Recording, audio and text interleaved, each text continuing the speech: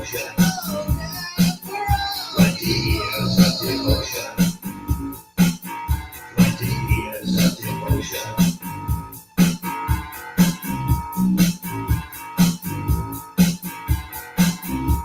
Devotion 2020. Devotion 2020. Devotion 2020. Devotion 2020. 20 years of devotion. 20 years of devotion. 20 years of devotion. 20 years of devotion. 20 years of devotion.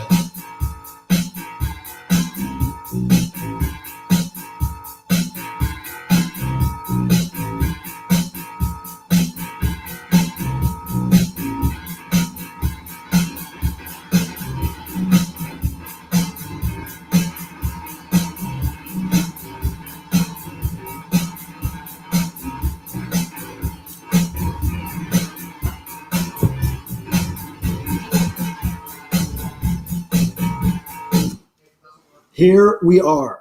Here we are. Welcome, everyone. It's Saturday. It's November 14th, 2020, and this is the time that we've been relegated, forced to celebrate our 20th anniversary of this thing we call DEVOtional, which was an event where a bunch of Devo fans got together because they wanted to meet face-to-face for the first time way back then.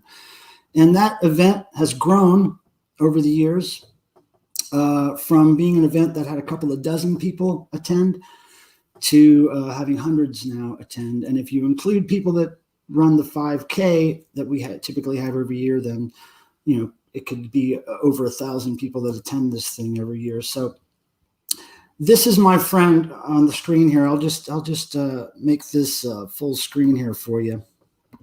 This is my friend Jason Lindsay. He's well known in the Devo fan community as being so obsessed with the band that he has created 40 different Devo costumes himself. And he's going to be showing us a few of those throughout the night tonight. So thank you very much, Jason, for being here, and we will catch you a little later.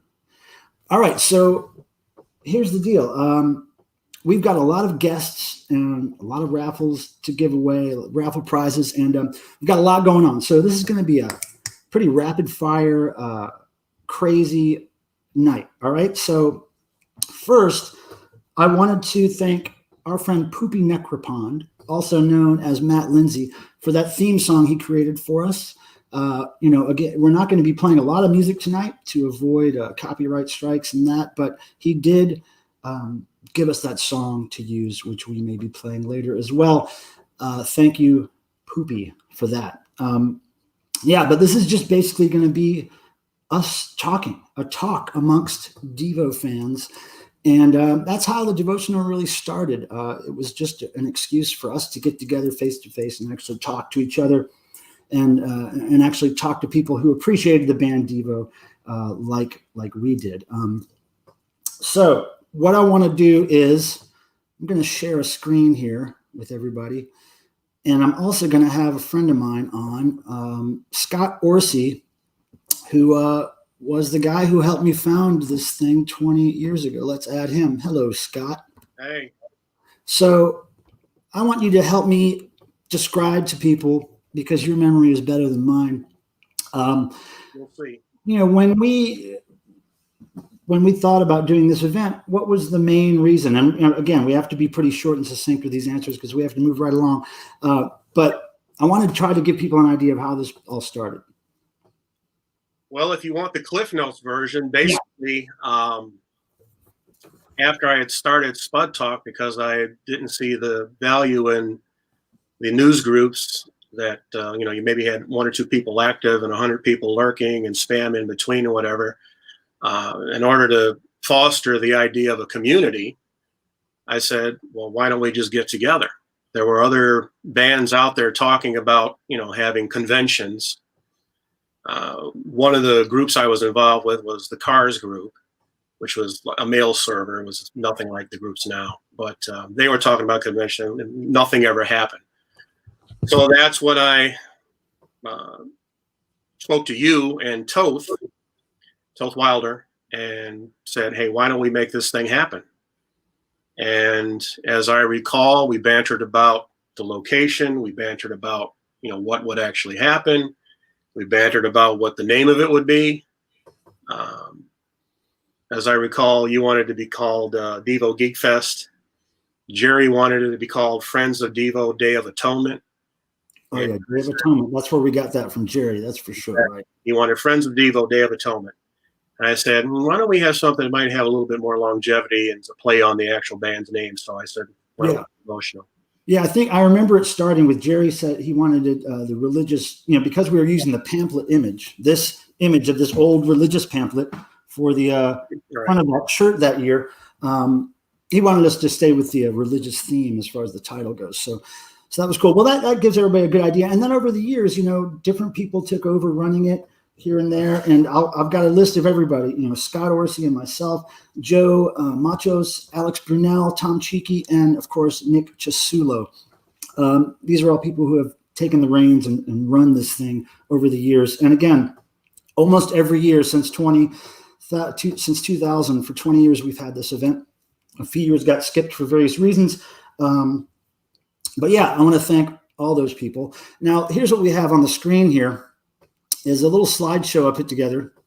And we might not get through all this right now, but the first thing you see is General Boy.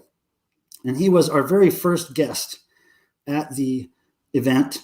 And he is, of course, the father of Mark Mothersbaugh and Bob Mothersbaugh and all the Mothersbaughs in the DEVO family, of course. And he was a stand-up guy, and the fact that he showed up to our little ragtag DEVO event and showed up in his costume, drove to this event himself, probably about 45-minute drive, if I remember correctly. He really gave that event value and really changed everybody's DEVO team life that night by showing up in costume. And as soon as he walked in the door, people worshiped him, got the picture taken. He was so nice to everybody.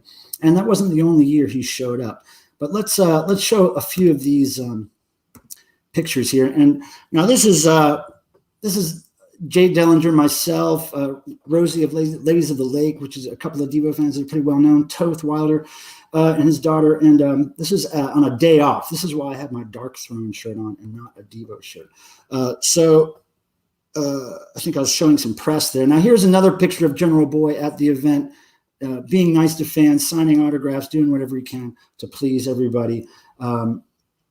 He was such a good guy about this, and like I said, his kindness in being there as our first special guest really made it a real event, for everybody. You could feel the love in the room as soon as he walked through the door.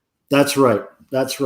So we'll be talking more about him with his family later. And here we'll just let this play. And Scott, you can comment if you want. These are all in fairly chronological order, I believe. So what you're seeing here is probably the first devotional. That is actually 2002, maybe. That was that was the first one. That was Duty Now for the Future Mach 2.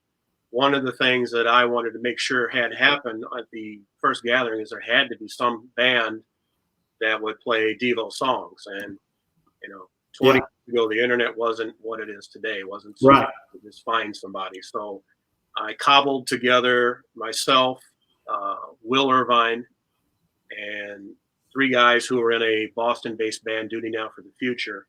Kelly Bray, who was the lead singer, Mark Fields, and Peter DeVis on drums. And somehow we made it work. It's not like we could rehearse, months in advance. We got together, as I recall, we got in the basement of that venue and tried to make something, as best as we can. I think we brought an amp down there and, Peter was banging on some garbage can lids or something. And we just went for it and it came out good. Yeah. And, I don't know if you guys noticed earlier on, there was a guy holding a whip in front of the window of the venue. And that was actually the whip that was used in the DEVO video. We gave that out as one of our very first raffle prizes. It was the grand prize, I believe, at that event. And so, yeah, that's in his hands now. So, yeah, lots of great memories with this event. Typically, if you go to a devotional, and if you've been to a devotional, you'll know that the people you meet there typically become your friends for life. It happens all the time. It happens over and over again. Typically, when you go to a devotional, you'll want to go to another one, and it becomes a yearly habit, if you will. So these are just a few shots of people from those events back in the day. Now, Scott, I want to thank you, sir, for your service in the De-Evolutionary Army. And, of course, for helping us get this thing off the ground so far long ago. And, yeah, good to see you, man. It looks like you're doing well. And you have that really cool DEVO hockey jersey on, don't you? Can you stand up and give us a little I want to see that. Okay. I want to see the front of that thing there. Yeah. All right. Very nice. Very nice. Now, you had that specially made, right? Yep. Yeah, I had that specially embroidered. This is actually the Blackhawks' third jersey from years ago. And I said, this would be pretty cool with the Duty Now for the Future logo and the energy. It's true. It is. But, yeah, I hope you hang out in the chat some and see what's going to happen. We've got another guest coming up here in about 15 minutes. So we will be talking to you later, and stay around and enjoy. Cheers. Thank you, Scott. Duty Now. Thank you. All right. So getting back to these pictures, you guys, I'm going to let this play for a few. Now there's the guy right there. Hold on a second. If I can go back and pause this. Let me just go back here a minute. This guy right there, that guy right there is the guy that won the whip. And I can't remember his name right now, but he's the guy that won the whip from the Whip It video. I'm so jealous. I wish I had that whip in the archives. But yeah, I'm sure people in the chat are going to be recognizing old friends here in these videos. And again, let me remind you, these events were, there's me doing an armpit fart. Wonderful. These events were the first few were only a couple of dozen people at these things. Now, that's definitely from the first devotional, I believe, or maybe the second one, because we had a videotape of the devotional there on the merch table. Okay, that's 2001. And there's General Boy back in action the following year. Very cool. I haven't looked at these pictures yet, so I'm kind of like going down memory lane here with you guys as I see these.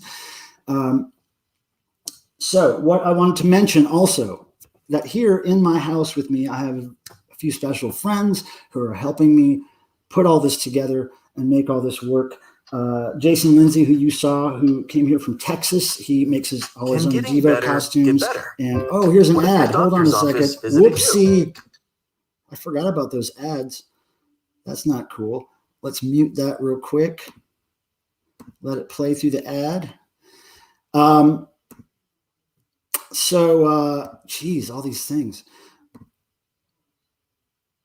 All right. So as I was saying, Jason Lindsay is here from Texas, showing off his handmade, homemade, custom DEVO outfits. And he'll also be helping us give away some raffle prizes tonight. Also, we have my friend Tim Nolan from Ohio, who has helped me with many devotionals in the past. He's actually probably my longest living friend. I've known him since I was a wee lad, 40-something years. And then we have, of course, Nick Chisulo, who has helped me manage the last few devotionals. He does a great job at this, and he came down to help us as well, and everybody made this possible. Also, I want to give a shout out to Sam Osterling and Peter Graves, kind of my IT guys, my IT friends who have helped me get up and running with new internet service, camera, microphone, everything I would need to make this as good as possible. So I wanted to thank them. Now, let me check my time here. All right, so as we go through these photos, you're seeing very young versions of some of us. And to think that this thing went on for 20 years is a little amazing to me at this point. And the fact that every year we get new audience, younger people, and we get some of the people that have come there for almost 20 years. So it's really a cool feeling to be able to do an event, a tribute to this event. Now, let me say, there's no way that we could have put on a real devotional event online and made it worthwhile. I mean, there's no way we could have had live bands or any of that stuff, because honestly, it would have made it impossible for us to do correctly, especially when we only had about a month's notice to get this together. We didn't want to even try to do a devotional event. What we're trying to do is a tribute in honor of our little event that became something bigger 20 years ago. Was its Genesis, and we're just really psyched. And we couldn't let this year go by, pandemic or not. We could not let this year go by without doing something special about this event that we all love so much. So that's what this is. It's a tribute to the event. We're going to be talking to people about why they were DEVO fans, how they became DEVO fans, what it means to meet other people of that mindset, and we've got some very special guests. Let me just rattle them off here, okay? We have Josh Tu, who will be with us in just a few minutes. We have the great Fred Armisen, actor and musician, who I know because he's a hardcore DEVO fan. We have David Kendrick of the Sparks and DEVO and other bands. He's a very prolific fellow. He'll be with us. Bob Mothersbaugh will be with us. Mark Mothersbaugh will also be with us. Gerald Casali is going to be with us. 3 original founding members of DEVO. And DJ Lance Rock from Yo Gabba Gabba will be with us, who I also know as being a great DEVO fan and just music historian in general. He knows a lot about cool music. So I haven't been paying attention to the slideshow, but this is all early devotionals where people had all their stuff hanging up, laying on tables for everybody to see. We tried to cover that venue with as many DEVO posters and logos and photos and insignia as we can, just to make it look good for the day. And there's Jerry signing some autographs. I got to tell you, when we have Jerry on, everybody's going to throw a bunch of accolades at him, because we all know that he's the guy that's been to devotionals the most of any DEVO member. Let's see here. I'm going to scroll down here in my backstage area. I do not see our friend Josh yet, so we'll hold off on that. Now let me tell you, I'm going to be trying to pay attention to the chat as much as possible. It's going to be really difficult. I'm going to try to leave that to my moderators. I am seeing a whole lot of friends of mine here, and I'm touched, and I'm honored that you guys would all come here and see the very beginning of this little celebration we've put together. And you're seeing pictures here of Gerald Casali of DEVO on stage with the Spud Boys. You'll see Scott Orsi there on stage. We just talked to him. And Jerry's having a great time. Jerry can entertain like no other person. He's a great guy on stage. And there's a young devotee with a couple members of the DEVO cover band Diva from New York City. Look at that. Jerry Casali on stage, off stage. Was that a rehearsal? I don't know. Look at that little spud. Holy moly. Yeah, and the amount of kids that show up at these things is amazing. That guy. His name's Gordon, by the way. He's a cool kid. There's Alex Brunel, who's also one of the founding fathers and managers of these devotional events. Look at that. High-class marquee right there. But yeah, you guys who aren't real extreme DEVO fans are going to probably find some of this a little weird and a little over the top. But, these are people, the people that came to these events and still come to these events are basically people who can't really talk about DEVO with anyone else in their friends or family acquaintances. They just can't find people who like DEVO as much as other people. So that's why they come to these events. They want to meet like-minded spuds and mutants. And I believe that's the Casali's parents right there with their license plate frame. There's Jihad Jerry. up in the Lime Spider for a past devotional. And it's amazing the different kinds of people that come together for these things. It's all over the map, ages, political affiliations, religious backgrounds. It's really insane, the variety of people that we find at these events. Now there's Poopy Necropond on guitar there, Matt Lindsay. He's the guy that created our Devotion 2020 tribute theme song there. And there's Bobby Watson and Sue Aylward, who are longtime Devo fans, probably the first hardcore Devo fans that Devo had. They took a lot of photos from the early days, which we used in the Devo book, and they are fantastic people. There's Diva with G.I. Jerry. Let me see if I can get that little ad off the screen there. Yeah, let me get that out of there. Okay, there's Andy. Haven't seen her in a while. She was a regular at Devotionals. And hey, if we wanted to, sometime soon, we could get rid of a raffle prize. And the way we're going to do that, we've sold raffle tickets up until about 3 hours ago. We shut the raffles off, and we are going to give something away, I think, right now. Now, let me stop this.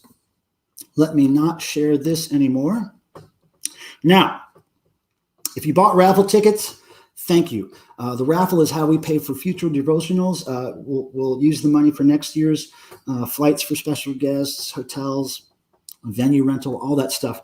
And so right now we're going to give away at least one prize, maybe more. Here we go. Ready, guys? I'm going to give you the entire screen in just a second. Hold on a second now. Give me a minute here, everybody. Going to go solo on this. Here we go.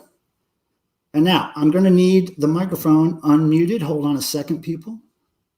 Let me get this right. Unmute. There you go, fellas. All right. Can you hear us now? Yes. All right. So, hi, my name's Nick Chasulo. I'm the current devotee that is helping run all these events. I've been running them since with Michael since 2014. And so we're going to do 2 raffles right now, and we're going to pepper them through the night. The first one is for an action figure. This is not a doll. It's an action figure.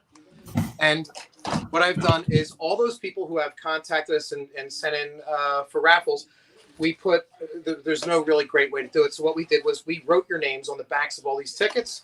And I have Vanna here who's going to help us. Vanna, please select and read out a name. All right. Let's see here. Charles O'Donovan. Charles O'Donovan. Charles O'Donovan, you are the lucky winner of The DEVO action. DEVO action figure. Now, second up, here you go. You can hold that. This lovely piece, brand new, still in shrink wrap from Futurismo in the Happy Sad vinyl variety. There you go, is Total Devo. And please, Jason, if you wouldn't mind, tell us who won that lucky ticket. Tom Kirstead. Tom Kirstead. All right, Tom, you are now the proud owner of Total Devo from Futurismo, the 2-album set. All right, Michael, that is the first 2 prizes, and we will go back up to you. Great. Now, get that guy in his next costume. Let's get this stuff going, right? We are doing it. Okay. See ya.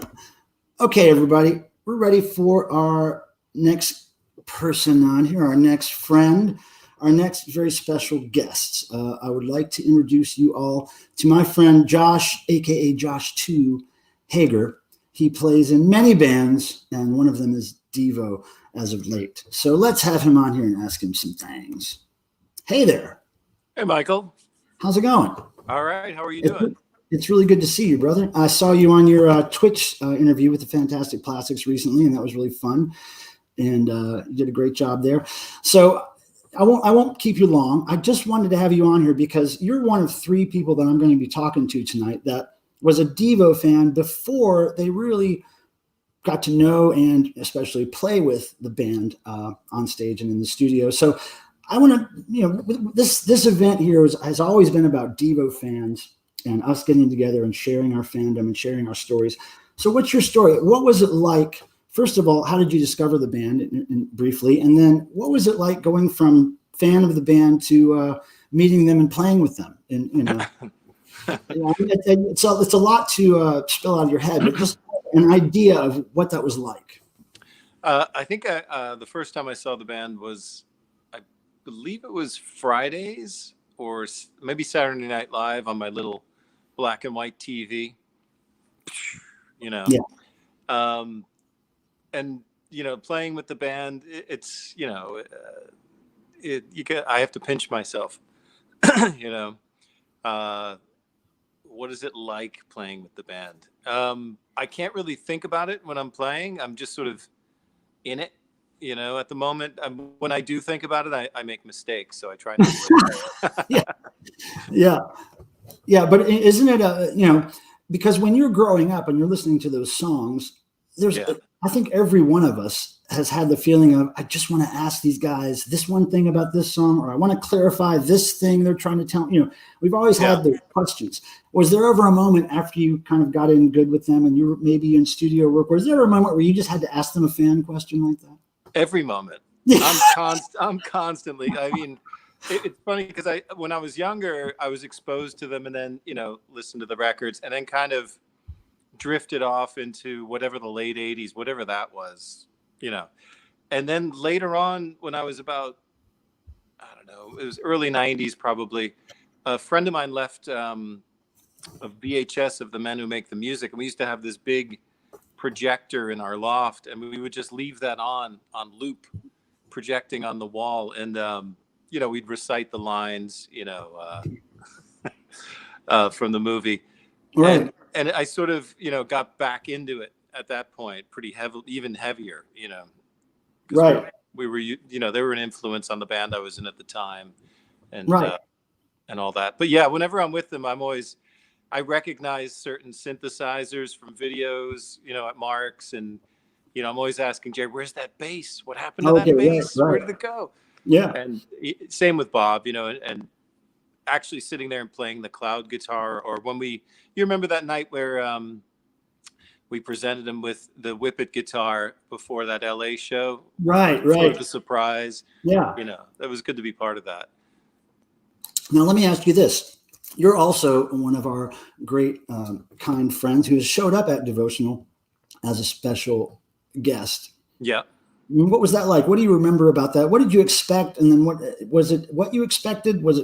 I just want to get your feelings on what that experience was like for you. Oh, it was amazing. I mean, meeting all these people was they had such warmth.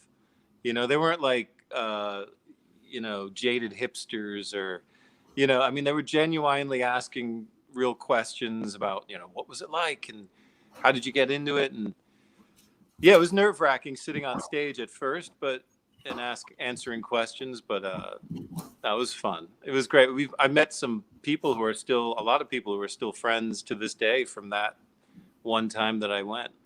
Oh, that's great. Okay, so I have a couple of questions here that I've been handed from people on the screen here. I was going to try to highlight those questions on the screen, but I can't find them in the chat. So I'll just tell you.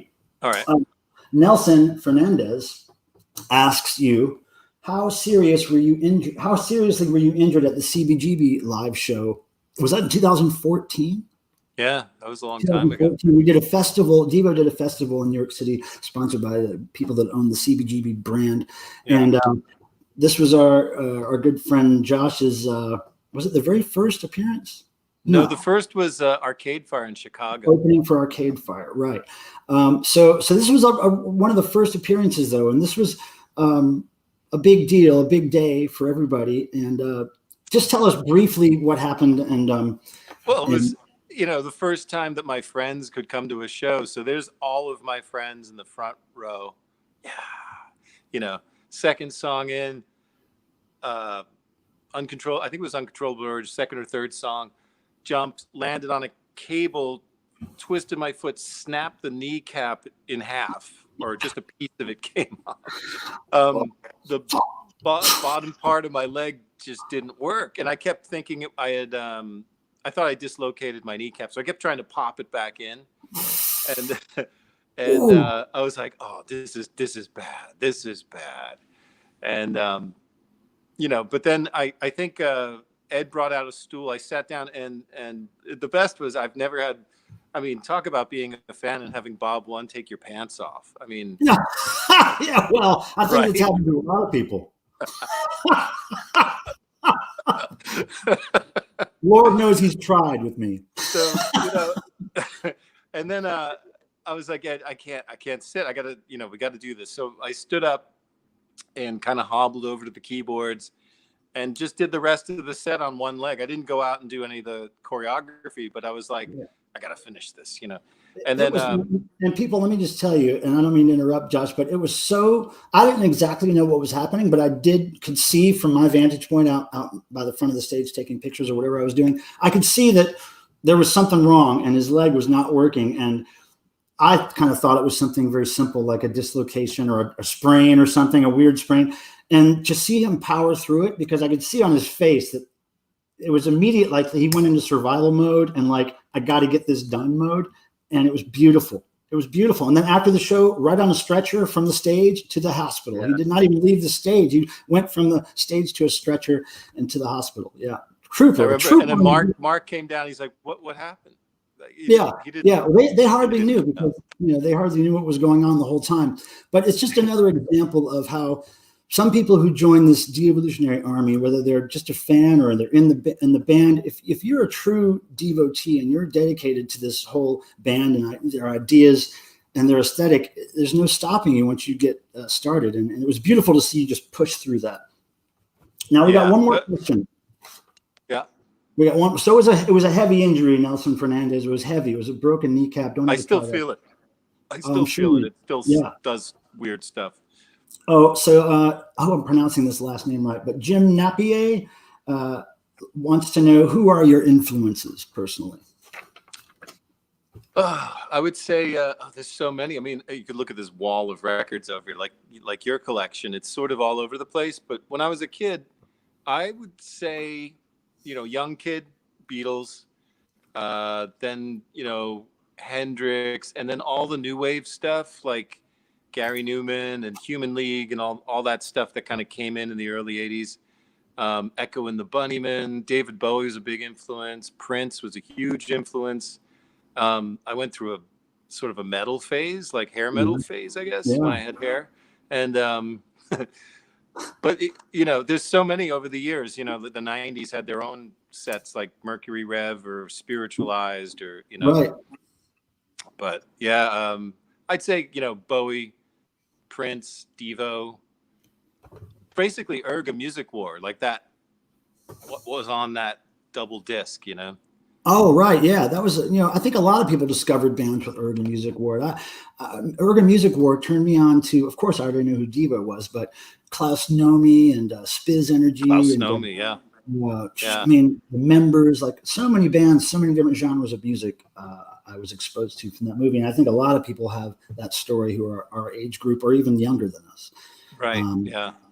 Yeah. So, all right. I want to thank you. I know you're a busy guy. I didn't want to keep you too long unless we have any more questions directly for Josh, which I'll give them few seconds here to update me on that. How are you doing, Michael? I'm doing good. I'm keeping really busy.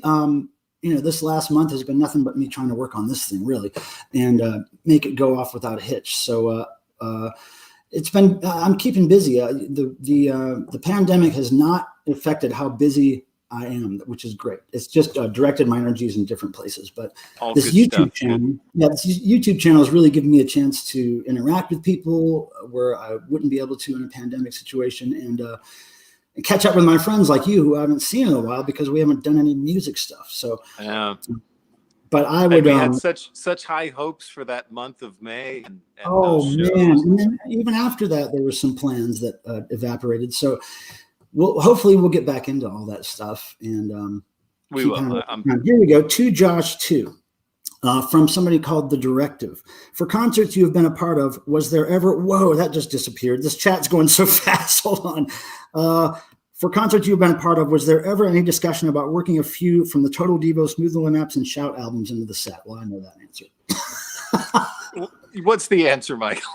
I mean, I don't know if there was discussion, but I know what the answer was. No, I if anything, I would think it would be from something for everybody, trying to work that stuff in. But we never really got around to it. I mean, I think if there were more consistent shows, we'd probably experiment a little more with rearranging songs and whatnot.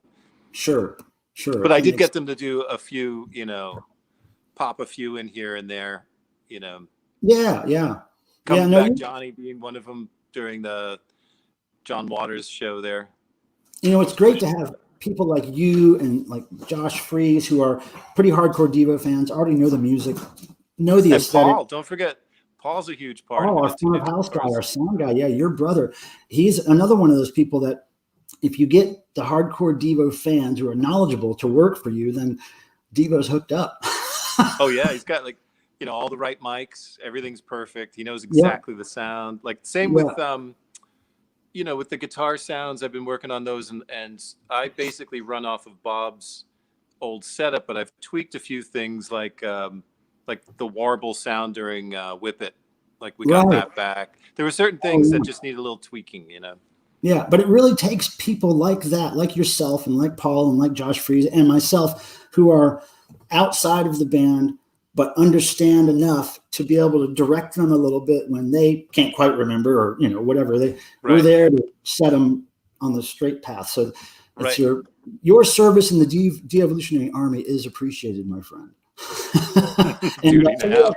Okay, here's one more question for you that multiple people have asked you. What is your personal favorite Devo album and why? Oh, the first record. I would say because to me that one is the perfect blend of man machine, the synthesizers and analog instruments. I think it's just the perfect balance on that record. It has such an energy to it. Right. And that's the one I really obsessed over, I think. That's great. Okay, well, let's talk about your personal project. Anything coming up that you want to tell people about that you're working on, a website, or anything you want them to check out? Very excited. So I've been working with Joan Wasser, Jonah's Policewoman, she's known as, and an artist named Fan Modine. And the three of us who were roommates way back in the day had never worked together. We all went off in our own directions and our own careers. And now we've finally gotten back to, collaborating on some stuff. And it's called It's No Game is the name of the band. Oh, wow. And we should have stuff. I'll send you some stuff to check out, but we should have the record finished, I'm thinking, within the next 6 months or so, 4 months. Oh, maybe. Great. Now, as far as Shadow Party goes, are you on a hiatus with them? Or are they working on anything? Yeah, they're sort of doing their own thing. It sort of got really complicated with going back and forth to England. So they're doing their own thing. I'm doing my own thing. And you never know. I mean, maybe we'll do something again at some point. But right now, that whole thing's on hold. Well, it's great that you guys put that record out. It looked great. It sounded great. The whole aesthetic and everything was perfect. And I hope it did well for you because it was fantastic. Yeah, it was good. We met a lot of nice people. I mean, going to Manchester and stuff was a lot of fun. Yeah, for sure. Well, I don't want to take up your time, dude. You got things to do and you have kids and a life and stuff. So we're going to go back to being nerds over here. All right. I'll keep an eye on you. You get on with your adult life and we'll talk soon, man. Let's just catch up on the phone sometime. All right. Sounds like a plan. Thank you for your time, Josh. I'll have some stuff coming in the mail to you soon for this little favor you did us. Oh, perfect. All right. All right. We'll be in touch, brother. See ya. Care.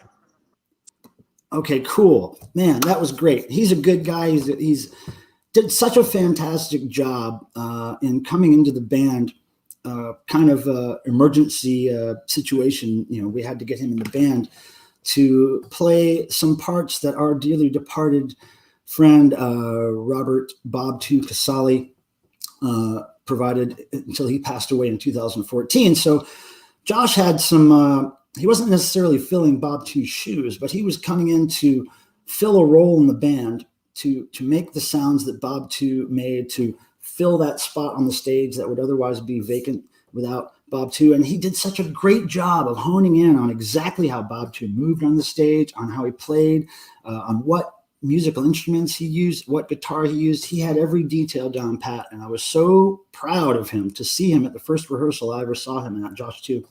I was so happy to see him fit right in. And I could tell he did his homework. It was great. So thank you, Josh, for showing up. That was really nice of you. Now, we are going to be talking to another guest here in about 20 minutes. What I want to do is, first of all, say hi to all my friends in the chat. I've seen so many people that I know. I could never list all your names, but of course, Sophia, one of my mods, and somebody who's here for every one of my streams. Thank you for being here. Jake Fogelnest, I see you in there. Thanks for being here. Jug, is Joanne in here? I'm not sure. But anyway, so many people in here. Thank you for showing up. Let me mention, well, let's go back to this slideshow. And if you haven't noticed, here's another devotional shirt from 2007, the Total Devotional. And you'll be seeing more of these devotional shirts throughout the night. Let's go back to this. Now, this is a picture of a really good friend of ours and a devotional veteran. The more adult-looking person in this photo is Shivo, huge DEVO fan, also a fan of some great heavy metal music.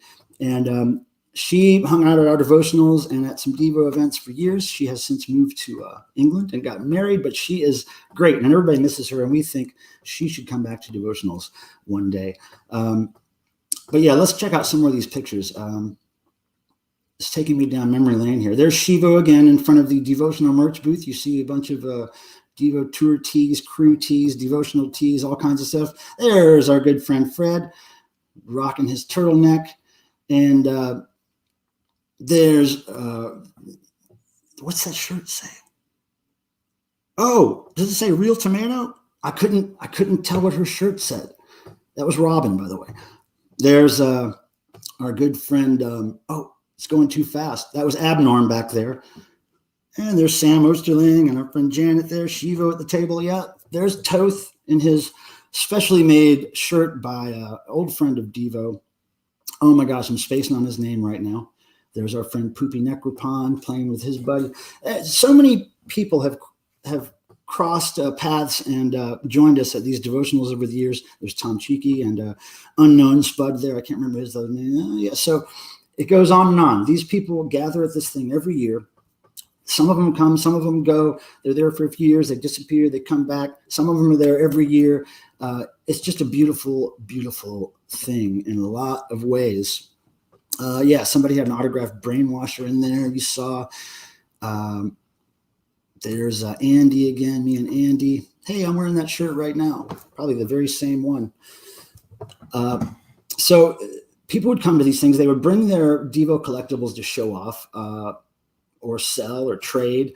There's Jerry holding court there on stage at one of the past devotionals. And like I said, Jerry has come to a lot of devotionals in the past. He's really dedicated to the cause, and we appreciate that. So let's see here. Let me check the backstage area. Make sure I know what's going on here. Okay, nobody there yet.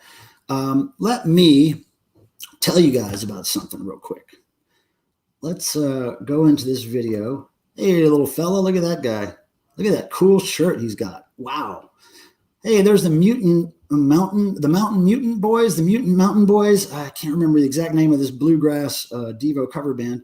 There's a nice dark picture of something. I think that picture was taken with a potato, and it looks great.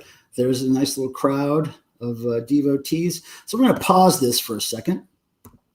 We're going to remove that from the stream, and I'm going to show you guys something. A lot of you, 100 of you, purchased tickets for our face-to-face devotional event way back, last year. Sometime last year when these tickets went on sale, the first 100 ticket buyers, as has been the case with the past few devotionals, the first 100 ticket purchasers get a free, special, very limited edition gift. And over the years, it's been everything from patches and pins to cassette tapes, just rare stuff, typically that was made only for the devotional event. Now this year, really special thing is going out to those first 100 ticket buyers, and you all know who you are. It's this very limited edition devotional 2020 DEVO 7-inch. And as you can see here, It's hand numbered, and it's got some live songs on it, right? It's got Freedom of Choice from their Desert Days Festival show in 2019, recorded live. It's got Josh Hager and Jeff Friedel with Devo on stage. And then Girl You Want, recorded live in Oklahoma City, September 2012. And that has our dearly departed friend Bob Casale on the recording with Jeff Friedel on drums. So this was only 100 of these were available to people who bought the first 100 tickets. So those will be shipped out relatively soon. There was only 100 red vinyl copies of this made with this cool devotional cover. So yeah, that is what those lucky people get. And who knows? Maybe we'll be giving one of those away today or next year at the raffle, next year at the face-to-face event, if that happens. But that is the golden gift for this year that everybody's been waiting for. And we had some great sponsors that made that happen for us. The record label in Japan called Formosa Punk Records, they pressed it for us. My friends in Florida called Screen Arts Printing, they printed the covers for us. And now, before we get to our next guest, we're going to give away another raffle prize. Are you guys ready? I guess they're not ready. Not ready, ready. Okay, you're ready. Okay, I don't see Jason.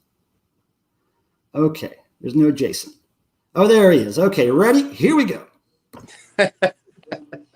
Okay, Jason, I'm going to make you full screen, brother. Here you go. And look at that. Can you tell us a little bit about that outfit? What is that referring to in the Devo aesthetic world there? This is from Neil Young's Human Highway film that Devo starred in as waste disposal men. And as they were disposing of the toxic waste, they were wearing these ventilator tubes in their nose attached. Yeah. Can you walk a little closer to the camera and show us how those things are going up your nose? And that doesn't feel good, does it? No. Yeah, and they've actually talked in interviews about how that tore up the inside of their nose and their nose bleeding. Yeah, Devo has a tendency to create things that are hard to wear and that hurt them or uncomfortable. So that's one of them. Great job on that. All right, so let's get to this raffle prize. Okay, so tying in with this outfit, we're going to do some of your own protective gear, the Energy Dome and Shield combo, PPE combo. So that prize is going to go to whoever Jason says. Remember, I'm not selecting this, so if you don't win, it's not my fault. Go ahead. Blame it on Jason. We have Dolsom. Dalsum. Dolsom. D-O-L-S-O-M-E. Dalsum. Actually, the very last ticket purchaser of the day today.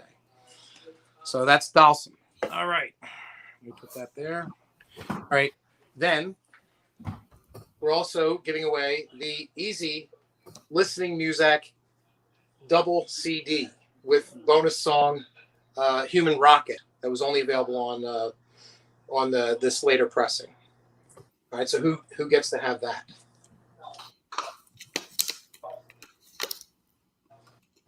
This is Pablo Aguayo.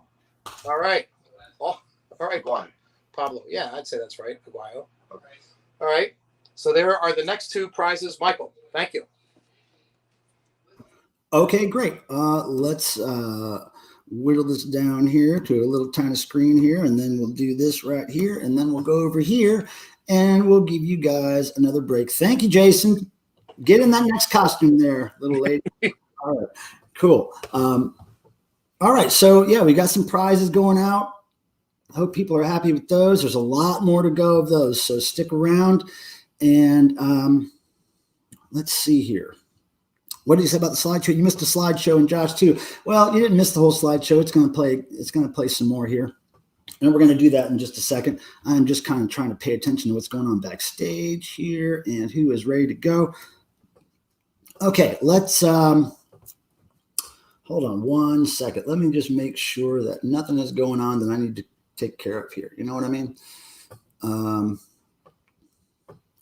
Let's see. So everybody, thank you again for showing up.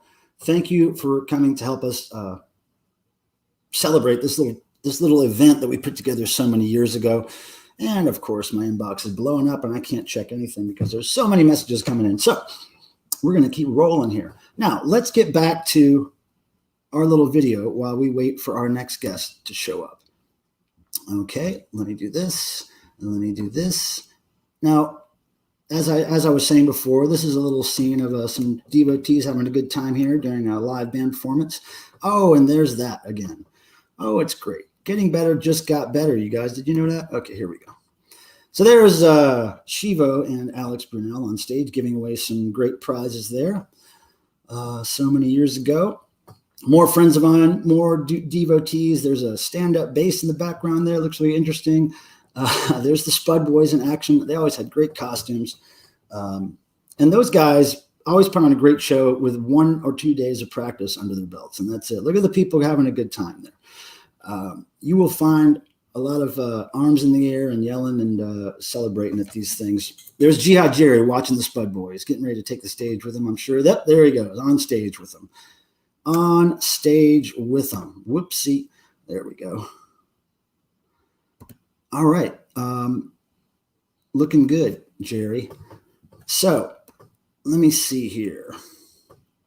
What do we got going on? Who's that there? Jerry with Mr. Bush there on stage, his buddy. There's a vintage. Is that no, it's a remake Shout shirt in the crowd, not a vintage one, I don't think. I think that's probably a photo of DEVO karaoke where people get up there and do their best to sing a damn DEVO song. But yeah, lots of memories from these events, and it keeps getting better every year. More people keep showing up. More people keep telling us how the event is so important to them every year, and they really look forward to it. And it's quite a thing. Now here, let's go back to that real quick. Well, let's just pause right here. Hold on. Let me see if I can do this. Pardon me, everybody. Now, what you'll see here is backstage at a devotional where our beloved friend Bob too, rest in peace, Robert Casale. Well, if you didn't know him, he was a great cook. I mean, if you put him in front of an outdoor grill or an indoor kitchen or whatever, he could cook up the best food. And he got me to try things I would never try otherwise. So it's always been kind of an inside thing with DEVO that Bob Two's, he's the cook. He's the guy that you want grilling. He's the guy that you want to do that stuff. So kind of, I didn't think he would actually do it, but we asked him one year, hey, would you consider coming to the devotional and helping cook for people? And we kind of thought about it. We knew this caterer in Chicago who's a big DEVO fan. His name is Michael. I can't remember his last name right now, but he has a great catering company in Chicago. And he has offered us free catering before at DEVO shows backstage. So he came into this devotional. It was 2009, and he supplied all the food and a couple of assistants to help Bob. And oh my God, I think Bob cooked about 79 meals that night. For people who bought them. And it was amazing. He did so much work and he was so appreciated for doing that for us. Oh, let me put it off the full screen. Okay, I'll get used to this eventually. All right, so there we have that. More streaming. Oh yeah, I got to press play. There we go. Let's see what else this has in store for us. But yeah, Bob was so cool for doing that for us. And there's more Mutant Mountain Boys, some bluegrass hillbilly DEVOlution there. And, oh yeah, there's something going on the screen. I'm not sure. Maybe that's the girl you want. Spud Boys, again, they've been a feature at Devotional for many years and will continue to be, I'm sure. Our next guest will be coming up hopefully in just a few minutes here. We'll give them some time. I will not announce them before I see them waiting in the backstage area here. Now there's me and Al Mothersbaugh. There's the band Fart Barf, a favorite of devotional attendees. They're great. They have great caveman masks. And now I believe that is International Espionage, I think they were called. They did a great show. And, what's the band from Canada? I can't remember this band's name. But anyway, they were great. There's Ren Provo posing with her. It's a DEVO embossed cell phone. What do you call those things you put liquor in? Flask. It was a cell phone shaped flask with devotional printed on it or something. They always make great gifts for devotional attendees, the Provos, Ren and Joe.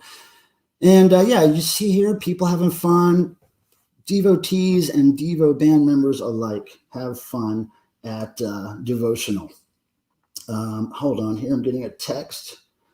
Hold on a second here. Okay, no worries. I have to get back to somebody here. One of our special guests can't call. See you on stream.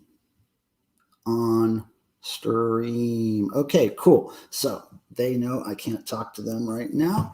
And the slideshow continues, everybody. More bands, more fans, Jerry on stage again. And let's see. We are now ready for our next guest. If everybody's ready, we're going to put this slideshow here on a pause. We're going to come over here and we're going to remove the slideshow. And now I want to welcome somebody who I met because he's a big DEVO fan.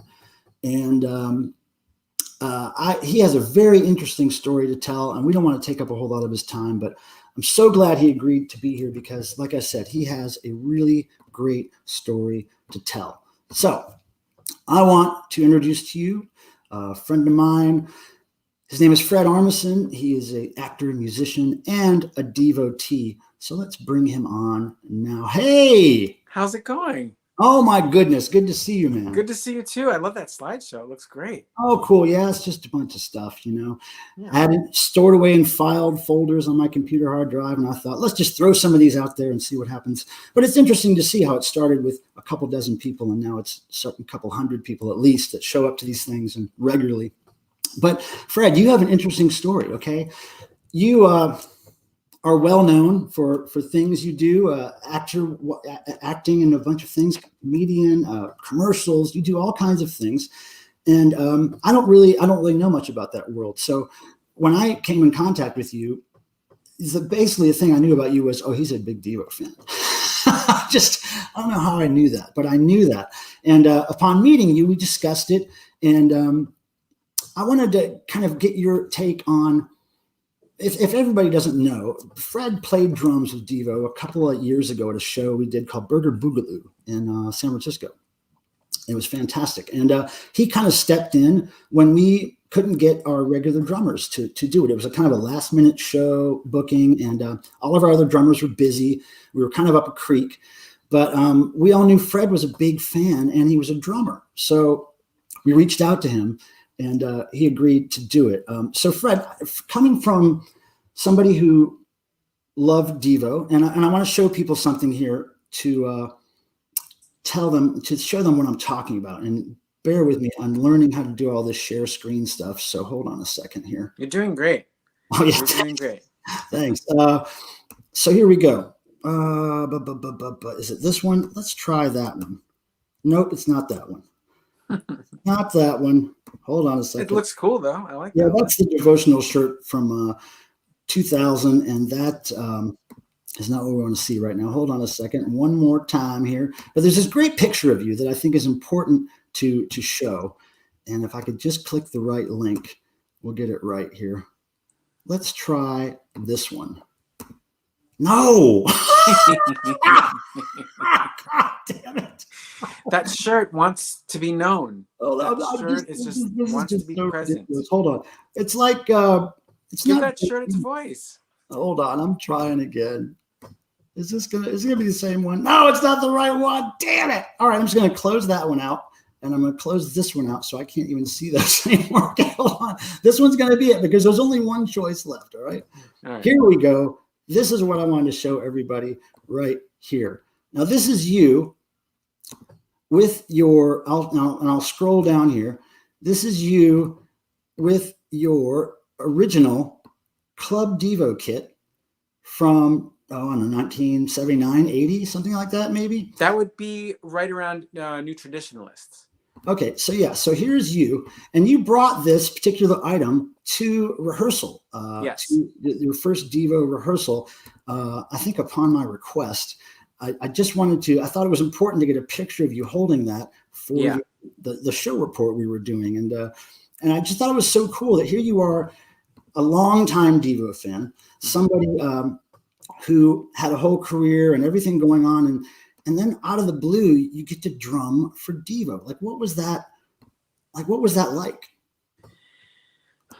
Well, first of all, you're right about me being not just a fan. I was in Club Devo. I saw Devo on the New Traditionalist tour, and also on the Oh No It's Devo tour. I really, Devo means the world to me. When I saw them on Fridays, actually, when I saw them do Girl You Want on Fridays, that was one of the first moments I had of figuring out what I wanted to do in my life. I believed in everything, and do still believe in everything that Devo is. So I still have that with me. The way that they changed outfits every album. Yeah, Brilliant. yeah. So over the years, it's funny also that you mentioned that you knew that I was a Devo fan. I think Devo fans kind of have a little thing where you just kind of know. You just know. It's almost like it's almost, you can tell by their sense of humor, musical taste, but there's something about it. You just know when someone's a Devo fan. Yeah. And over the years, I became friendly with Mark. I think I might have met him when he was DJing for like this thing outside of Coachella. There was like this thing at the Ace Hotel in Palm Springs. I met him there, and we just became friendly or friends or whatever, And then when this show came up, this Oakland show came up, first of all, that's for Burger Boogaloo. I already bought tickets for it. I had my tickets. I was gonna go see them, and then I was gonna see the Damned. The Damned was the next night, and Mark texted me, and he said, "Do you want to take the Devo challenge?" So I thought what he meant was, "Do you want to play one song in a competition?" Oh. So I was like, "Yeah, I would love to." Oh, wow, to get to play with Devo? Oh, I can't believe it. So I thought it was one song, and then he started asking me about what like numbers of songs. And it dawned on me. I was like, oh, he's asking me to play the whole show in Oakland. I mean, he knew my answer was yes. That went without saying.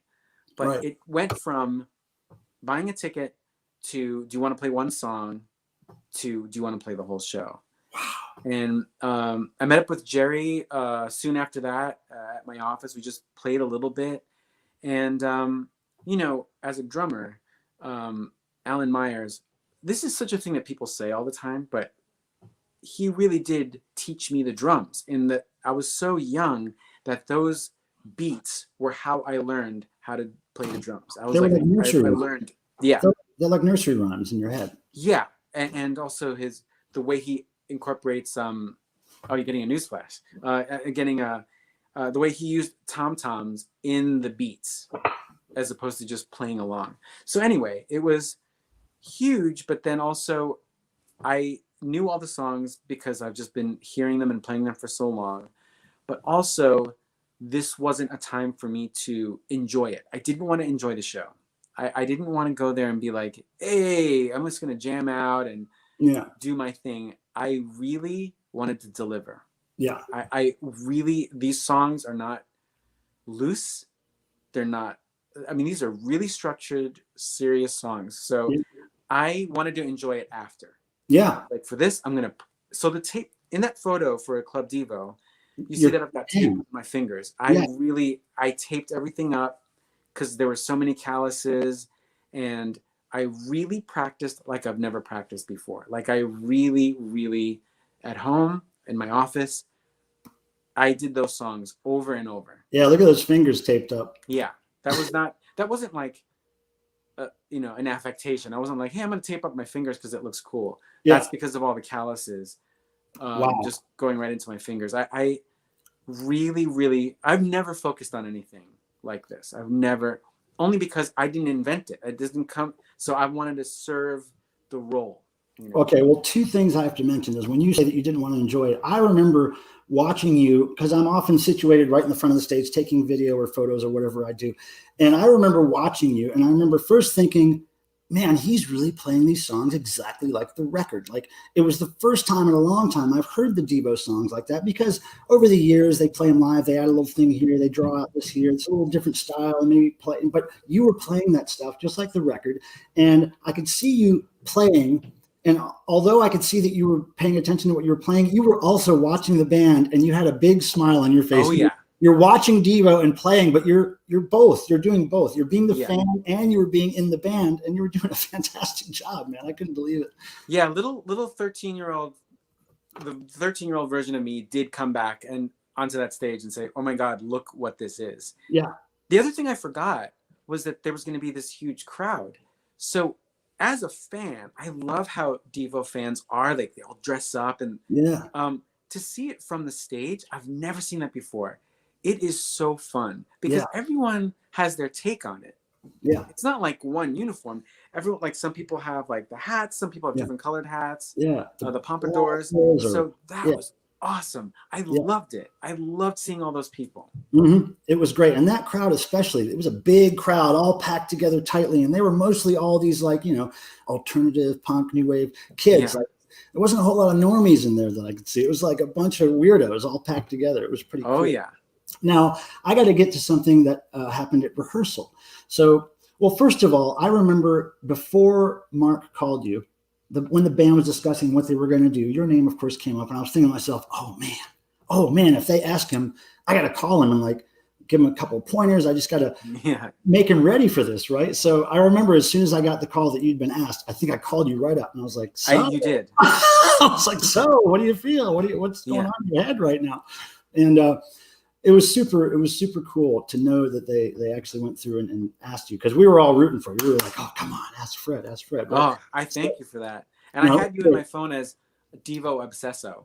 That's me. So that's what I had you in my phone as, which was even better. That's great. Well, so something happened at rehearsal. I remember Mark Mothersbaugh, when he's Boogie Boy for every show, typically we find some kind of weird, outlandish thing for him to wear. Whether it's a T-shirt with a farting unicorn on it, or a jumpsuit that we bought at Atlantic City, or whatever it is, he wears something weird on stage every time. And so at this particular show, we hadn't even picked anything. So right before we came to rehearsal, we were at Mutado, and he was just digging through stuff, and he pulls out this brand new penguin costume. It's kind of like this inflatable penguin costume, where it was just ridiculous. And he had this head thing with the beak, and this Boogie Boy mask, you know, showed through the beak part or whatever. And when he gets in the Boogie Boy mask, and you found this out, Boogie Boy gets very mischievous and sometimes fairly violent. Mark turns into Boogie Boy when he puts that mask on. So I asked Mark during rehearsal, I was like, Mark, can you walk around in it? I want to get video of how it moves and, you know, whatever. So I'm getting video of him walking around. And and it was so funny because he starts walking around, and then he does this thing that when he first told me about it, he called it the secret Devo handshake. Mm-hmm. And we were at Mutado one of the first times I was there, and he said, hey, Michael, do you want to know the secret Devo handshake? And I was like, okay. He said, okay, put your hands like this and just stand there. And on the count of three, I'll tell you what to do. And he says, 1, 2, 3. And he punches me in the sternum really hard. Ooh, knocks the wind out of me. And then he starts chasing me around, trying to punch me some more. And I was laughing and coughing, and I couldn't wrap my head around what the hell was going on. So after a few times seeing him get in that mode for Devo, we're at this rehearsal, and as soon as he sees me filming him in that costume, he starts coming at me with those fists. And he's coming at me, and I'm moving out of the way because I know it's coming. Ed Marshall, our guitar tech guy, he's moving out of the way. He sees what's coming. And you're standing there innocently, probably after rehearsing a little bit or whatever. You're a little tired, and you're standing there at the edge. And this is all on my YouTube channel, people. There's a video of this rehearsal. If you look on my Devo list, there are videos. And as he's coming around the corner, he sees you and he says, think fast. And he punches you in the chest really hard. And you hear Fred go, ow. Yeah, fully painful. It was really, he hit you hard. And it's kind of like, it's like being around a little kid. You know, like a little kid does something and it's somebody's kid. So you have to, it's you like, know, okay. you shot me or whatever, you know. But yeah, But it was like you were indicted. You were a part of the family at that point. yeah. Oddly, I was honored. I was like, Well, great. you have to be, I right? got punched by Mark. I'll take it. You got punched by Boogie Boy. By Boogie Boy. That's right. That's right. Okay, so we have a couple of questions here from people. Sure. Now, this one's from our friend Sophia. She just turned 16 recently. She's Okay. a big fan of Devo. She makes her own Devo costumes from every now and then. She's been to 2 or 3 devotionals so far, and she's actually a moderator on my site and on my channel. She's really cool. And she asks, and you'll find this amusing, Fred. She asks, has anyone ever told you you look like Bobby Mothersbaugh? Oh yeah. Oh, yeah. It's happened a lot, and we've taken pictures together. Like I told him, and also when I look at him, I am like, yes, I do agree that we look alike. Isn't it weird, though? It's really weird. Yeah. It's for real, and I've been told that a lot, and we've taken pictures sort of side by side, and it's like real family members. It's really something. It's real genetics going on there. Yeah. Yeah. I don't talk like him. That's a good one, though. Ah, Yeah. sure. Yeah, that's exactly him. Oh my goodness, you've been practicing. That's great. Okay, we got another question from somebody. Christopher Jewell asks, oh wait, that's for me. Sorry, that question's for me. What's the rarest? Oh no, this is actually for you. What is the rarest Devo memorabilia you own? I've got the DEVO pins from Freedom of Choice. This blue background, I think yellow lettering. Yep. I still got the New Traditionalist iron-on patches, not ironed onto anything. Where did you get those? Did that come in the club kit or something? I can't remember. It's either in the club kit or in the album, but I don't think it came in the album. I think it was a club kit.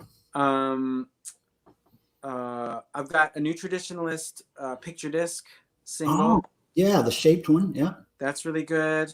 I believe we're giving one of those away at the raffle tonight. So everybody watch Oh, it. really? Yeah. It's great. Yeah. Totally cool piece there. A bunch of stickers, bunch of buttons, all kinds of buttons, like the little energy dome button. Yeah. That's old enough that it isn't even like as red anymore. It's like a little yellowed and rusty. Yeah, which is And when you wore those on your jacket, back in the day in the rain, they would get a little discolored and rusty. Yeah, that was cooler. A bunch of pins, every album. Yeah, a bunch of stuff. But I'd say the rarest thing is that folder that you see me holding in that photo. That has so much stuff in it. And you got that when you were old. How old were you? At a record convention, I bought pictures from the New Traditionalist tour of them on stage. Like someone took really great pictures.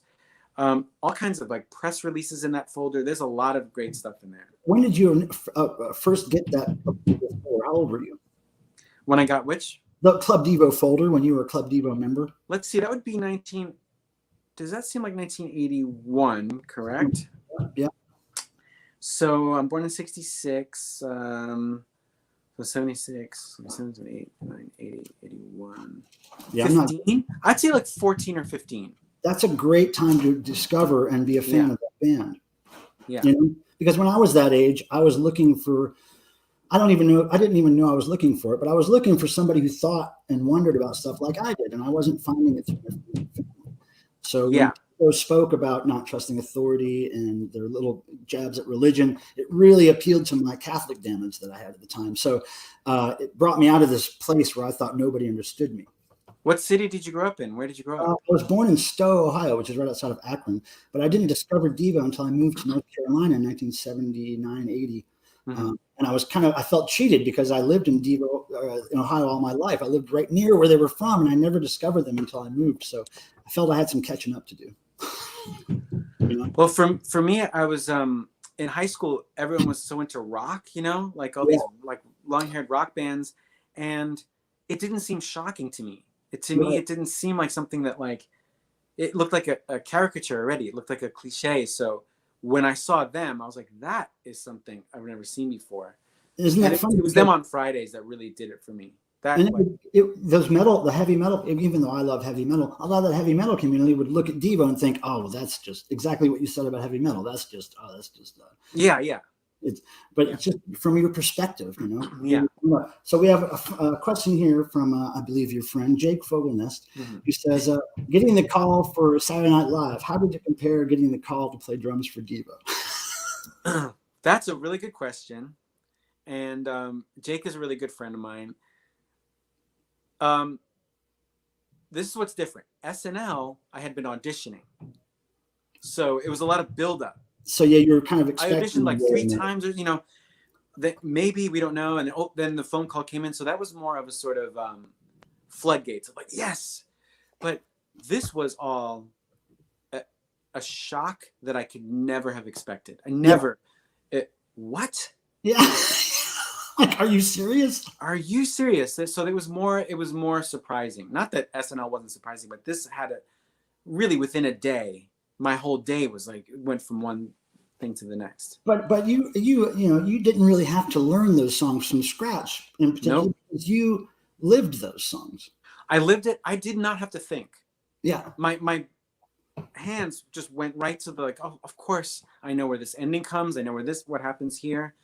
The only thing that Jerry kind of really focused me in on, which is brilliant, something I didn't realize, is that where we hear that drumming as sometimes robotic, for On Duty Now for the Future, they were going for something more soulful. They were influenced by like R&B music. So I heard the beat completely differently. The way when Jerry explained it to me, he's like, we actually wanted, like, that was originally supposed to be a Stevie Wonder feel.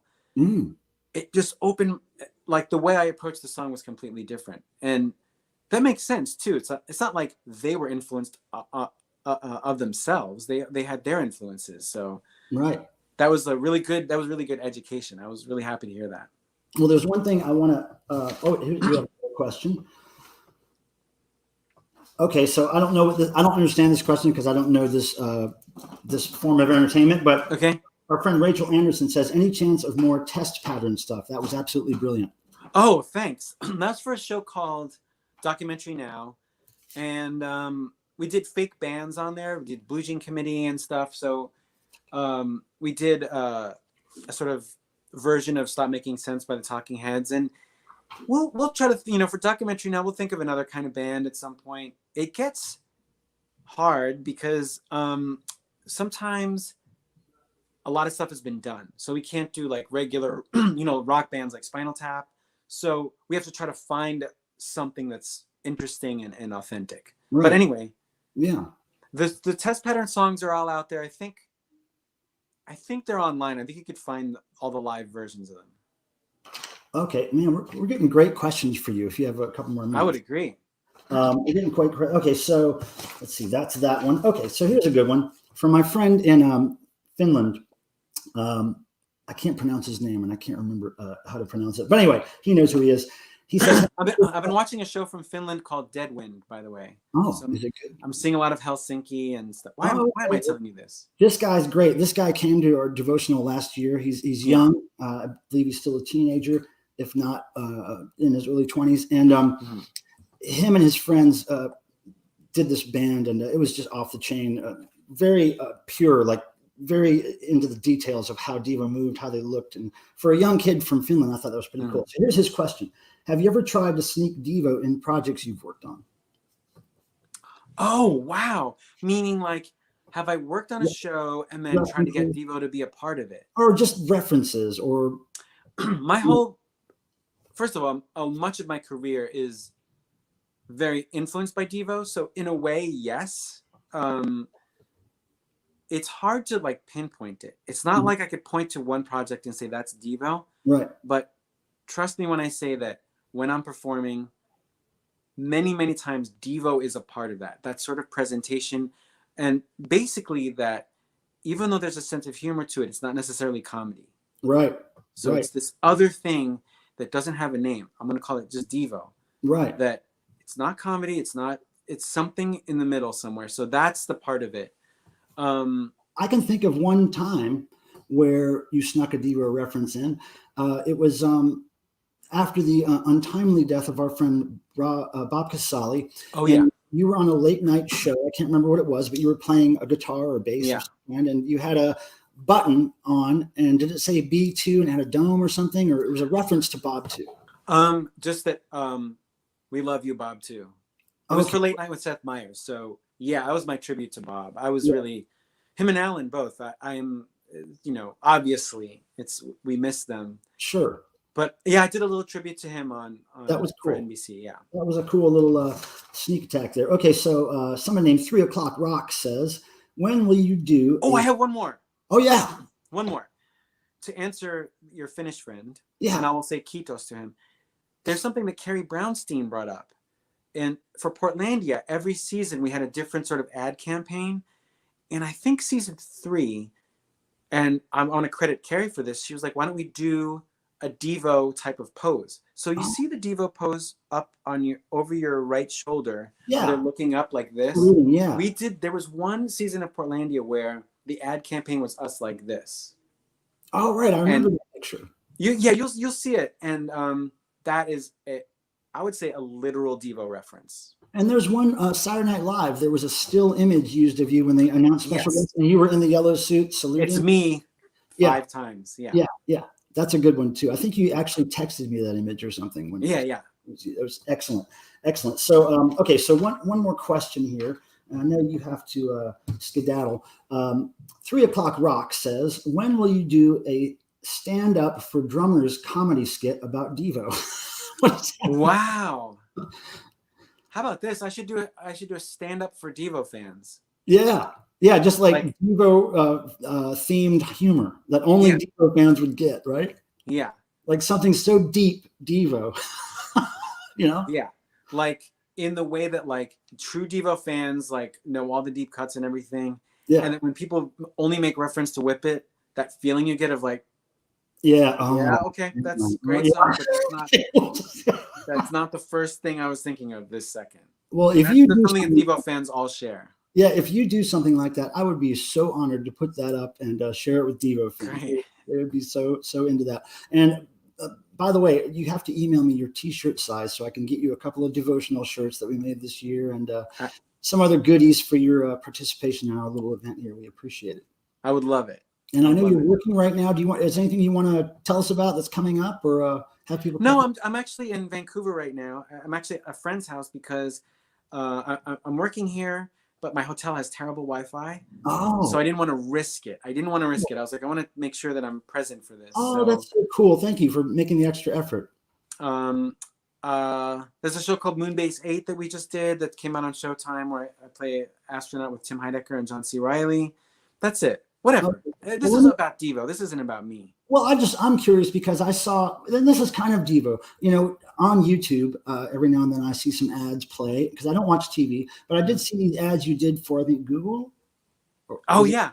Yeah. I mean, you're different characters and you're asking the Google box. Yeah. And, but those scenes are so like right out of DEVO videos. Like their characters and the way you portrayed them was it looks like your mind was infected with DEVO early on as far as those videos. You are exactly right. Yeah. You're recognizing the DEVO connection. Yeah. No, when I saw those, I was like, hey, that's my boy right there. And he's riffing on DEVO's aesthetic there. Always. Yeah. It was good because those characters were great. And your vocal, your voice impersonations of those characters are perfect.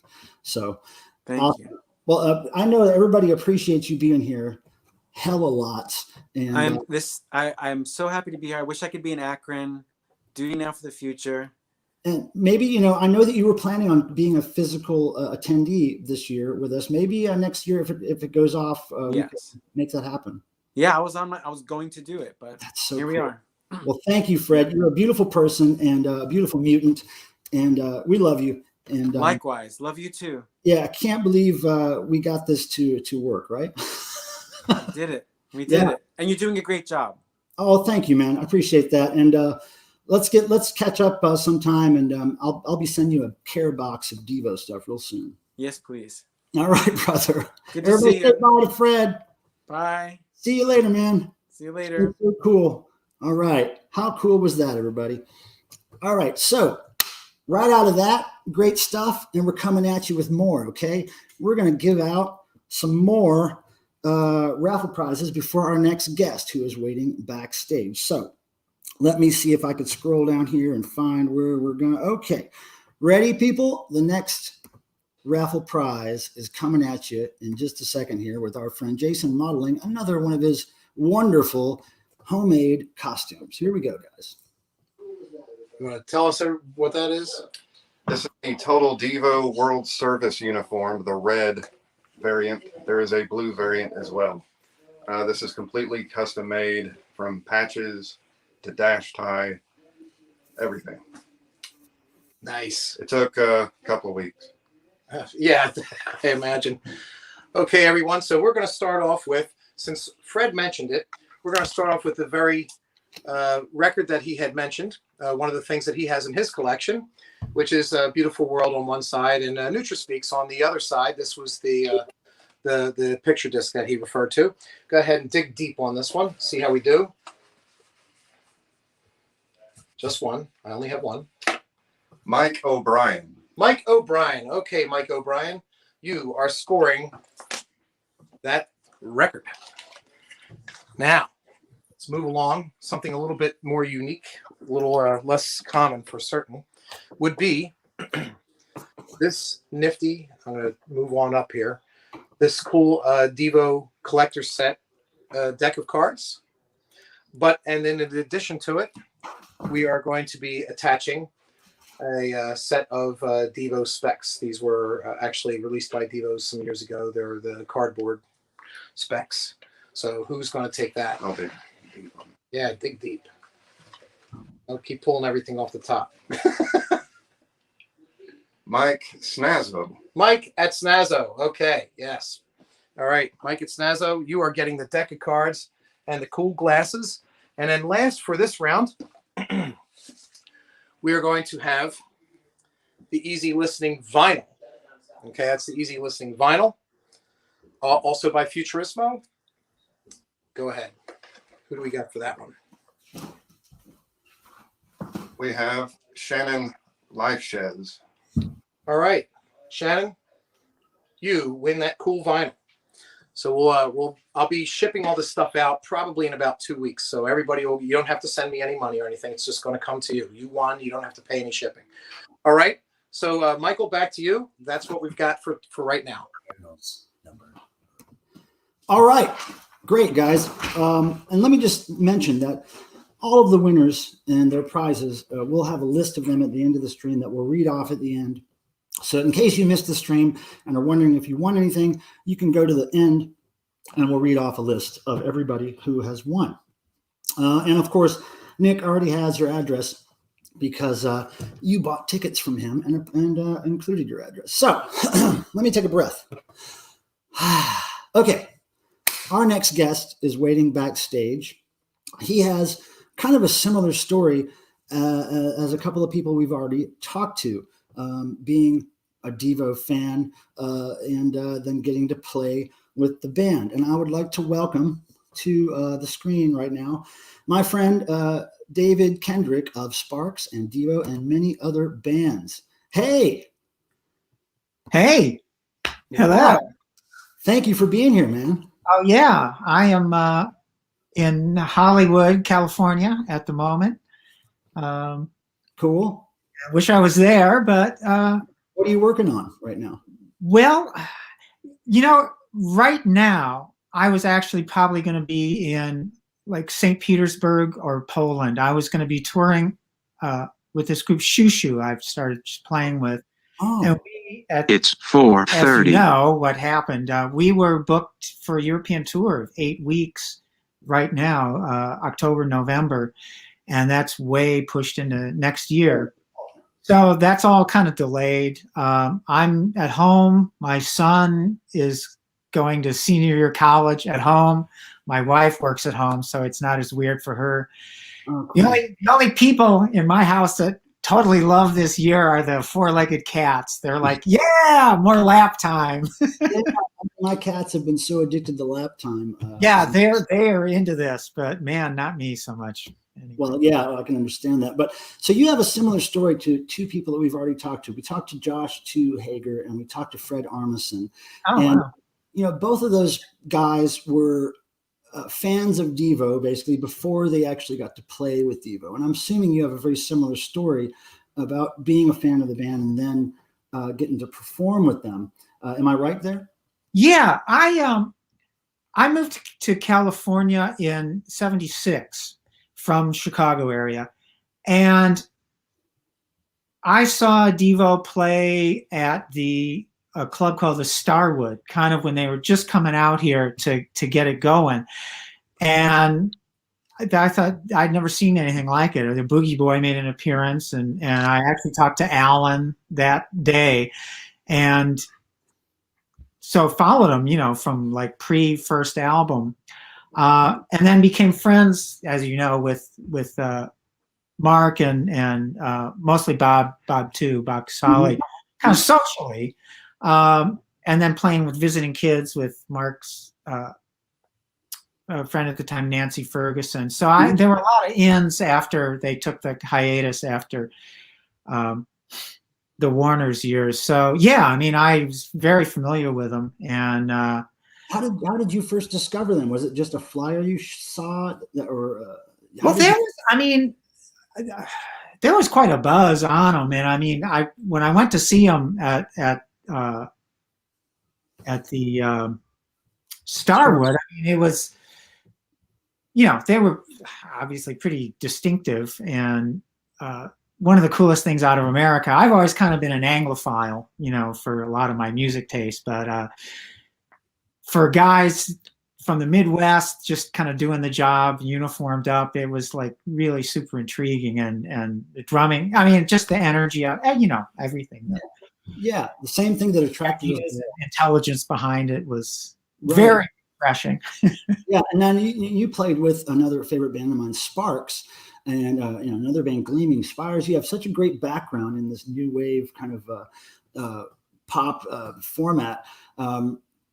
It's amazing, your back catalog, right? And that the fact that you continue to work with kind of weird off-kilter bands and you just put your all into that is amazing to me. And you're always working on something. It's great. Yeah, well, thanks. To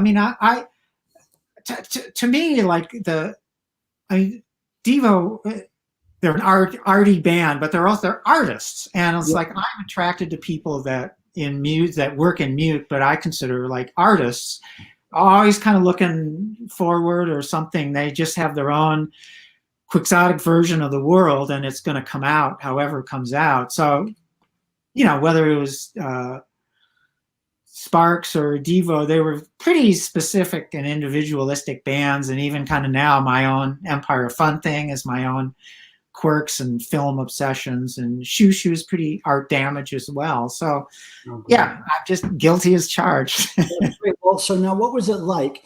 Even if I don't know if you remember the exact things that led up to this, but what was it like getting the call, or how did you find out, if it wasn't a phone call, that you were going to drum for DEVO? Well, I was with visiting kids. I was kind of around in that period around, Mark and Bob. Bob was doing some recording on the side at the DEVO studio over behind Modern Props over in Del Rey. Just to tell everybody, Visiting Kids was kind of a band that some of the members of DEVO did with Nancy Ferguson and some. Yeah, Bob one had his daughter Alex, and there were 3 genuine Visiting Kids in the band. They were like 5, 7, and 11 years old. They were absolutely kids. Yeah. And so I was playing with that, recording other stuff with Bob. So I was around a lot. And I guess when the deal with Enigma started up and to start recording again, I was kind of around and it was like wonderful to do. And, I knew most everybody already. So it just, you were already in. It wasn't really a big surprise that they would ask you to help them with that. I guess not. I just, they knew me, and Mark and I are both like serious collectors of oddball ephemera. So there were a lot of elements that kind of worked out. I wanted to ask you that because my channel here on YouTube focuses a lot on the music stuff I collect, records, tapes, CDs, or whatever, and other weird stuff.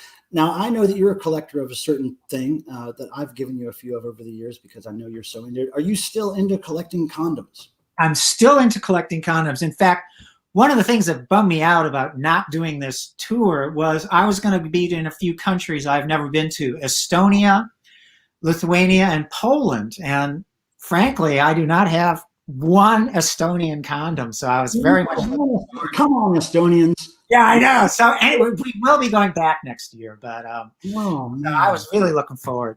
That's cool. One of the cool thing about being a musician touring is those little products are in packages. They're all the same, except they're all different everywhere, and they make them in like every country. So, Yeah, that's fantastic. And I got to mention, you played with Devo on two albums.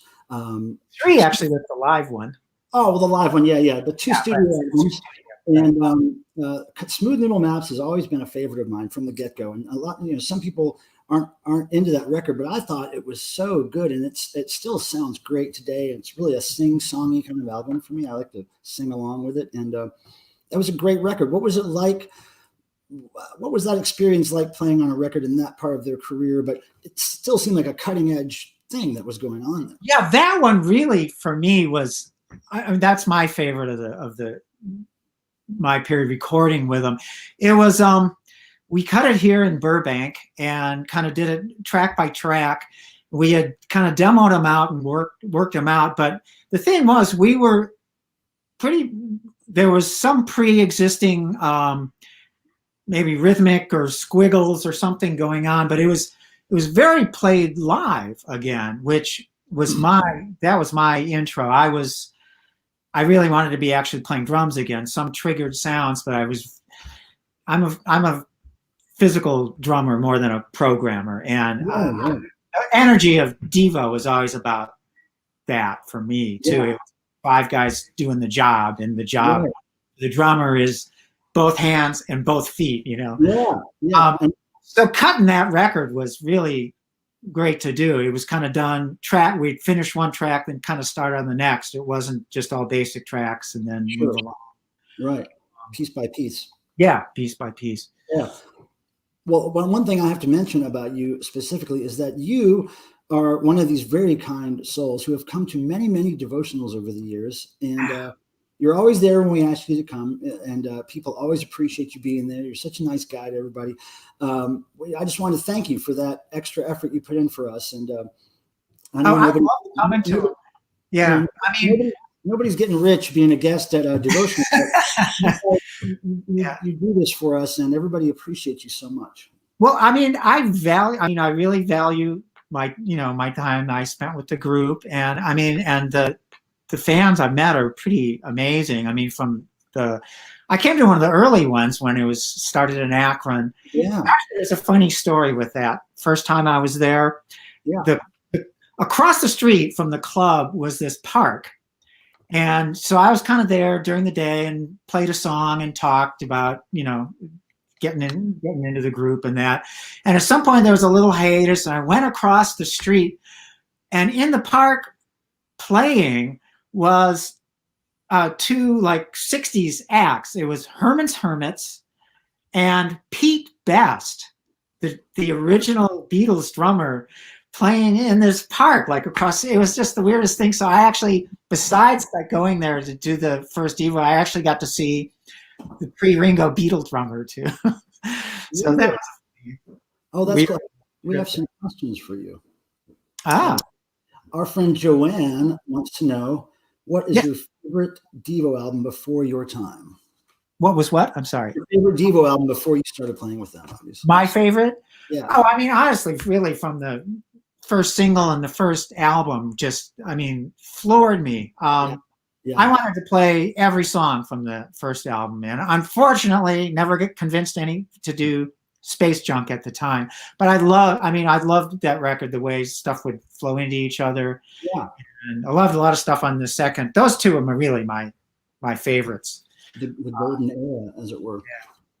So our friend from Finland, he asks, who you probably met at the last devotional.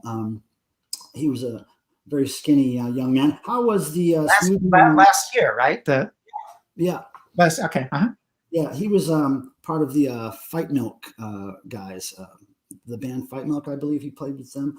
So it says, how was the Smooth Needle Map Europe tour? Remember the Swedish Devo tribute band? Question mark. Oh yeah. The tour, it was fine. We did about 11 countries. The weird thing was, so we're on different labels for some of the different countries. So, there were a few issues here and there, but I loved doing the tour. The weird thing was during that tour, we kind of found out that Enigma was essentially folding, and all the tour plans and everything we had for the United States, we kind of came back to a non-existent record label. But the shows there, some of them were absolutely fantastic. I loved playing really all the countries. There was only one show where they were in, I think, Milan. There was electricity problems that shortened the set, but other than that, I mean, it was really great. I liked it a lot. Yeah, and what an interesting time to be out with the band, because there were probably fans that hadn't seen them in a long time. Yeah, for sure. Came out with all the old gear on or homemade stuff. It was probably a very exciting. No, one thing I even have somewhere. I was into, as a collector, anyone that made their own versions of T-shirts. I would always trade T-shirts. So I have, I think, have a half a dozen T-shirts from different things, and some of them listed all the shows we're playing. And then every label did kind of their own version of posters and stuff. So there's a lot of ephemera. There's one behind you, or maybe not that one. That was used too, yeah. Well, you're in the photo over here. You're the guy right there. That's yeah. Yep. These are actually banners that were used in our first 5K race back in. Oh, right. I want to say it was 2017, 17 maybe, something like that. But these are all banners. I was there with that one. These are all banners that were along the raceway. So I decided to block out everything in my house that wasn't Devo. Very pure scene here. Let's see here. A couple more questions for you, if you don't mind. Yeah. Mark Field says, can you give a general breakdown of events of Enigma folding while you were touring for Smooth Needle Maps, particularly what plans got settled or scuttled as a result? We were going to do a far more extensive U.S. tour. There was talk at a point of one or two other acts from Enigma, but I don't know that would have happened. But the fundamental thing was suddenly there wasn't going to be any radio promotion. That side of things, we had done 2 videos before we left, but they were essentially not going to be promoted. And so it was doing a tour. It was kind of, at some point, it was like, to what end is this? The label isn't going to be adding anything to the equation at that point. Right. I mean, it was pretty disheartening. I mean, honestly.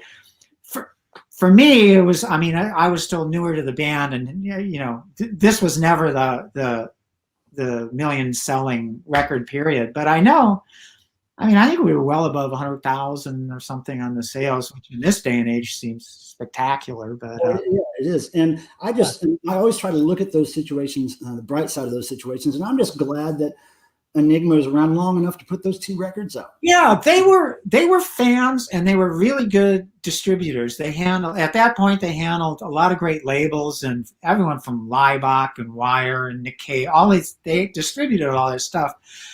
But they were relatively new at being a full record label, and I think they tried to be kind of too all-inclusive, I think. So Right. Tried to do too much. All right, last question we have here is from Mimi Lore, and she says, "Do you know if anything was written for a 3rd Devo album with Enigma?"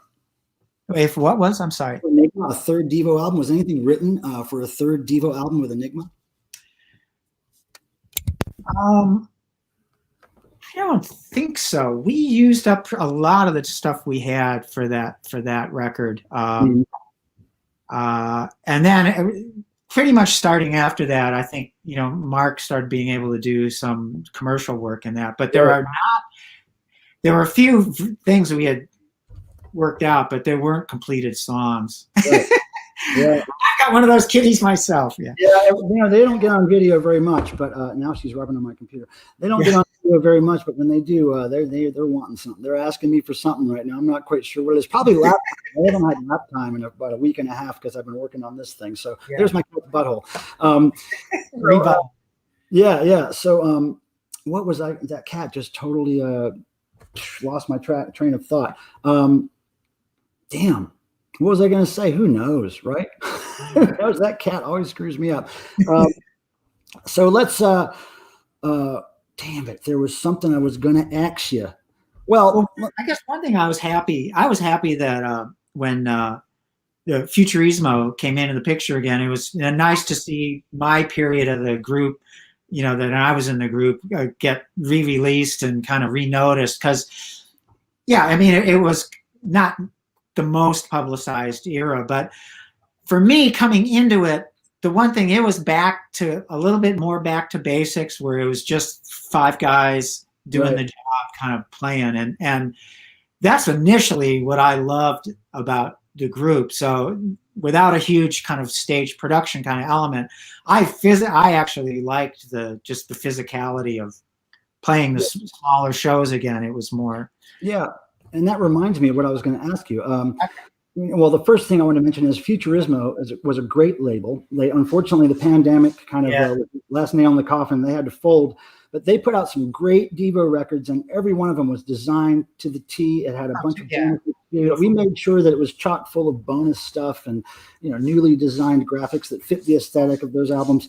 And I thought we were so lucky. Like I like looking at the bright side. Even though Futurismo was folded, we were so lucky to get those albums out through them. Oh, yeah, I agree. Especially Smooth Noodle and Total, which we didn't think we were going to get the rights to do. There it is. I have one of these. Yeah, they're gorgeous. I mean, and it bums me out if Futurismo folded, because we were in talks to do a Gleaming Spires box. Yeah, I heard. Yeah, it's a bummer, but the fact that those copies are out again in the world. Yeah. Well, the fact that we were able to find bonus tracks for those albums was amazing.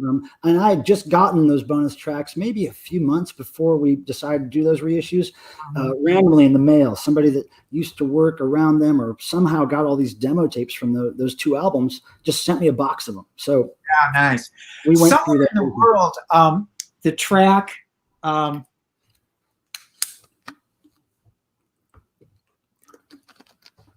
The Big Picture.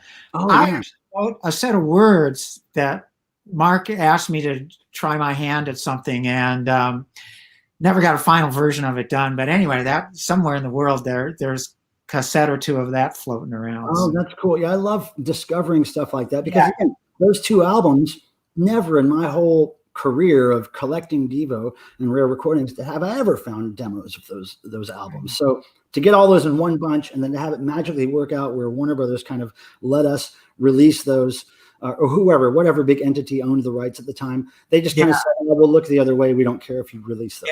So that was the only thing that made it possible for us to do those 2 records. That was nice. The other neat thing on the live album, the Now It Can Be Told, was it was a 2-record set, but the 4th side was etched. Just all got to draw on them. And I mean, as an object, that's a super cool thing. Right. So it's for people who can't understand what he's talking about, it's a 2-record set with music on 3 sides, obviously the typical record lines of songs and grooves. And then on the 4th side was nothing but kind of like blank vinyl with etchings, drawings in it. And so how did you actually do those? Did you literally, each of us drew on the vine, on the hot wax piece of vinyl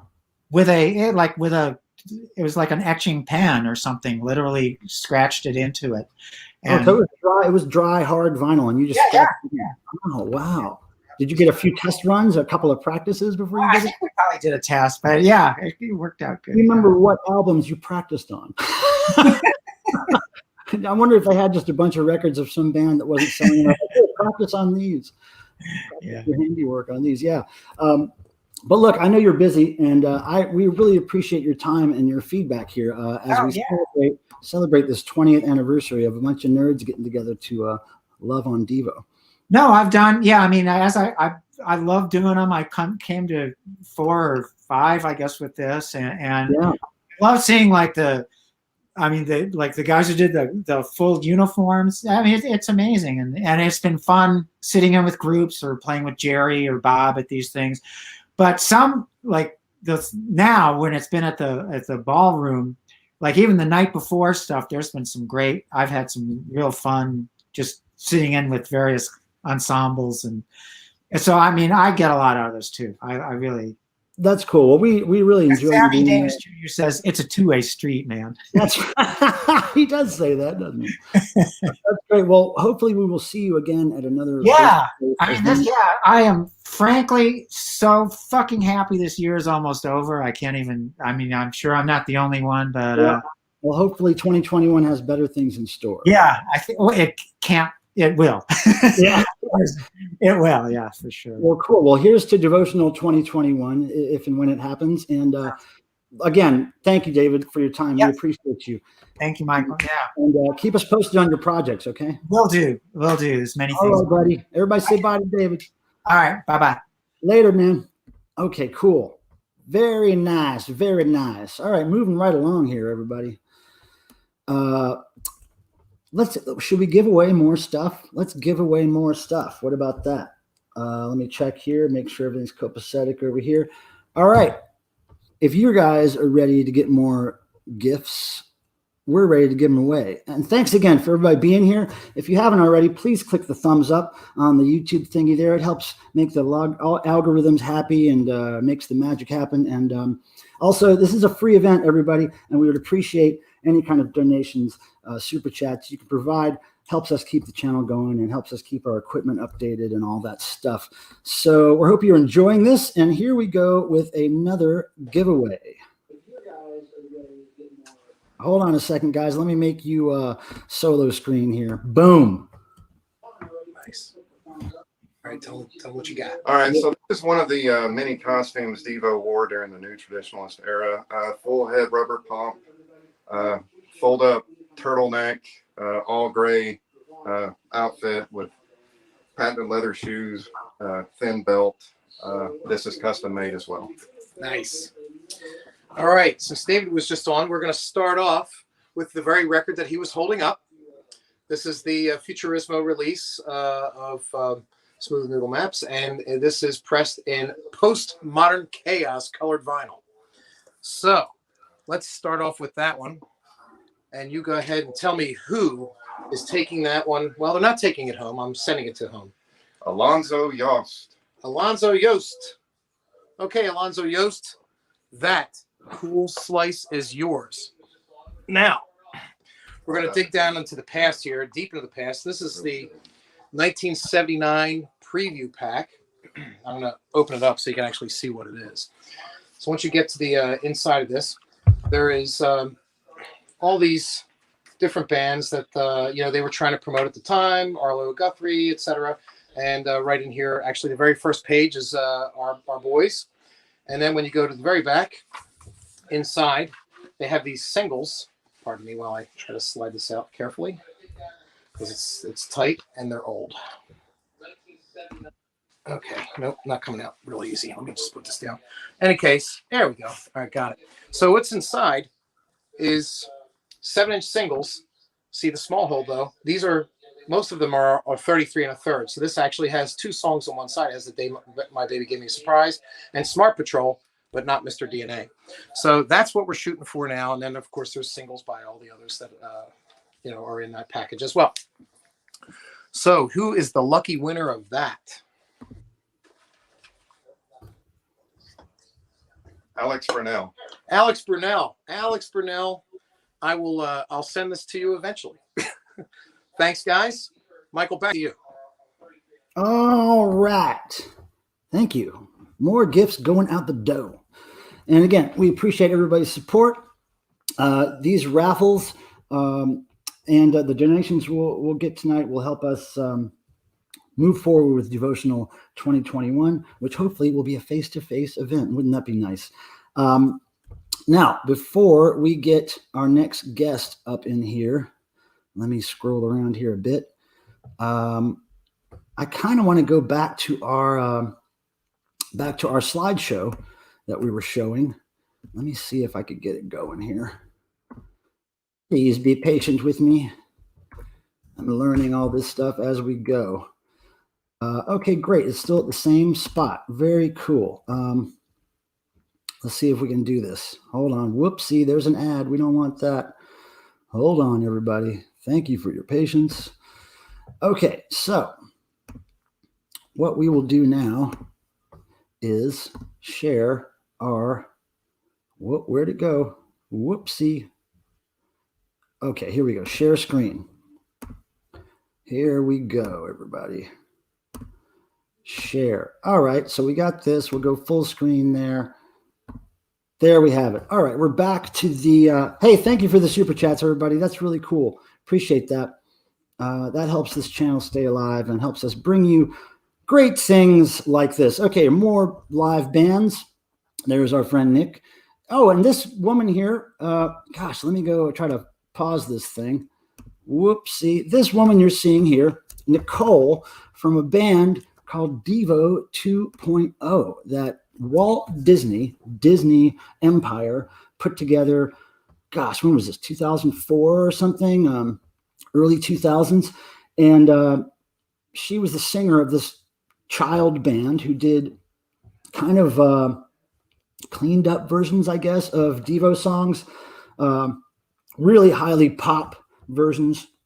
And I got to say, it was really interesting and weird. It was totally, I mean, if you thought back to 1972, 75, even 78, 80 DEVO, and you told them, you know, in 2004, 2005, Disney is going to do an all kids version of your band. And they would have been like, yeah, whatever, that's impossible. But, you know, these weird art things happened with DEVO over the years. And, you know, a lot of people poo-pooed the DEVO 2.0 thing and said it was, you know, oh, how horrible, it's Disney and blah, blah, blah. But it was such a weird thing to happen and such a, like a mind, keeping my language nice, a mind screw. It was like bizarre that it even happened. And, but anyway, Nicole was super cool. She came by and she was a guest at our devotional. She performed with bands, did an awesome performance, really gave it her all. And we love her for that, and we hope she comes back another time. Let's hit play here, and let's see what else is in this slideshow here. Oh, now this is an original one-of-a-kind record that Mark Mothersbaugh gave to, man, I want to say that we gave this to Nick Chisulo, or he won it or something. I can't remember how exactly this was distributed or who got it. I think it was Nick, though. And this is a one-of-a-kind record that Mark recorded, I believe, either of his solo music or of DEVO rehearsing for the 2014. I can give you backstory on that. Go what? Can I hop Yeah, in? come on, give us the story about right. this record. So I know the backstory on that. Just let that slide go. One more slide. Okay, hold on. Let me Hit see. play. I gotta go over here. Okay, there we go. All right. So what's going to come up next is you presenting that to me on stage. Okay, right? great. Okay, right. So what had happened was Mark made that one-of-a-kind deal, and he said that you had to give it to me. You weren't allowed to keep it. Right.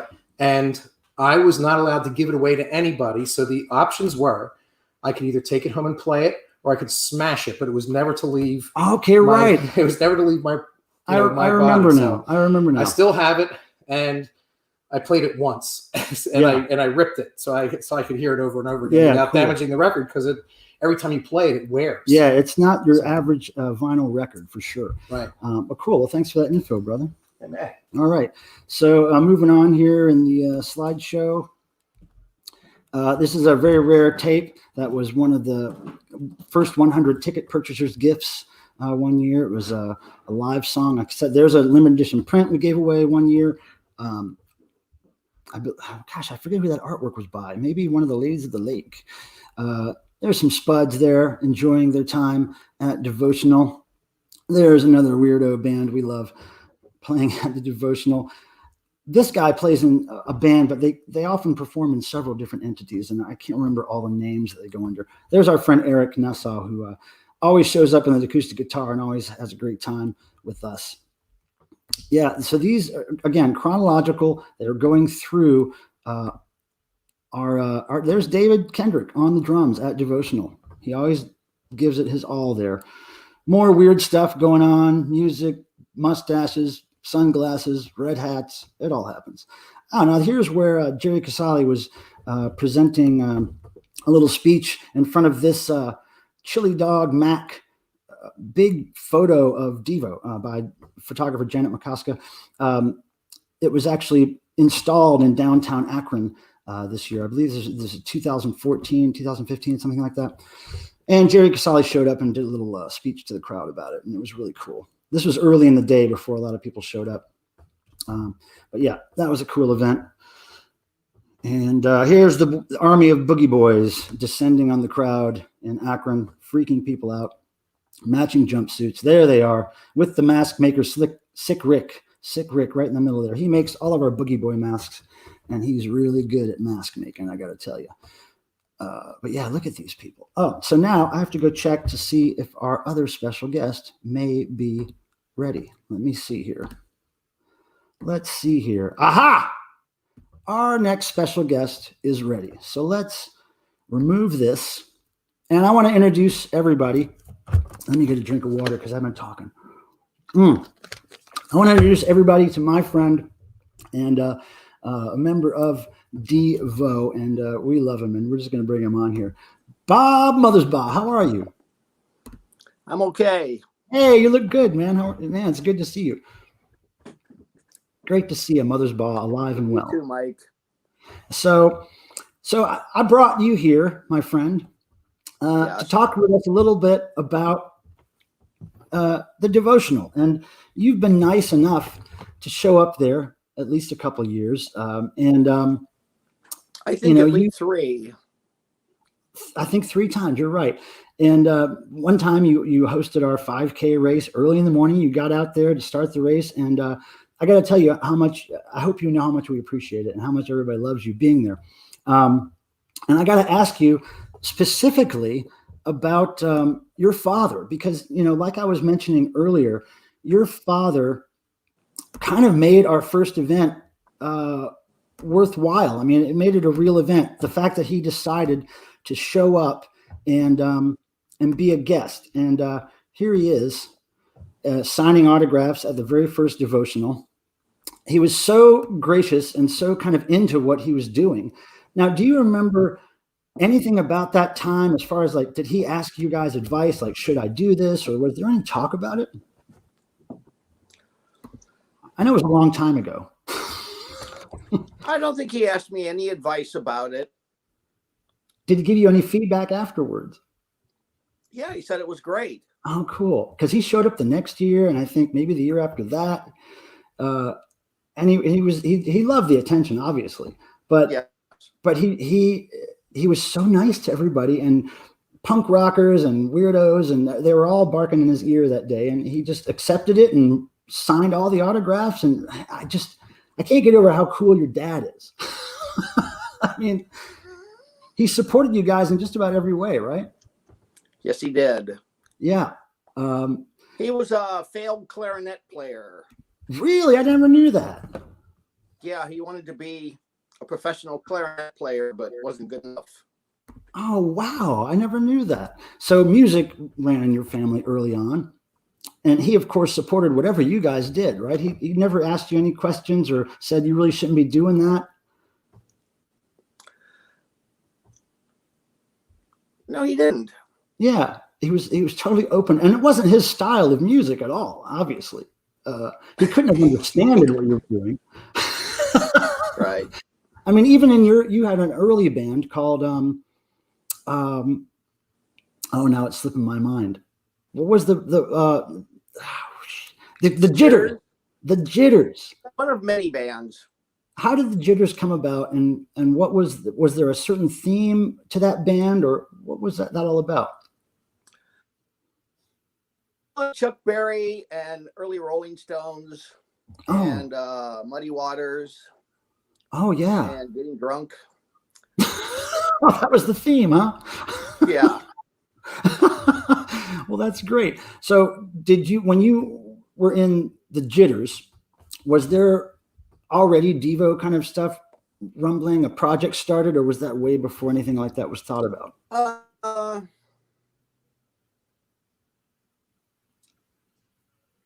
Jitters kind of imploded about the same Oh, time right. DEVO came on, played a couple shows. And I remember I actually went to see DEVO once. Really? What did you think? Kent State. What was your thought on what your brother was doing?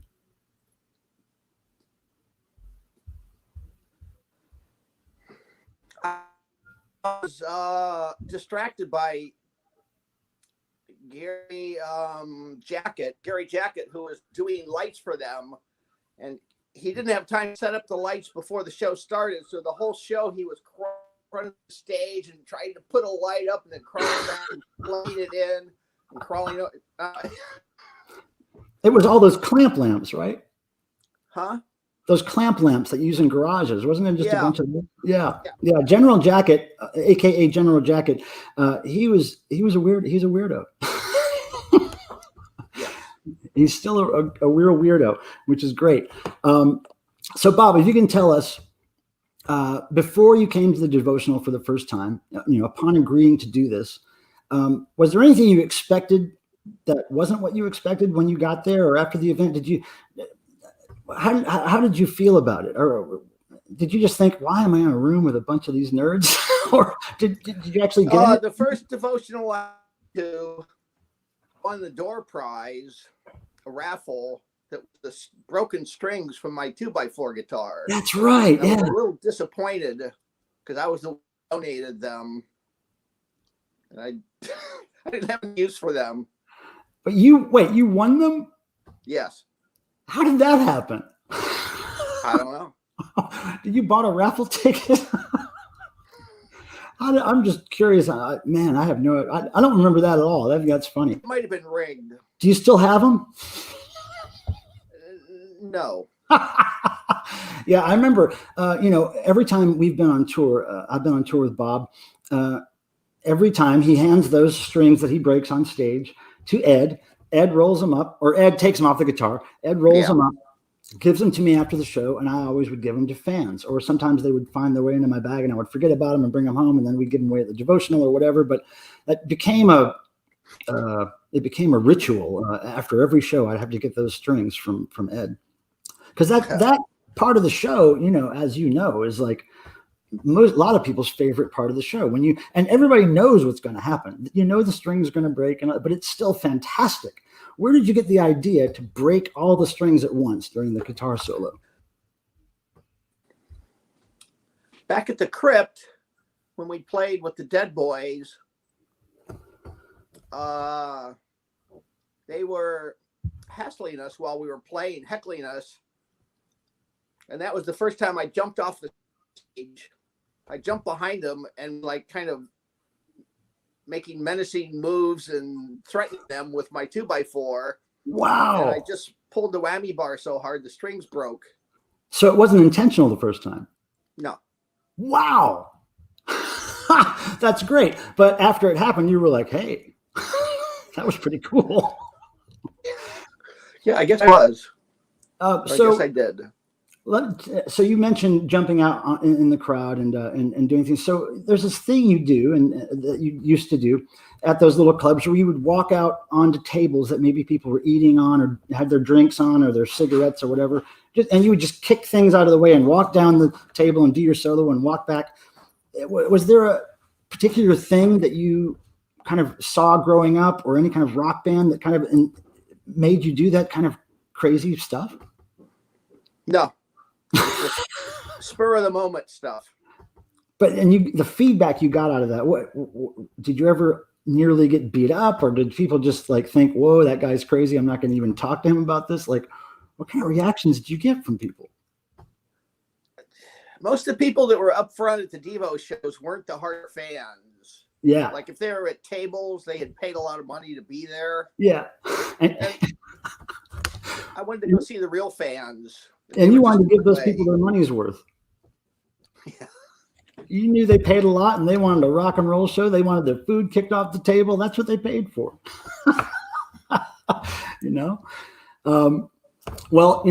We hope that somehow if this pandemic doesn't lighten up soon, that you can get back together with your DEVO brothers and create something to share with us, whether it's a live stream video music thing or a new track or something that you could present to the people of the world, as DEVO. I think a lot of people tell me that it's the time is right for more guidance from DEVO, right?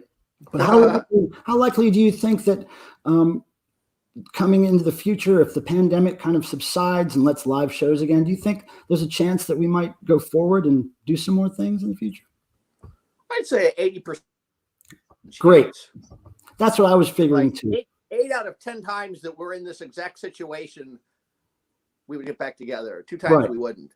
And I remember one of the first times I hung out with you guys as a friend acquaintance was that 1995-6 show you did at Sundance where you wore the prison outfit.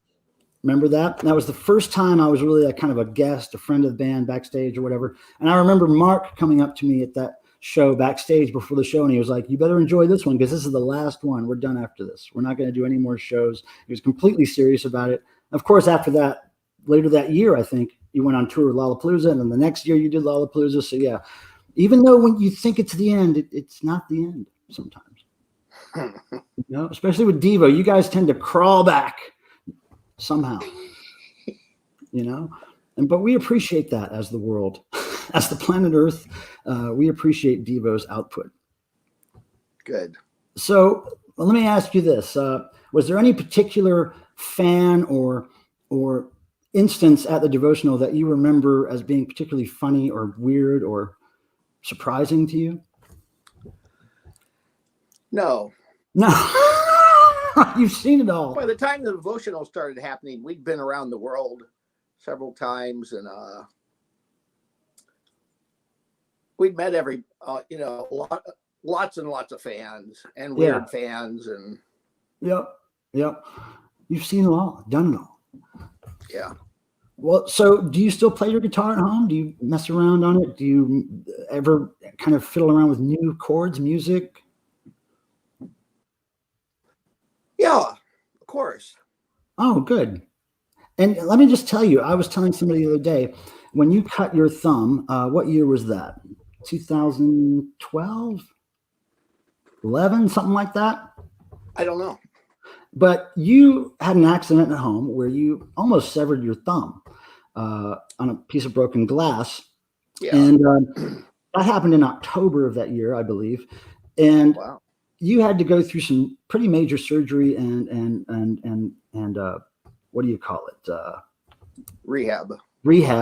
And by January, you were on stage playing with DEVO again, and it sounded great. And I couldn't believe that you did that in that such a short a time. I mean, you really I had to, because Jerry was talking about getting a different guitar player. He wanted me to just on stage, and I have a guitar player behind the stage playing. I just said, really?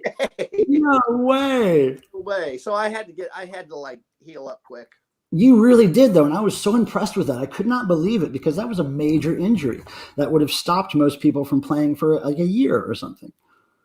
It was amazing. Well, you did a great job with that, and everybody appreciates the hard work you put into that coming back from that. Yeah, because it was major. I mean, I remember being on tour and you had that thing on your hand where you had to keep stretching your tendon or whatever so it wouldn't lock up or whatever. But how is that now? What kind of effects do you still have from that? Well, they attach the nerve backwards. So oh, really? Yeah. So when I'm holding a guitar pick, I think it's in my between my pinky and my fourth finger. Wow. Oh, that's wow. I can't even wrap my head around what that must feel like.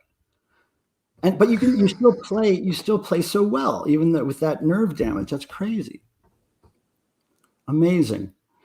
Well, Bob, we appreciate you, and thank you so much for giving us a little bit of your time. I wanted to be able to thank you personally for making our devotionals of the past really special. And I know that you're not the type of guy that really likes being in front of people and around a bunch of fans, but you do it for us, and we love you for it. And thank you so much for making people so happy. They really take that home with them, and they keep it in their heart for a long time. So Good. Thank you for doing this too. We really appreciate you, man. You're welcome. All right, brother. We'll see you at a face-to-face Devo event sometime soon, hopefully then. I don't think soon. Soon enough. Before we all pass away to that great ice cream cone in the sky, we'll be together again. But thank you, brother, and I hope you have a great rest of your weekend. Thanks. Everybody say bye to Bob One now. See you later, brother. I heard nothing. Okay, bye. Bye-bye. Awesome. Bob One, everybody. That was really great to talk to him. Sorry, wasn't able to see questions for him. Nobody handed me any questions for him. So I had to, I just got a sheet of questions for him that I didn't see until now. Sorry about that, everybody. He had to go. He really couldn't stay here very long. But you know what I'm going to do is I'm going to take these questions and I will email them to him. And maybe on a future stream, maybe next week's stream, I'll have answers for you on these. Sorry about that. My mind was focused on that screen, and I never even saw somebody hand me those. So coming up next, we have more special guest action. But right now, we're going to give away more stuff, if you can believe that. Are you ready? Here we go. Ready to win some more stuff, everybody? Raffle ticket holders, here we go. Describe yourself. And we're going to make this a solo layout. Boom. All right, this is the Shout suit, the Chinese American Friendship suit from the Shout album, my favorite album. I've seen two ways that the band has worn it. This way in the Are You Experienced video, and the other way where it's untucked without the elastic band and all the accessories, the pomp and the glasses are gone. Nice. All right. We are back to giving stuff away. So first, we're going to start off with the Miracle Witness Hour, which is going to be on CD and the last of the Futurismo stuff for this evening. So this is the Miracle Witness Hour CD. Go at it.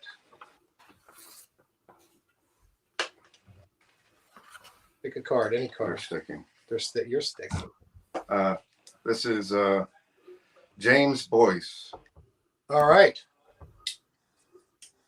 James Boyce, you now have Miracle Witness Hour. Now this is a bootleg called Workforce, and it is believed to have come out before Are We Not Men. So this is some early stuff for sure. So we're digging down for a bootleg here.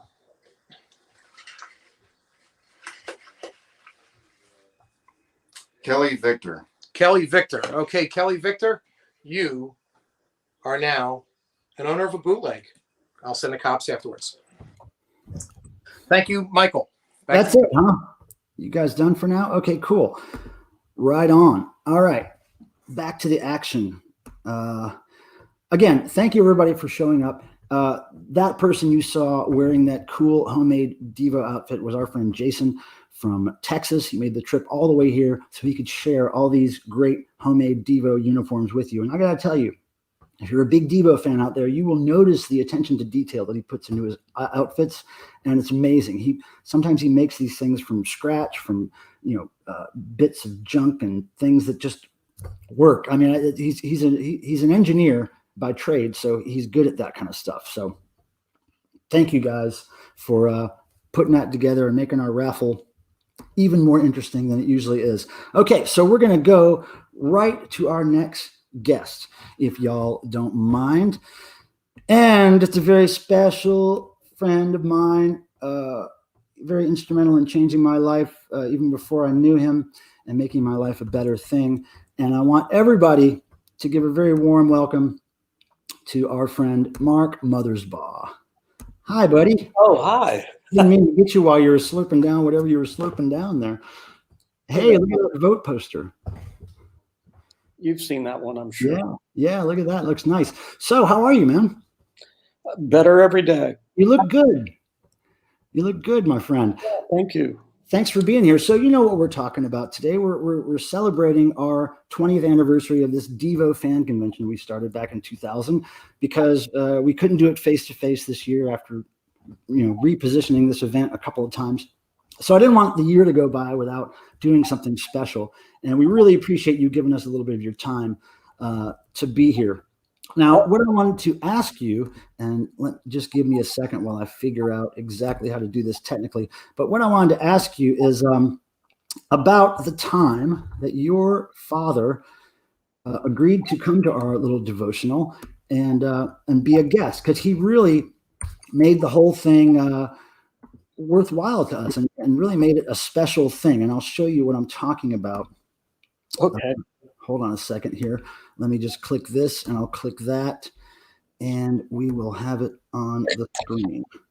Here we go. Okay, so as you see here, I'm pinning some kind of De-Evolutionary Army medal onto your father.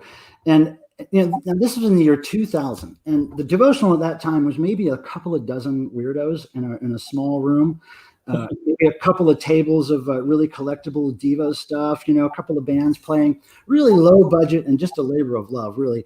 And now it's grown to be something where we have several hundred people, at least a couple hundred people in a room at a time. And it's a very special thing for us. And he agreed to be our very first special guest. He drove out there in costume himself, probably about a 45-minute drive from Akron to Cleveland.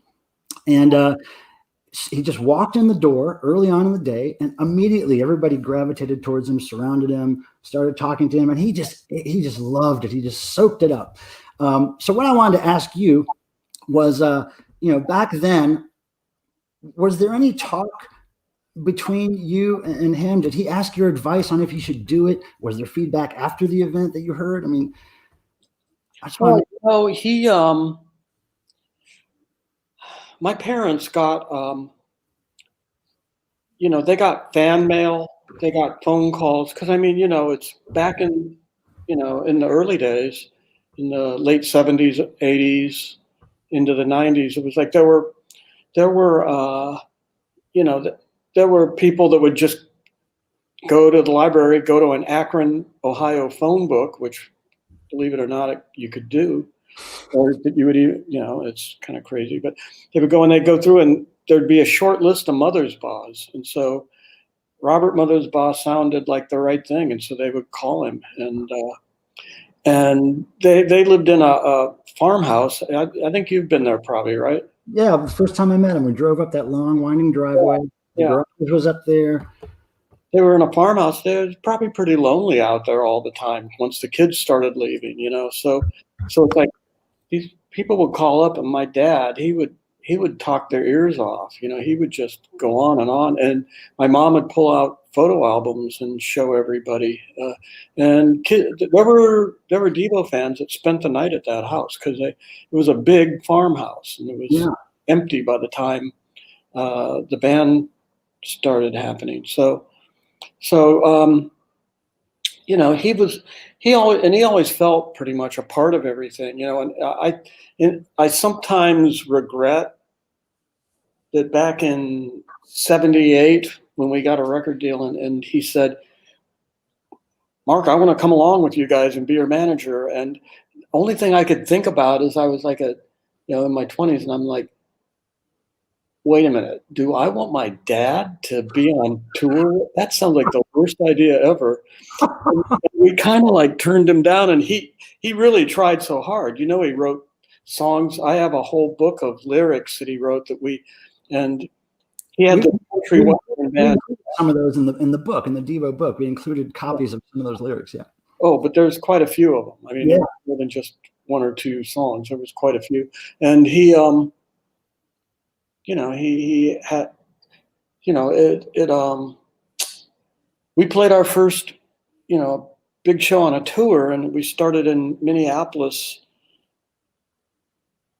one year. And I don't know if we were playing a hockey rink or what. It was a big place. And somebody came back and said, your dad's here, and he wants to he wants to talk. There's a guy in a general's outfit, and he wants to talk to you guys. And so we're like, oh no. And then he came backstage. He's like, Mark, Bob, boys, I've got these. I want to read an introduction before you come out. And we're like, oh, well, we show movies before we come out, and well, I don't know if I should be in between the movies, and we put him at the very beginning. I think he really did come out in Minneapolis and read his thing, and he had his take on de-evolution was interesting. He was a frustrated artist that he was a blue collar kid, and I think he just never.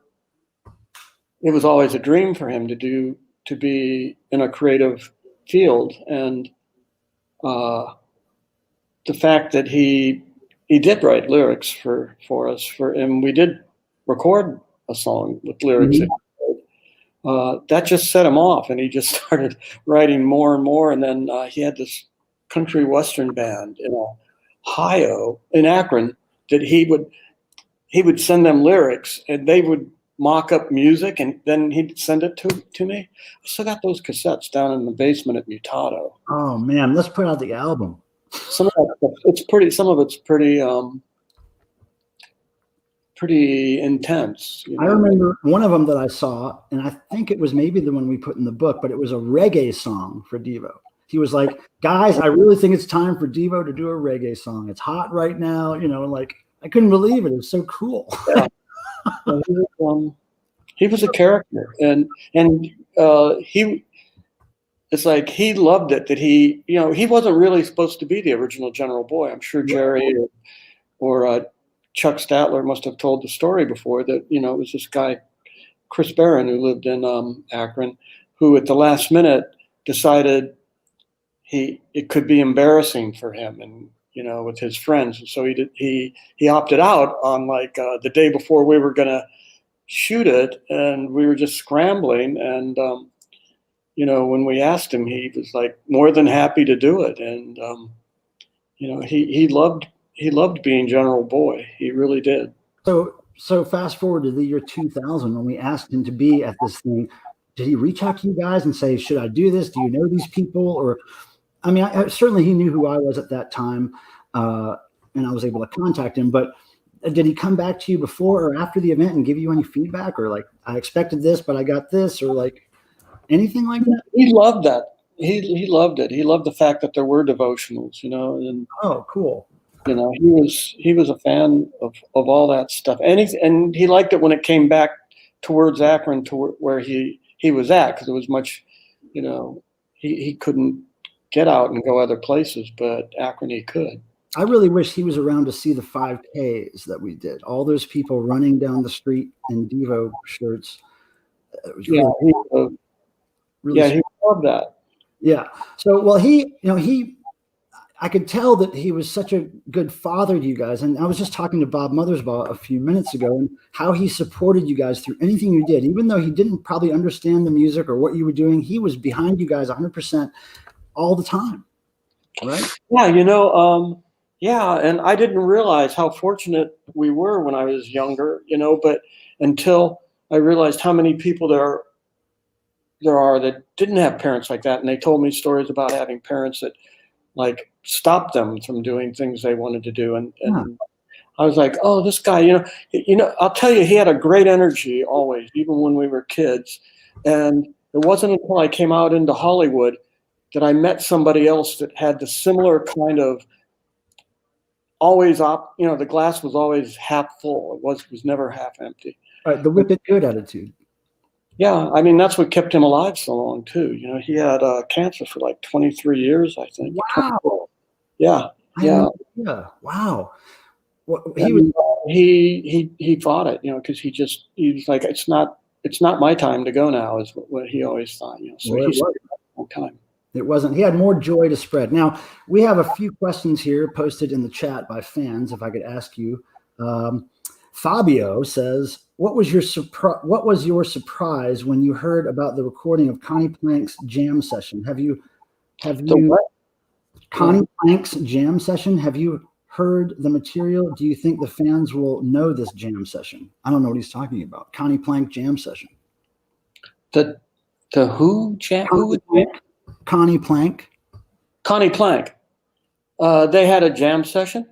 Oh, you mean when we did it in Germany? Yeah, he said, what was your surprise when you heard about the recording of Connie Plank's jam session? Like, was there a recording made that you didn't know about at first and then it surfaced? I don't know what he's referring to. Well,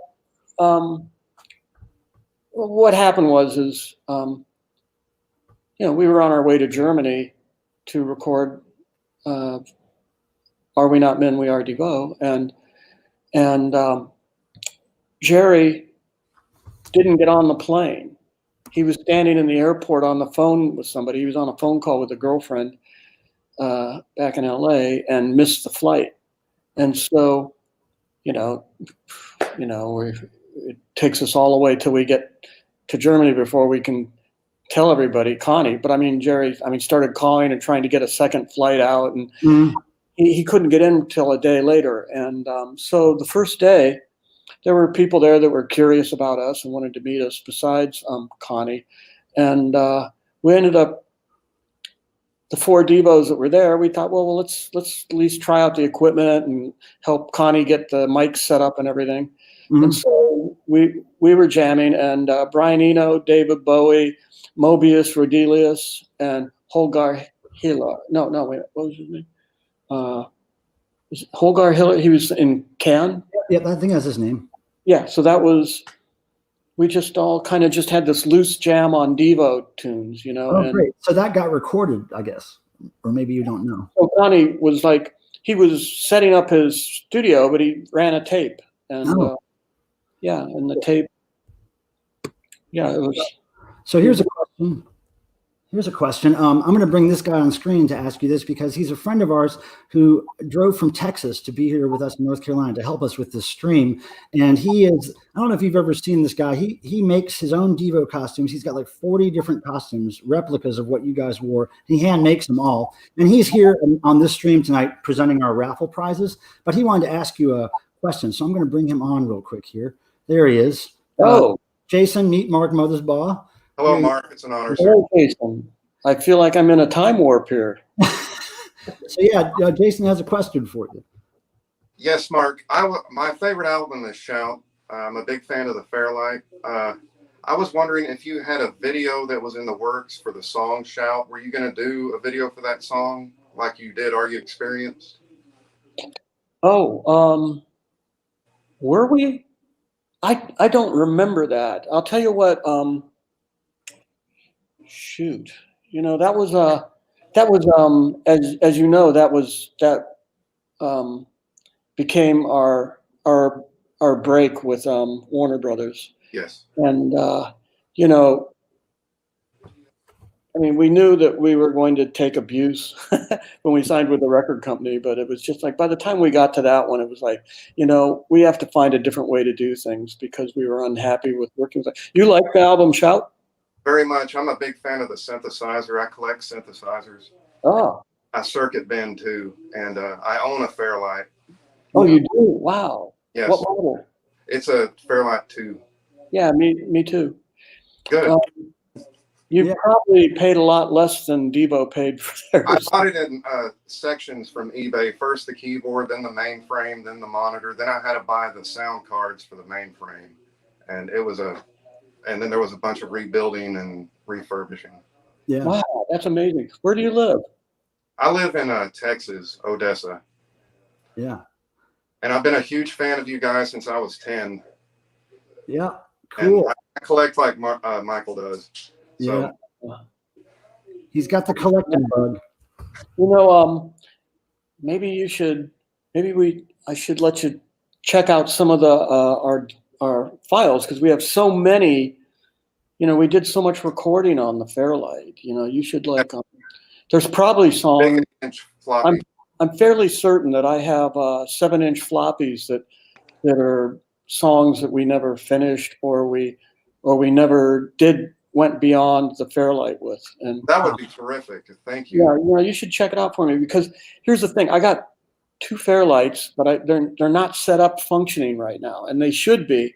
They just got taken apart about 20 years ago, and then just put in storage, and then they kept moving around, and they never got set up again.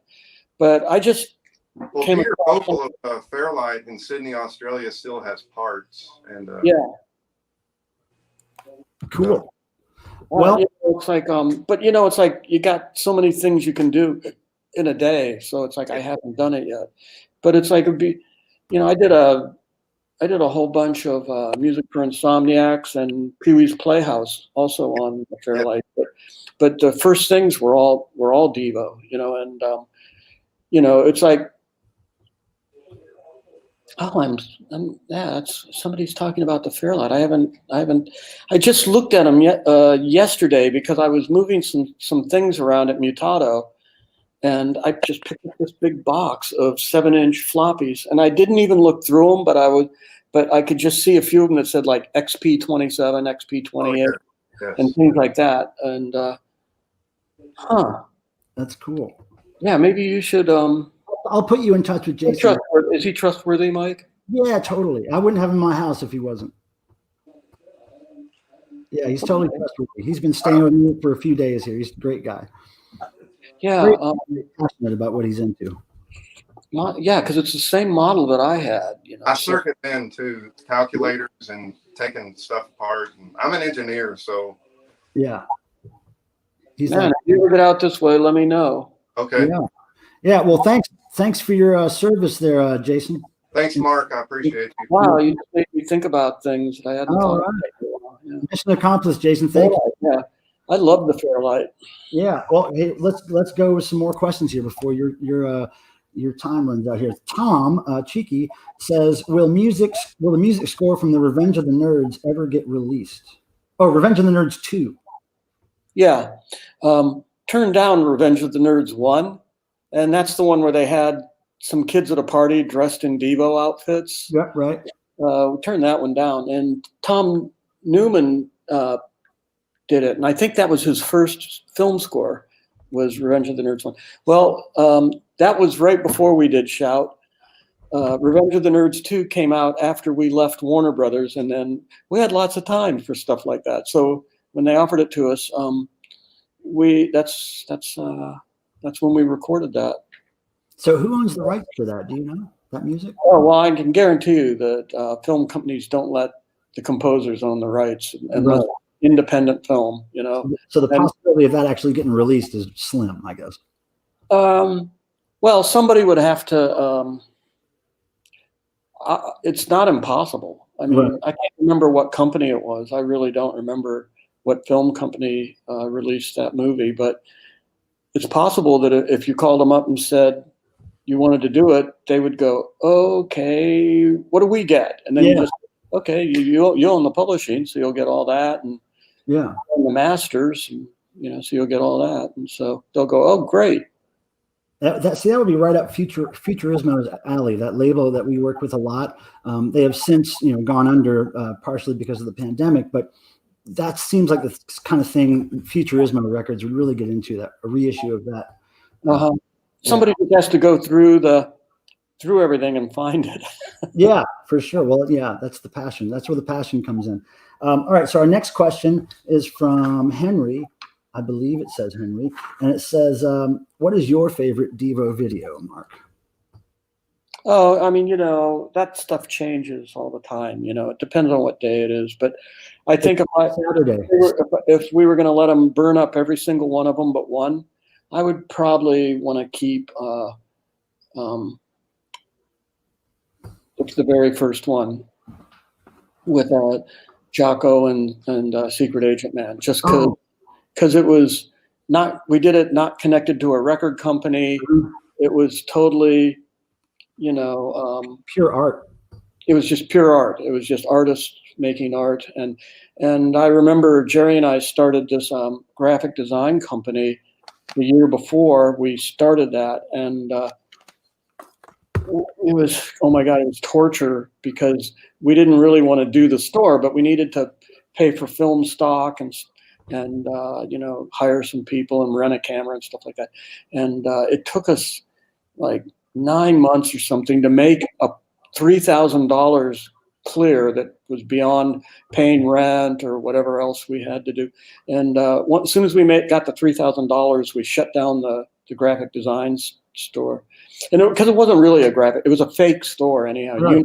Unit Services. It's like people would walk in there, and it was in a mall. It was in something called the Quaker Square, which used to be part of Quaker Oats, where the silos, I think they're still standing. Some of them, are they, or did they tear them down finally? All that. I don't know, but I remember you telling a story about those silos in the DEVO book. Yeah, and we were in that building, and it's like everything else was super kitsch, and so, but I was into collecting all of the metal cuts and wood cuts, because at that time all the print shops all over the world were going from letterpress into offset, which was so much cheaper and faster. Right. So they were throwing away all their wooden type, all of their cuts, all of the pictures, and you could go behind these print shops and go through their garbage can and find things like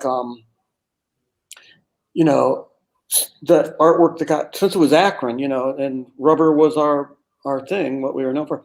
I remember one place I went behind when I found all these images that were metal and wood cut that were for different prophylactic condom boxes, and there was like every kind of thing, and then there were these beautiful hand cut, like urinals that were like this big, cut out of wood in incredibly fine detail. Oh. And so I made rubber stamps out of that stuff for some reason, and I was using that kind of like as like if could have been Obey, but it was like a year before we decided to put Obey in our stuff. I mean, we got accused of putting Obey in our artwork. Actually, submit and Obey. You probably still own a lot of those old woodcuts, right? I still have them somewhere, and some of them I left at my parents' barn, and I think they disappeared. But there's a whole bunch of them that I still have, and so I'd have all these stamps that were really cool, and they would cost me like 25 cents to make a rubber stamp this big, and maybe it would be a Roto-Rooter guy with the Roto-Rooter clippers going in and clipping the roots. And I'd sell the rubber stamp in the store for like 60 cents because nobody wanted it. But I thought I'd make it cheap so that somebody would buy that, but nobody bought that one ever.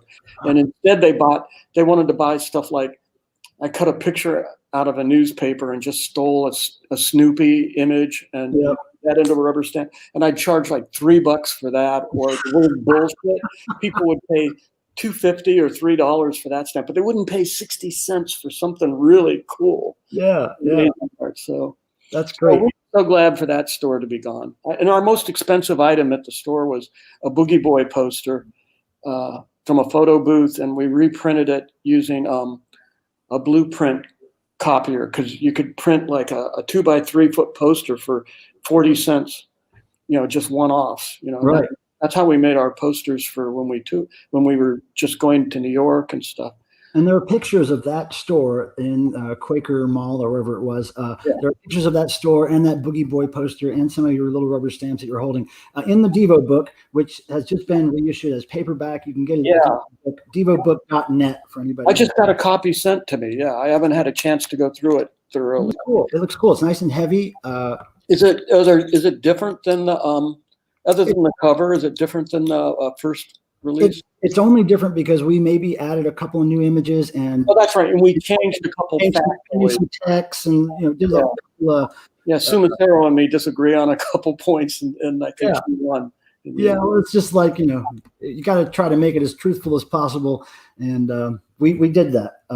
So I have another question here from a very cool DEVO fan who's been started liking you guys when he was very young, and now he's an adult, and his name is Josh Wazinski, and he says, when did you start, and when and how did you start experimenting with synths? Like, what got you into synthesizers and how? Oh, it was I didn't know what I was, just dodging kids that wanted to like kick my ass when I was in high school, and teachers too. It was like somehow I had a lightning rod that said kick me when I was a kid. I had thick glasses. I was the littlest kid. I had a big head like a light bulb. I looked like an alien or something to them, and I didn't like them either. we were in agreement on that at least. But I got my ass kicked all the time. And so I hated school. And I only went to college because by some miracle I got an accidental partial scholarship because I had won something in some regional art shows, and my brother Bob and I I remember us like thinking, what toes would we shoot off if we had to shoot a toe off? Because I think they won't make you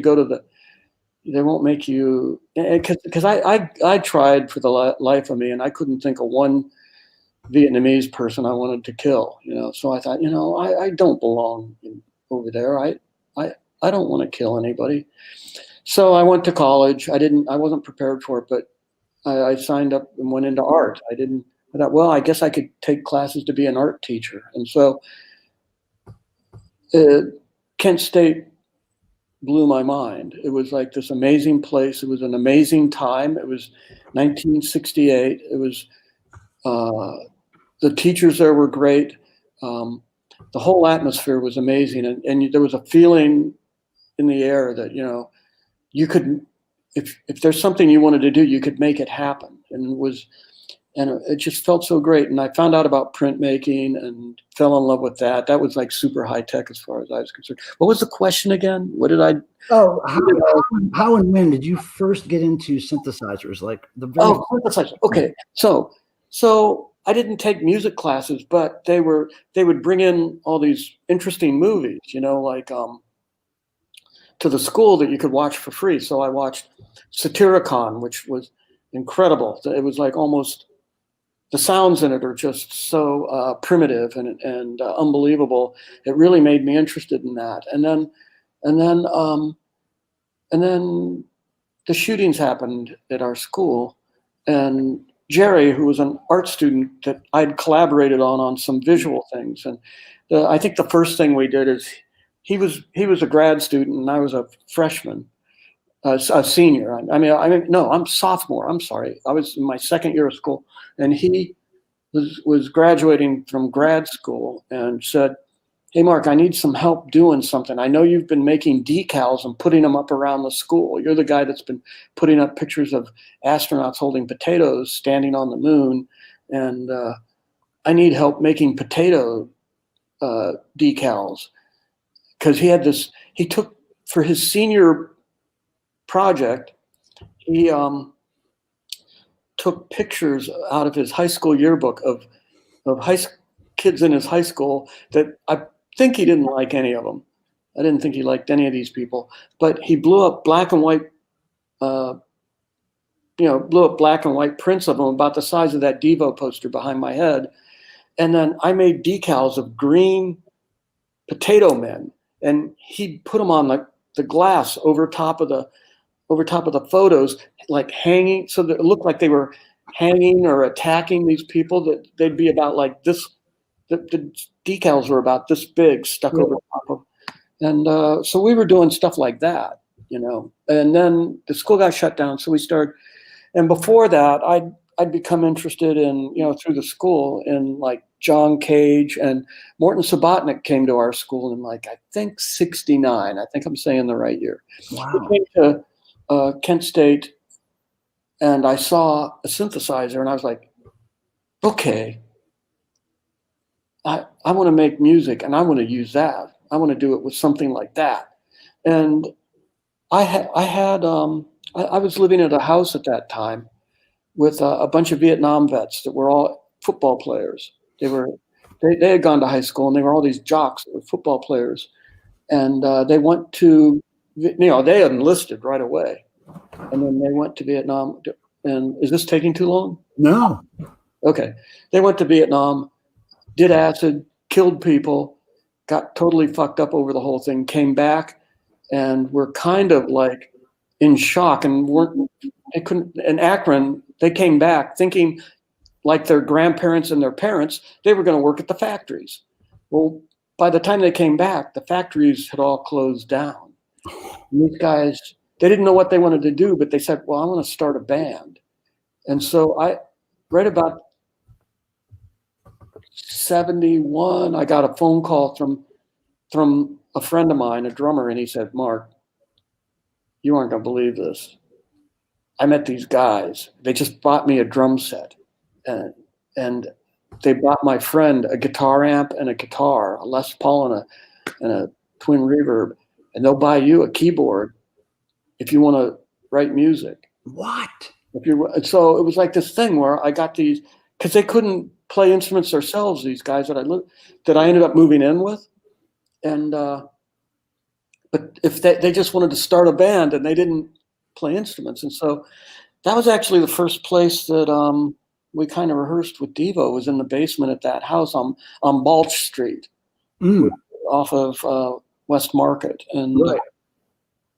Well, that's great. So that's the first time I really kind of decided to dig into that instrument. But anyhow, so since to me, I wasn't interested in like Rick Wakeman or Keith Emerson, although I really liked his stuff when he was in The Nice and he was like playing like a classical music, and it was really aggressive, and he was trying to make the his B3 organ sound as much like a guitar as he could, and he wanted to compete with people like Hendrix, but the instrument wasn't really near as flexible as a guitar. Right. And so when I heard synthesizers, I was like, oh, that's a whole new world that goes way beyond all that.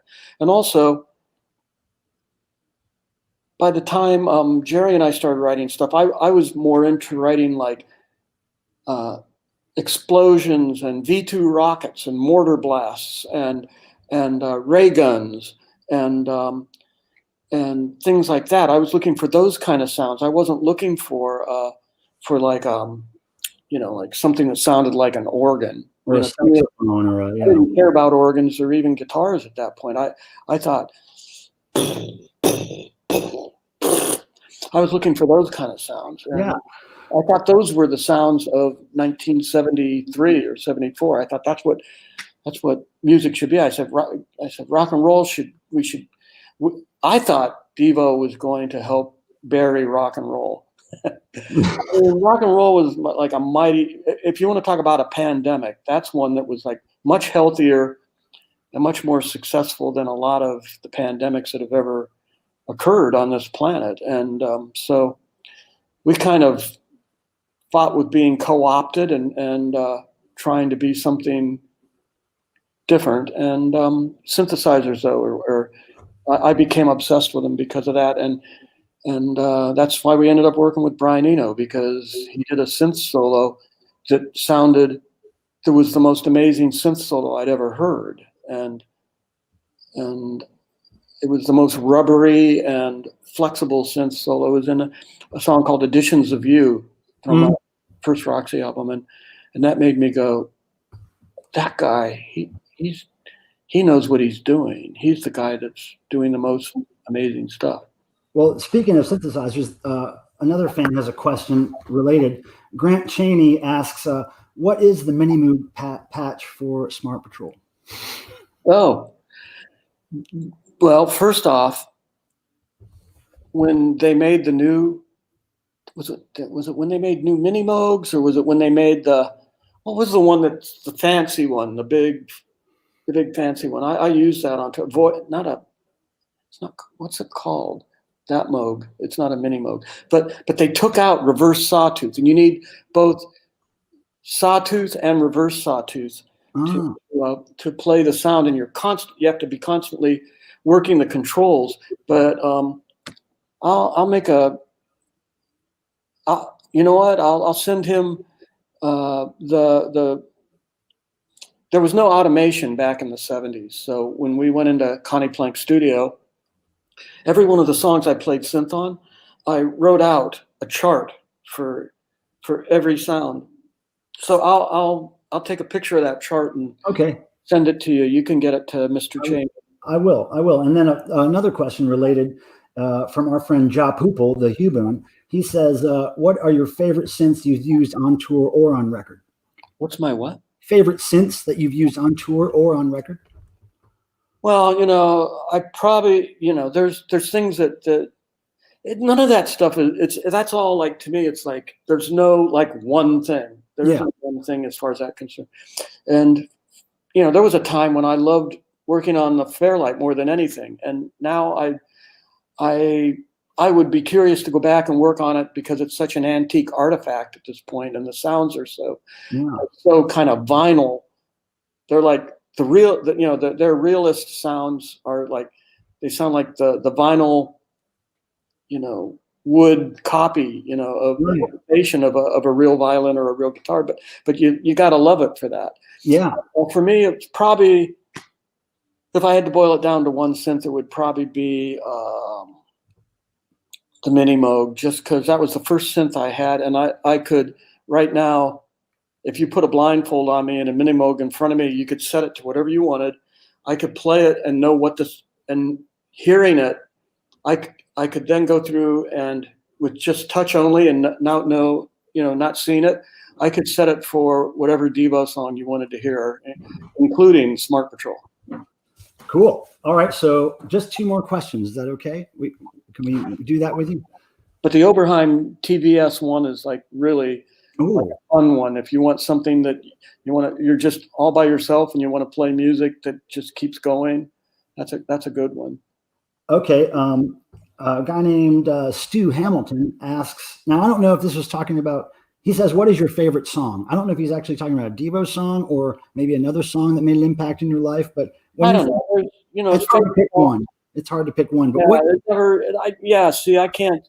It's for me if I said it now, I'll tell you what it is right now. Right now, it's Satisfaction, because I think the Stones, for as popular as they are, I think people really underrated them for their lyrical quality. I think Keith Richards and Mick Jagger both wrote some of the most sophisticated, some of the most artistic, high art lyrics of anybody, and definitely more so than the Beatles, who I also like, but the Beatles were kind of, to me, just kind of the wussy version, and Rolling Stones were pretty much the real thing. And that song, that's why we covered it, like on its 10th birthday. We thought, well, 1974, we're going to we have to update it for the 70s.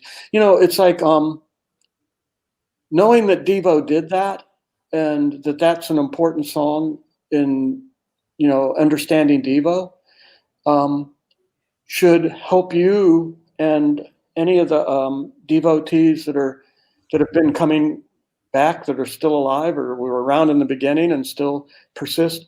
To me, one of the favorite things about the devotional, and I've never been there yet. We know. You never let me. You never invite me. Yeah, I know. Well, maybe you're just you're not good enough. Yeah, I'll tell you. Yeah, this is the first year you invited me, but I love the devotional Devo albums because there's so many versions of songs on those records. I go, to me, a song, just because you went in to record it on December 1977 or January 1978, that doesn't make it the definitive version just because it was the first one recorded. Right. Only the first take on it. To me, a song that's worth listening to can have a life, and it can have continued meaning through decades. And I think about older music than rock and roll, and I feel the same way about it. But I love there's versions of Devo songs on those records that when I listen to them, I go, oh my God, that's 10 times better than our version. Well, let me just tell people what you're talking about. You're talking about in the first years of devotional, our friend Toth Wilder, who lives in Ohio, would put out these CD compilations that we called Not Necessarily Beautiful, but Mutated. And they were just bands doing Devo covers, but often a really bunch of weirdo bands, like not your typical stuff. So I think for about maybe, I don't know, at least a few years, maybe 8 years, I don't know what it was. Oh, yeah, there was a number of them. And yeah, they're all CD. You'd send them to me then afterwards. After and it was like, I listen to that stuff all the time. See, that to me is like the test of a song, as if it can move on to other generations, and it can still have a meaning right somewhere else. And it's like Devo may have put out the first versions of some of those songs, but it's like maybe not the best ones always, because it's like, even us, I think our live versions of a lot of our recorded songs, studio songs, are superior to the studio version. Even and especially the later the album gets, it's more the case because we had less time to like really think about the song and to play it. And then once we played it on tour, that gave us more insight into the song. And by the end of the tour, it was a better song than it was when we recorded it a year before. Which is why first albums are always usually so good, because you have time to. Yeah, you have well, in our case, sit in Akron for 5 years before it came out, Yeah, but I got to tell you, we really appreciate you being here. I know you've been through a lot the last few months, and you're trying to get back to normal. And I know you're super busy, probably still trying to catch up on work that you missed during that time. And we just love you for being here. And I'm tickled to be here. I'm glad you made it possible that it could happen. Well, we had to do something. We couldn't let this year pass without doing some kind of tribute to not only the fans who've showed up over the years and given us support, but the people who ran these things over the years and made it possible and really kind of put their own money up front to make these things happen and not making anything in return. It's people like that make these things special, and people come back to this thing every year, and it's like their escape from normal life every year, and they really look forward to it. So hopefully next year we'll have a face-to-face, and maybe Mark Mothersbaugh can be there with us. Well, was Jerry there for this? I think he was. Jerry might have been around when Richard Branson was making all these promises that he didn't keep all of. And one of them was he had an island he was showing us a picture of that he bought, one of the Virgin Islands.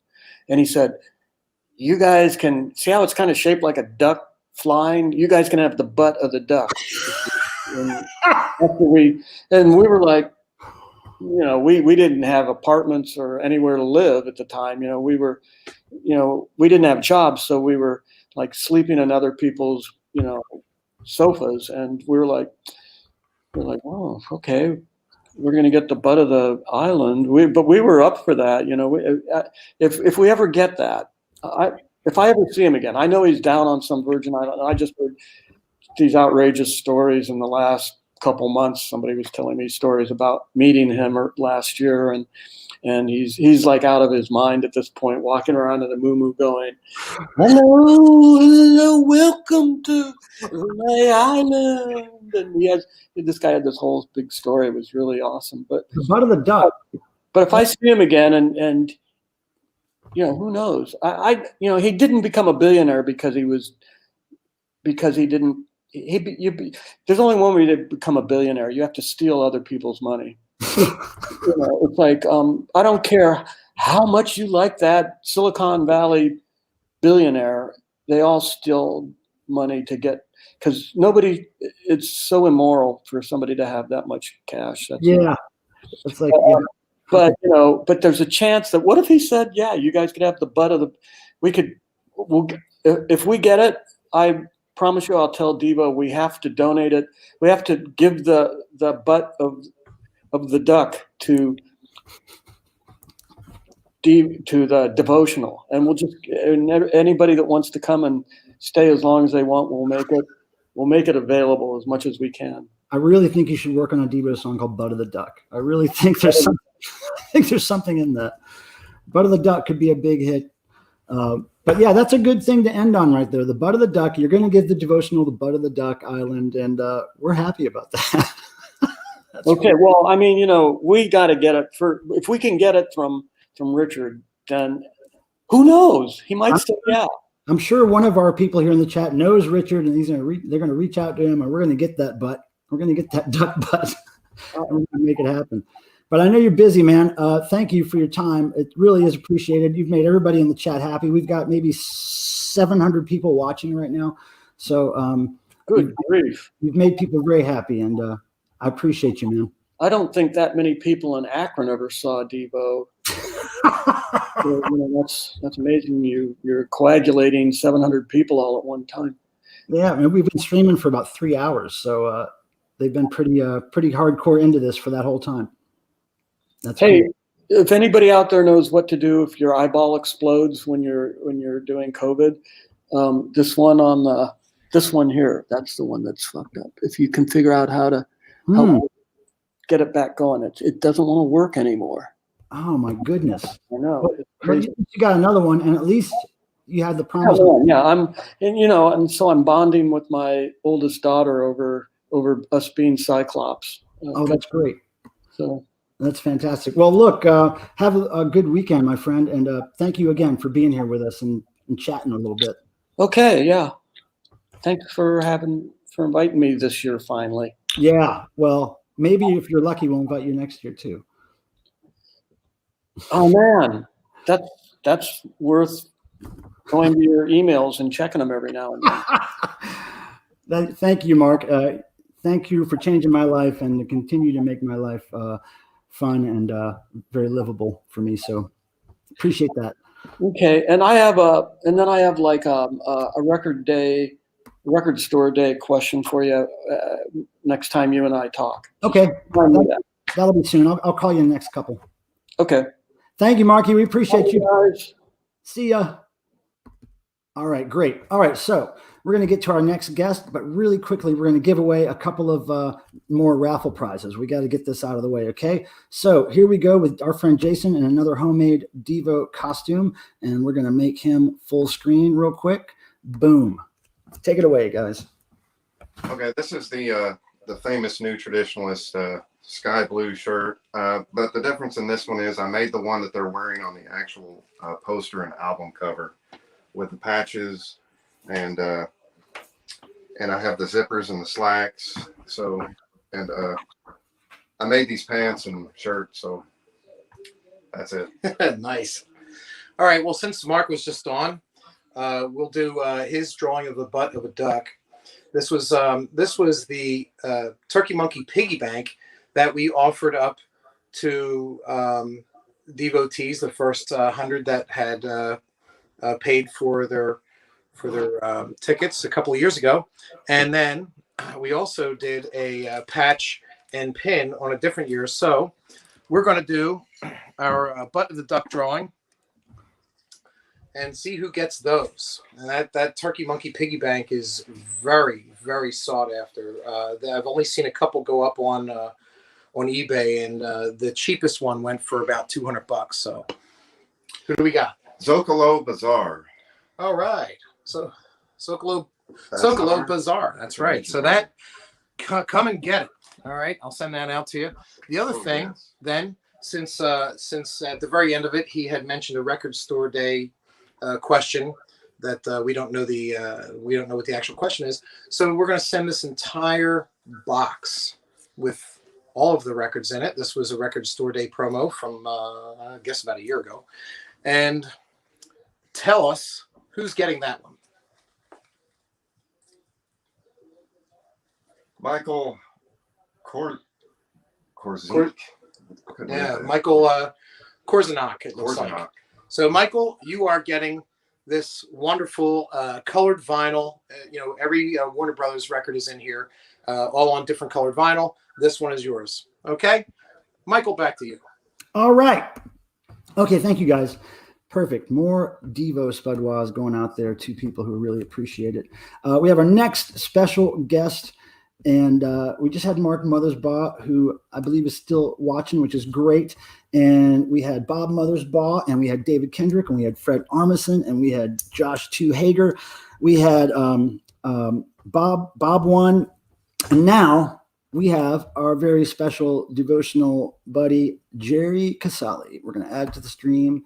There he is. Hey, buddy. How you doing? How's it going? Thanks for being with us. Great background, by the way. A friend of mine who's an artist just brought this over one day. It's like 6 by 6 feet where he just painted a collage of all the Whip It lyrics on a huge canvas.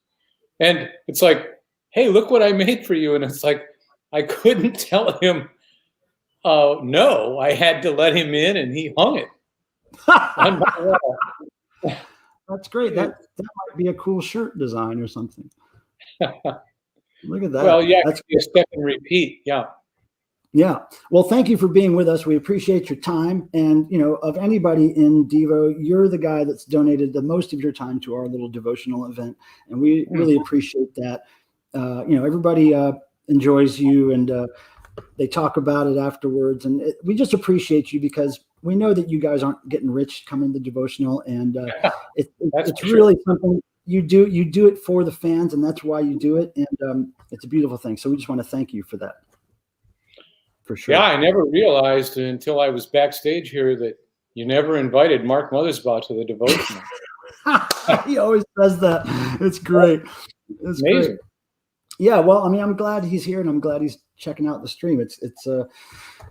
This has been the biggest stream I've ever had. We have about 700 people watching now. Typically on my streams, it's maybe 20 to 50 people.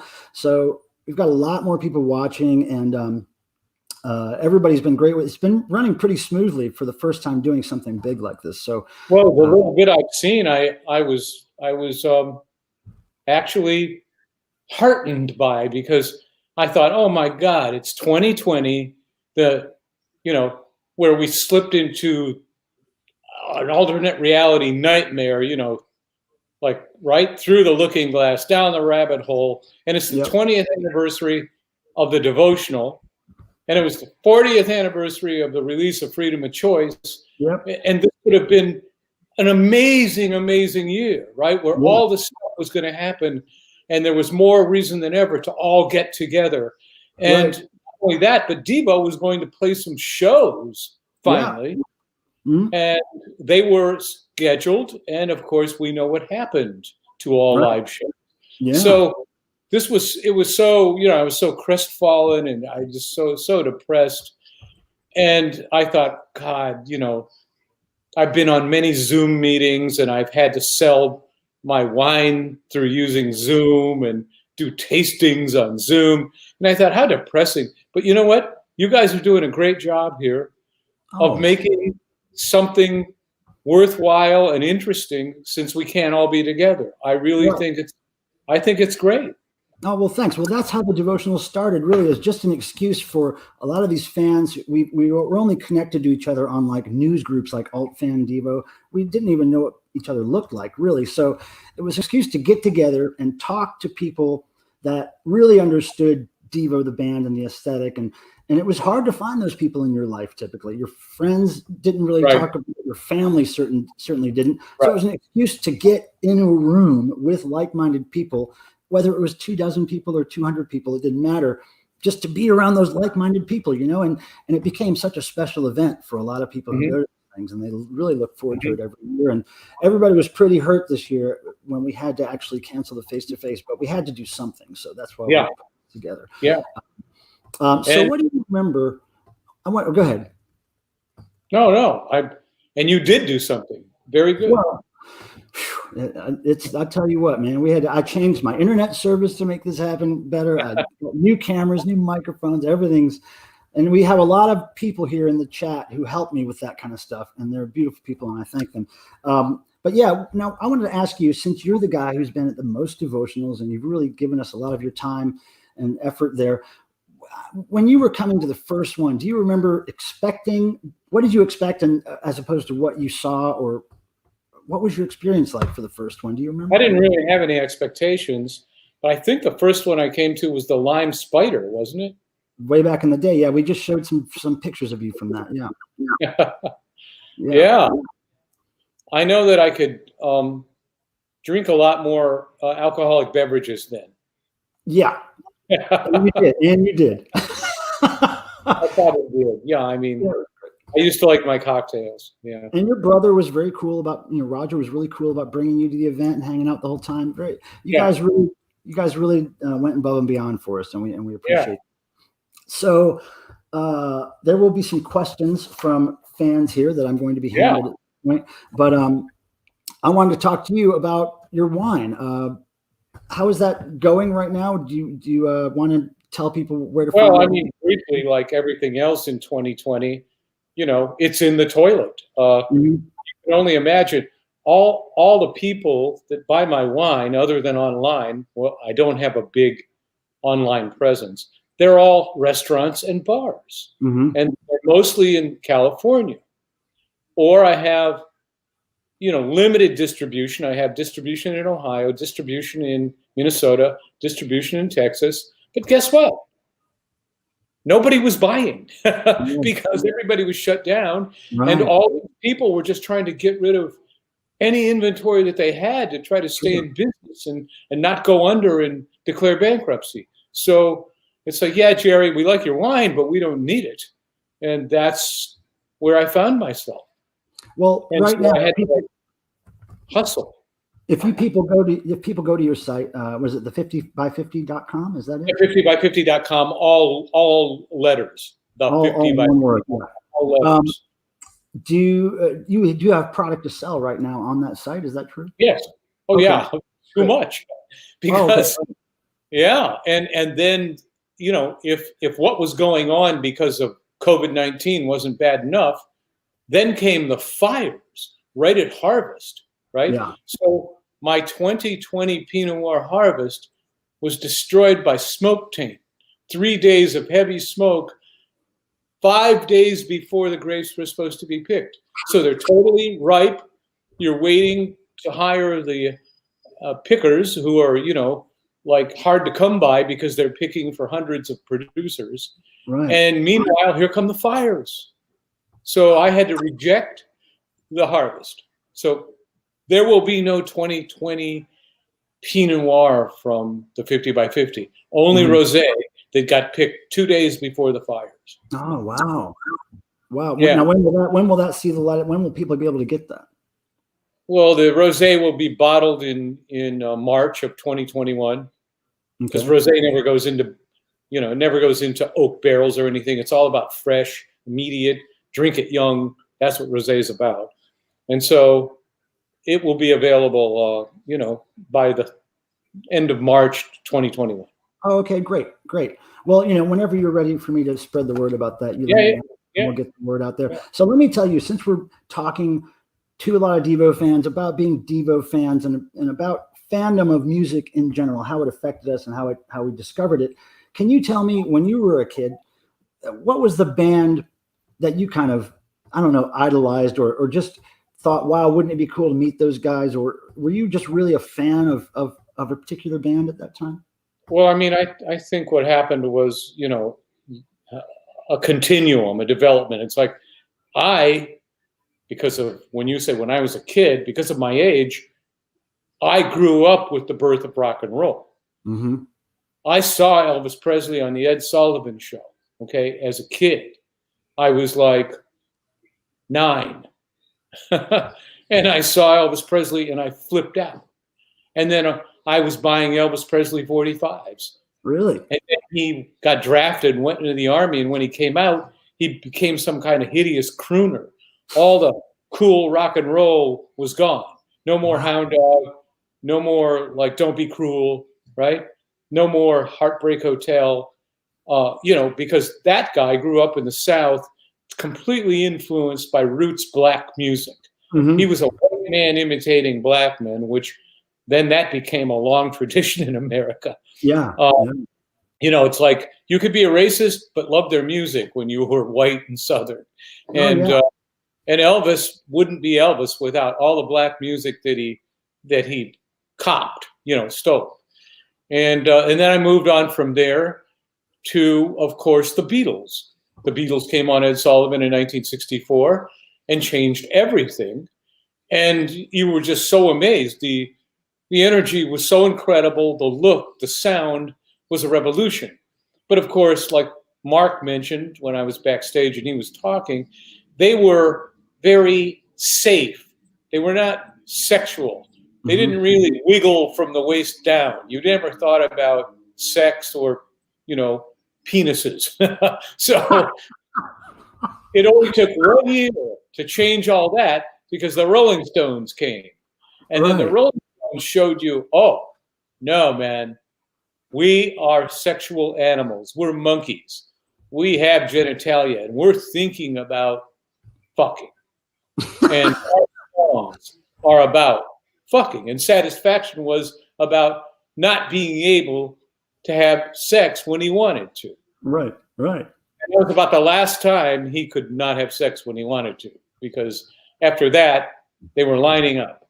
Yeah. So the Rolling Stones changed my life really forever because I gravitated towards music that was, quote, both intellectual and sexual.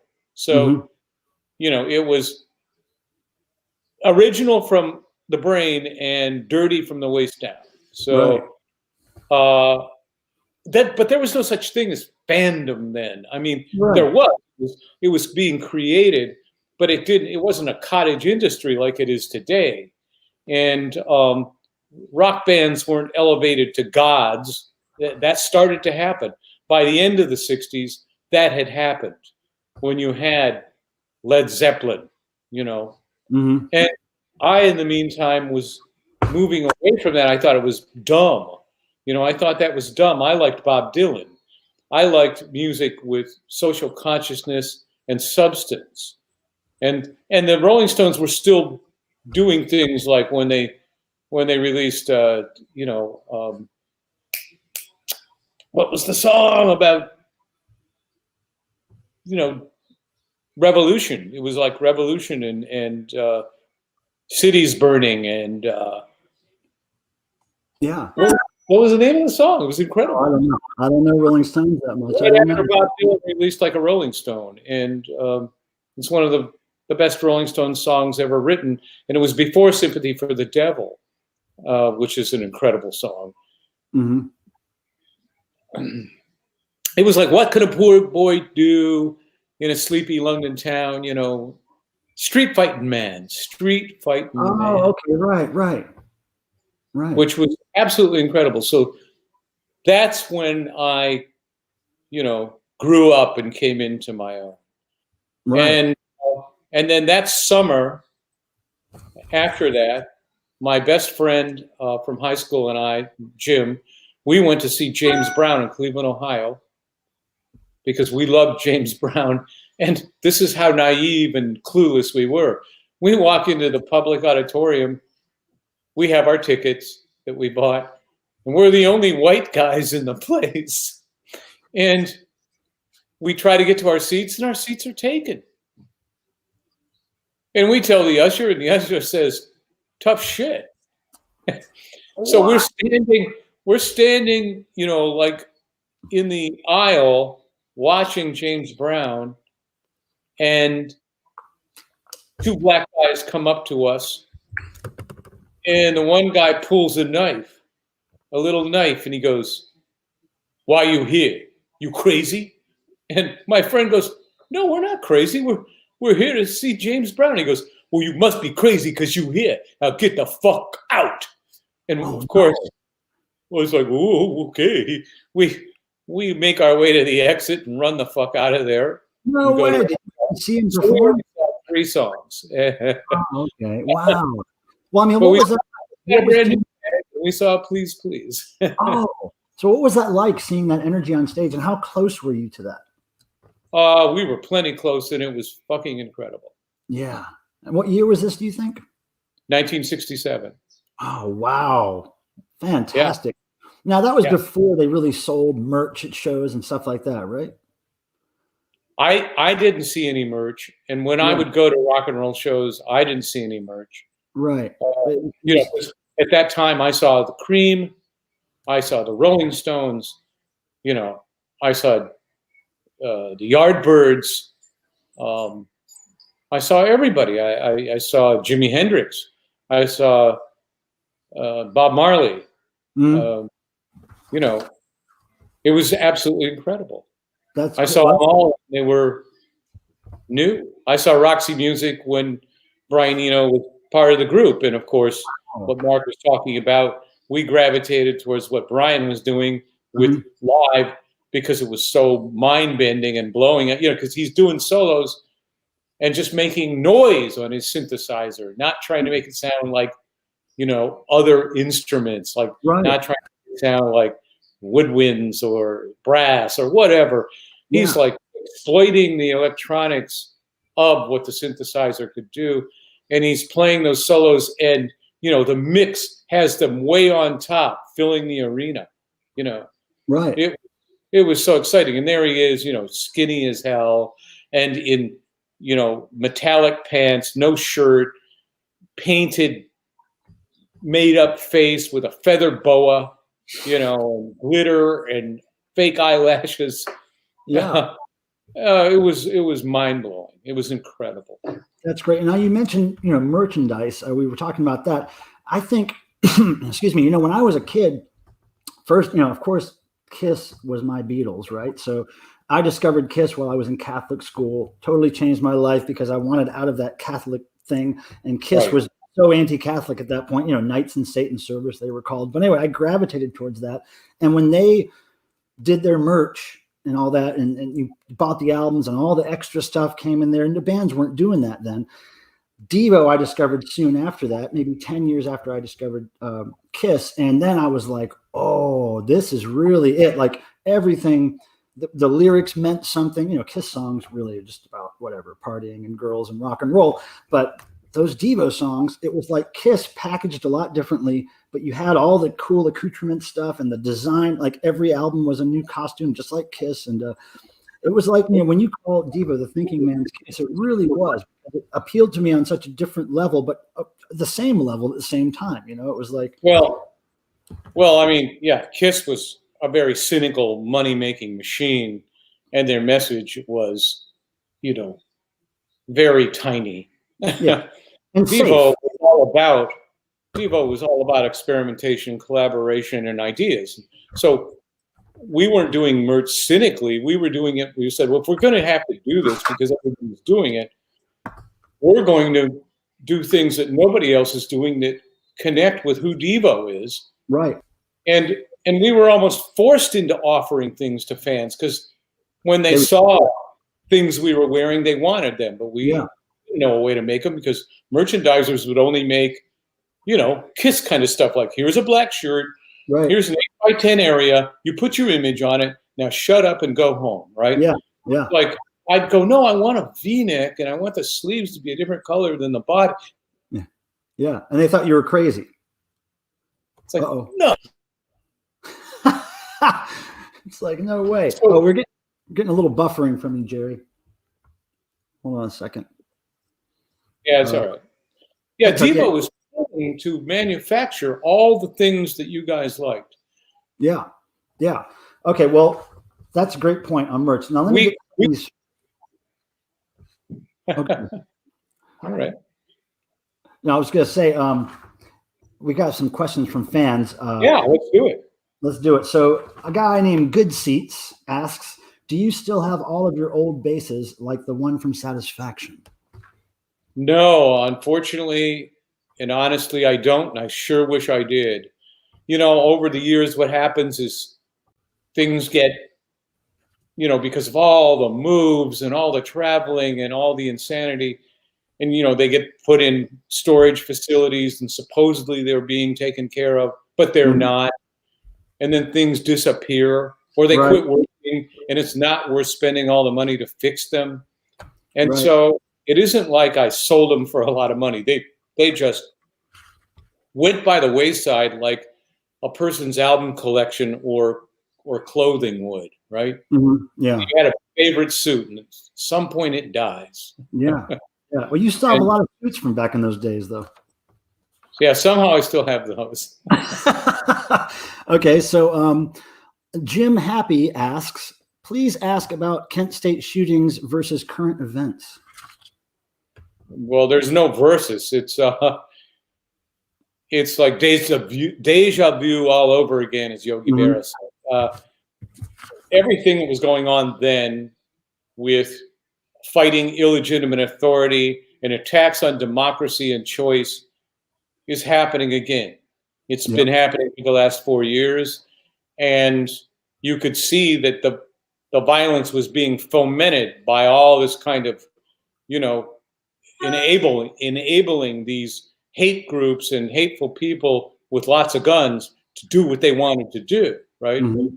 And to question and undermine the idea of democracy, which was tolerance and choice. See, it's about liberty. It's like, okay, you want to have 12 babies. I'm not going to stop you from doing that. Please do. But don't tell me that I can't have my wife get rid of hers, because she doesn't want to have a baby. Right. So But now we have people that are so strident and so nasty and, and so convinced that they are right, that they want to take away other people's choices. Mm-hmm. And, DEVO's always been against that kind of stupidity and always been against that kind of tyranny. Yeah. And, the Kent State killings were just the culmination of stuff Nixon was doing. And when he expanded the war into Cambodia without an act of Congress, he was screwing with the three walls of government, the three branches that are supposed to be co-equal in power. And ever since Nixon, presidents have fought against the co-equal power and been amassing more executive power to render the judiciary a political tool and render Congress a servant to them. Mm-hmm. And this is a terrible thing, because you should respect democracy and like the fact that the experiment has lasted since 1776. But Right. they're trying constantly to kill it. And Nixon was trying to kill it. And he was acting in an authoritarian, autocratic way. And our protest was about him doing that without an act of Congress. And what did they do? Send in the National Guard and shot, wounded, and killed us. Mm-hmm. So I would not be surprised if things like that happened again. In fact, I am surprised that it didn't already happen again, because we're there again. Mm-hmm. We're right back where we were, in the same hole. And you know what? It's, fighting for democracy is an eternal fight. You can never rest. You always have to be vigilant, because you're always going to scratch your way back to square one just to get where you were. Because there's people every day trying to nip it in the bud and get you. Mm-hmm. So that's it. Okay. All right. So we'll move on to this one. Now, this is from Darren Schwingle. He and his family really help support this channel a lot, and they're great people. What's the deal with playing a right-handed bass upside down without flipping the strings? Yeah. Well, because there were no left-handed instruments to be found at all. And there was no left-hander I could talk to that played music that I knew. So I was learning, like many, you put your record on and you play it. And I had a book, a Bob Dylan songbook, and we had chord positions. So I learned to play chords upside down. Wow. And I decided I loved the bass. So I got a bass, and I just played bass lines that I loved from records I loved, and didn't realize what I was doing, really. I mean, I played them upside down, but it didn't make any difference. As a matter of fact, while certain things were harder, certain other things were easier. So I probably ended up, when I started creating original music, I probably ended up using the fact that I played bass upside down to do something that didn't sound like most bass players. It sounded less formulaic and more original, because it was just by virtue of my limitations. So that's the deal. By the time I found out how you were supposed to play and to switch the strings, it was too late. It felt ridiculous. It felt impossible. Well, the good thing was that if you ever showed up in an event and your bass is crapped out or got stolen, you could just borrow a right-hander's and play it without flipping the string.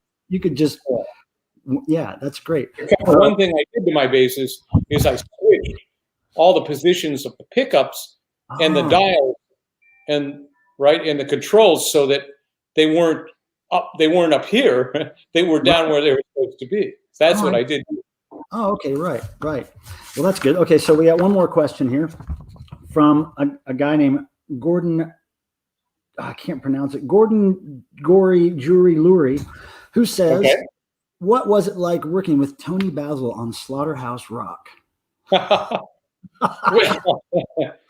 Slaughterhouse Rock was such a terrible movie, but we loved Tony, and we had a long history with Tony.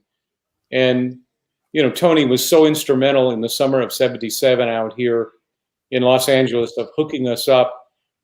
I started a relationship with her in the summer of '77, and she hooked me up with Marshall Burrell at Whiskey A Go-Go and various other promoters, so that I could keep getting us gigs and keep us from having to go home. And then she hooked us up through her friends, Iggy Pop and Dean Mhm. Stockwell, hooked us up with Neil Young. And Neil Young became the big hookup when he wanted us in his movie, The Human Highway. Right. And that all happened because of Tony, really. I mean, she was the linchpin of the whole thing.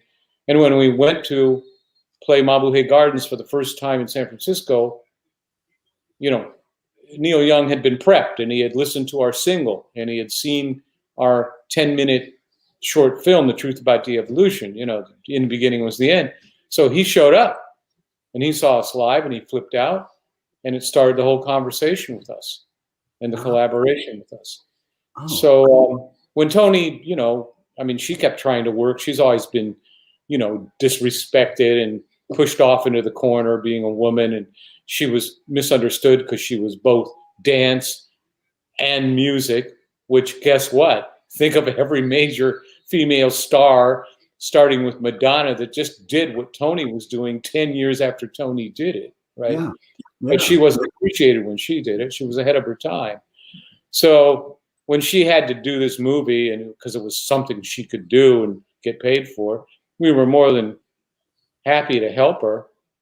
And, we knew we were doing schlock, but that's what it called for. Yeah. And we didn't care because we were working with Tony. Well, I bet you people don't know, a lot of people don't know that on her first album with the hit Mickey on it, she also covers 2 or 3 weird Devo songs. Yes, which we recorded, which DEVO recorded for her. Yeah. How did it come about? Did she ask you, hey, can I do these songs? Or what was that? Yeah, and we were happy to help her. Yeah. Those were raw, 2 of those at least were raw old songs, the Space Girl Blues. And how did she must have heard those through you guys, demo tapes or something? She did. Yeah, she heard all our demo tapes because of me. That's great. No, it sounds good. She did a great job. And Spaz Attack, who was in DEVO videos, he was in her band, right? Or at least in her videos.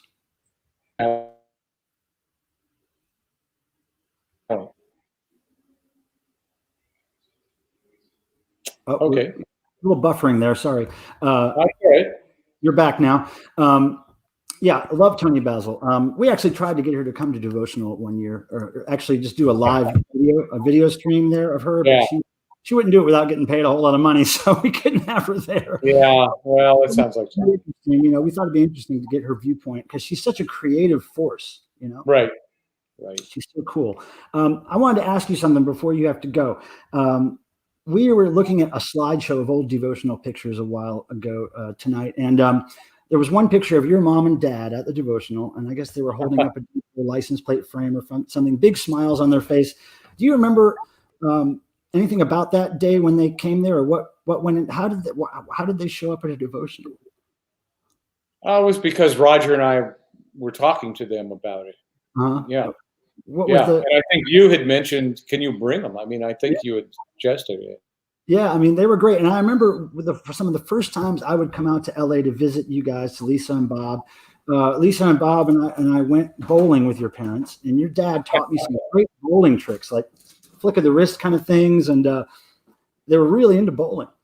Oh, yeah. Well, my dad was, he could have been a professional bowler. I mean, he was in a bowling league, and he bowled maybe 2 or 3 times a week, and he had a very high average. He would normally break 200 on an average night in any game. Mm-hmm. He taught me how to bowl. I can still bowl well. Bowling is an Ohio thing, man. Like pool. Mm-hmm. Yeah. And polka. Yeah. And pinball games. Oh, yeah. Yeah. Yeah, for sure. Well, we were talking to Mark about his parents, about how supportive they were about what you guys were doing. Your parents were the same way, weren't they? No, I mean, not really. I mean, they started to come around as soon as DEVO was gaining success. I mean, okay. My dad was blue collar and conservative, and my mom was beaten down by the Catholic Church, so they considered what we were doing very, embarrassing and maybe unholy. And then suddenly, when it became so acceptable, and they could see that it was mainstream and people were liking it, they were like, oh yeah, my sons, look what they're doing. That's Okay, we have one last question that was thrown at me here. Fabio asks, which Devo song, if there is one, did you always want to sing, but you couldn't because of the complexity of the bass? Was there anything like that? Yeah, there probably was. Yeah. Because luckily, it wasn't Beautiful World, because that's my favorite Devo song, and I can certainly play the bass and sing it. But yeah, I think there was something that the bass was so counterpointed to the vocal. Even though I wrote the lyrics, I couldn't sing it and play the bass at the same time. And I'm trying to remember what that was. It was a later Devo song, like 19 or after or something. In the beginning, so many of our songs were written as we all were in a rehearsal space together, playing live together, making it up as we went, right? So the parts we were playing were organically and naturally like synced with the vocals. So because you were doing them together, and that's what's wonderful about early Devo, right? But I'm sorry that I'm hemming and hawing about what it was. It could have been like on Oh No, It's Devo. And that's when you were playing a lot of keys. Well, you know, Peekaboo, which I wrote the lyrics for, and the bass line's insanely complicated. You know, and you have to play it on a keyboard. You can't play that on a bass guitar. Right. And just the things you have to do with your fingers and then try to sing. I couldn't do that. Yeah. Okay. That's a good answer. I never thought that's a good question. I never thought to ask you guys. Yeah. Yeah. There's a number of those. Well, I'll let you get back on with your weekend. I know your time is valuable, but we love that you came in here and gave us a bit of your time and your feedback and your stories. And everybody appreciates some more questions. I got about 3 more minutes before I have to worry about going. Oh, okay. Well, let me ask you then.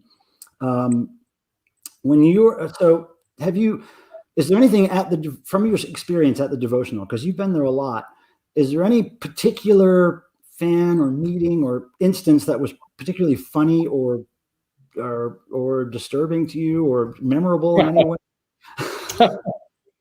Why? You know, not really. Not really. And I love, by the way, the guy that did the facsimile of the costume, the new traditionalist costume. I've seen him in devotionals, right? I've seen him. He's here with us today, and he's helping us. Yeah, the guy tonight modeled it. Yep, his name is Jason from Texas. Yeah, I really appreciate him. He did a good job. I loved that facsimile that he was wearing. It's very good. We'll show him to you right now. We'll just bring him on for a second to say hi. This is Jason. Yeah, I like what he does. Yeah. Smooth noodle maps. Here you go. There you go. Hey, Terry. Yeah. Okay. Total Devo. Yeah. Yeah. Well, that's smooth noodle maps, I think, right there, isn't it? Yeah. Very good. Yeah. Yeah. I appreciate what you do and all the effort that takes. That's very impressive. He brought 20 costumes. He brought 20 costumes with him from Texas this weekend. Oh, excellent. Excellent. Yeah. Yeah. So, wish we could have been all in one room, you know? Yeah. You want to ask Jerry something, Jason, while you're here? I don't really have a question. I just want to tell Terry how much I appreciate his music and how much Devo really changed my life and how much it really opened my mind to look outside the box. I've been into you guys since I was about 10 years old, and y'all are just awesome. And I call you all the time. So wish we could have had a fashion show live with the stuff you create. Thank you. You know, I worked hard on those costumes, I got to tell you. So it heartens me to see them again. It brings back all the memories of trying to get them made, you know? Yeah. Yeah. And Jason makes a lot of these with his own hands. And if he can't find exactly. Oh, you have to, right? He'll find things at thrift stores and modify them and customize them. And it's crazy how much. The hardest one was the Freedom of Choice Naga hide suit and the body reflective suit. Oh, there's something for everybody. Yeah. Hard. Yeah, that material was from a big fabric shop that sold commercial materials for bar stools and restaurant booths and things like that. So that naga hide was for, believe it or not, for 50s bar stools. I had to go through so much material making that thing. We couldn't wear it for more than 10 minutes. We were like, it made the yellow suit seem like a summer outfit. But it was sure great for pictures. Yeah, yeah. And that's one of the things Lisa Casali gave me when I first met her. When I first drove up to the Casali's house back in '93 or whenever it was, she ran down the driveway with one of those suits and said, "Here, you can have it. I found it in the basement." Are you kidding? Yeah, no, I'm not kidding. And you still have it? Yeah, it's been in museums. It's Okay. nice archived. Oh man, it's mine stuck. disintegrated. I don't have mine. It disintegrated. Yeah, I think it's one of the greatest. Well, and I'll tell you, all we did is I ripped off the exact style of the jacket from this album cover from like 1957, some black R&B group, and it was found it in a junk store. And it was a color photograph, and they had on, like gold lame, which was the thing then. Gold lame suits, but that style, that collar with the one snap is what they were wearing. And I went, okay, we're doing this. We're doing this. And we're going to make it painful for ourselves. Oh, man. Yeah. Out of barstool material. Yeah. Yeah. Well, thanks, Jason, for popping in. We'll get to raffles soon. Right. Thanks. Cool. Yeah. So we totally appreciate your time, and thanks for taking us on a little journey through your brain here, and remembering some things that maybe you didn't think about for a while. And maybe next year, 2020, the land o' plenty of shit. I hear Devo lyrics coming out of you right now. Yeah. Well, look, keep me posted on your wine. Okay. And by the way, Richard Branson, he did give us the butt of the duck. Let me tell you. He fucked DEVO, and he gave us the butt of the duck, and he shoved that duck shit down our throats. So we're never seeing a piece of any island, folks. You need to work on that song, Butt of the Duck. I mean, that's... he ripped us off big time. Well, we'll end on that positive note. And I wasn't there when he was making promises. He took Mark to lunch and made those promises while I was waiting on his boat. He had in the section of London that was like canals. I forget the name of it. Everybody knows this. It's famous. And he had a houseboat. And I had to stay there because there were no cell phones. And I was waiting for calls from guess where? Warner Brother Records. Oh, right.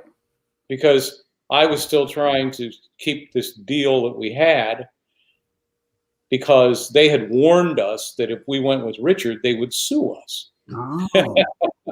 So. Wow. Amazing, the stuff that happened back in those days in the music industry. Yeah. That would never happen today. Oh, yeah, right. Well, worse things. Yeah, totally. Well, thank you again, Jerry. We love you, and we appreciate your support of our little devotional over the years. Yeah. All right. Yep. So, salute everybody. Thank you. Yeah. You take care now. Anniversary, virtual, better than nothing. Yeah. Thank you again, man. All right. All right. See you, Jerry. Awesome. All right. So fantastic, huh? Wasn't that cool? All right. So now we are looking at some people in the backstage. We've got a couple of guests, but we're going to go ahead and give away some more stuff. And here we go with our friend Jason and Nick again. Hold on a second, guys. Let me make you solo layout. Boom. All right. Well, he kind of already described what this one is, so we're just going to jump right into the raffle. And as Jerry had pointed out in past devotionals, he felt sometimes that the studio versions of their music was, as he said it, deballed. So this next round is going to be for a couple of live albums. First, a Record Store Day from 1980 on blue vinyl. There you go. Michael Kurzonik, Okay. Chronic. Can't read the writing. We already had Michael once. Korzanak. Okay, so he wins again. Michael Korzanak, you're scoring big time. All right, so then we're going to don't pick his name again. All right, so now this is 1981. So we're doing two years back to back. James Marquette. James Mark Hort, I think. Mark Hort. All right, that's where. All right, James. So you got 1981, and Michael, you've got 1980. Thank you, Michael. Back to you. All right. Awesome. All right. So we're just going bam, bam, bam, bam, bam on this thing. And we're going to the next guest right now. We're so happy that all these people have agreed to give us their time tonight. And this guy we're getting ready to introduce you is a good friend of mine, and I love him. And we're going to get him in here right now. The only, the one, DJ. Hey, what's up? I can't hear you. You can't? No, you can't hear me. Hold on now. Well, we can figure this out. Why would you be able to hear me? What should I do? I'm not sure. You can't hear me, huh? Okay. Hold on. Why don't you try to go out and then click the link again to come back in? See if that helps. Or go to your cam mic settings, maybe. Oh, you can't hear me. I'm talking to him like he can hear me. Hold on a second. Camera's turned on.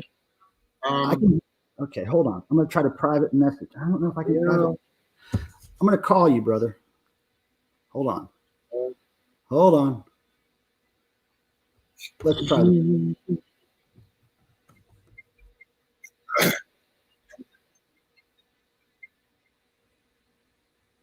Hey, man. Hi, Mike. Hey. Okay, so check this out. Can you hear me? I can hear you. Okay, so go to the mic settings and see if you can dick around with the mic settings and okay, so the speaker settings or something. Camera, then I go to audio. Then it just says default, internal microphone built in, or internal microphone built in. There's no one thing. Speaker settings, huh? There's a speaker setting, and it just says internal speakers built in. But I can test it. I'll test it. Okay, well, here's what we'll do. Everybody in the chat, if somebody could tell me if this is completely irritating with delayed audio, or if we could get through this with this kind of phone call audio. Some friends are texting me saying they can hear me, but I just can't hear you. So yeah, we can hear you fine. Everyone's good there. You just can't hear me. So I'm trying to solve that problem here. Do you have me on speakerphone right now? I do. Okay, well, if you take me off speakerphone and put me up to your ear, then it might not delay in your microphone. There. Now that probably sounds better. Yeah, that's great. Now people can't hear me, but they can hear you. All righty. We can do it this way. We can get through this. Okay. Cool. So DJ Lance Rock, the reason I have you here, not only you're a great friend of mine and I love you to death, but you're a musical wizard, basically. You know a lot about music and you're a DEVO fan. And a lot of us here are DEVO fans, as you can expect. And we all have stories about how we discovered the band and what really drew us into them. Can you give us a little insight to how you first heard of them and what drew you in? Oh, my story. Yes. Okay. I was living in Leavenworth, Kansas at the time. And I lived in Kansas for about 5 or 6 years in the 70s.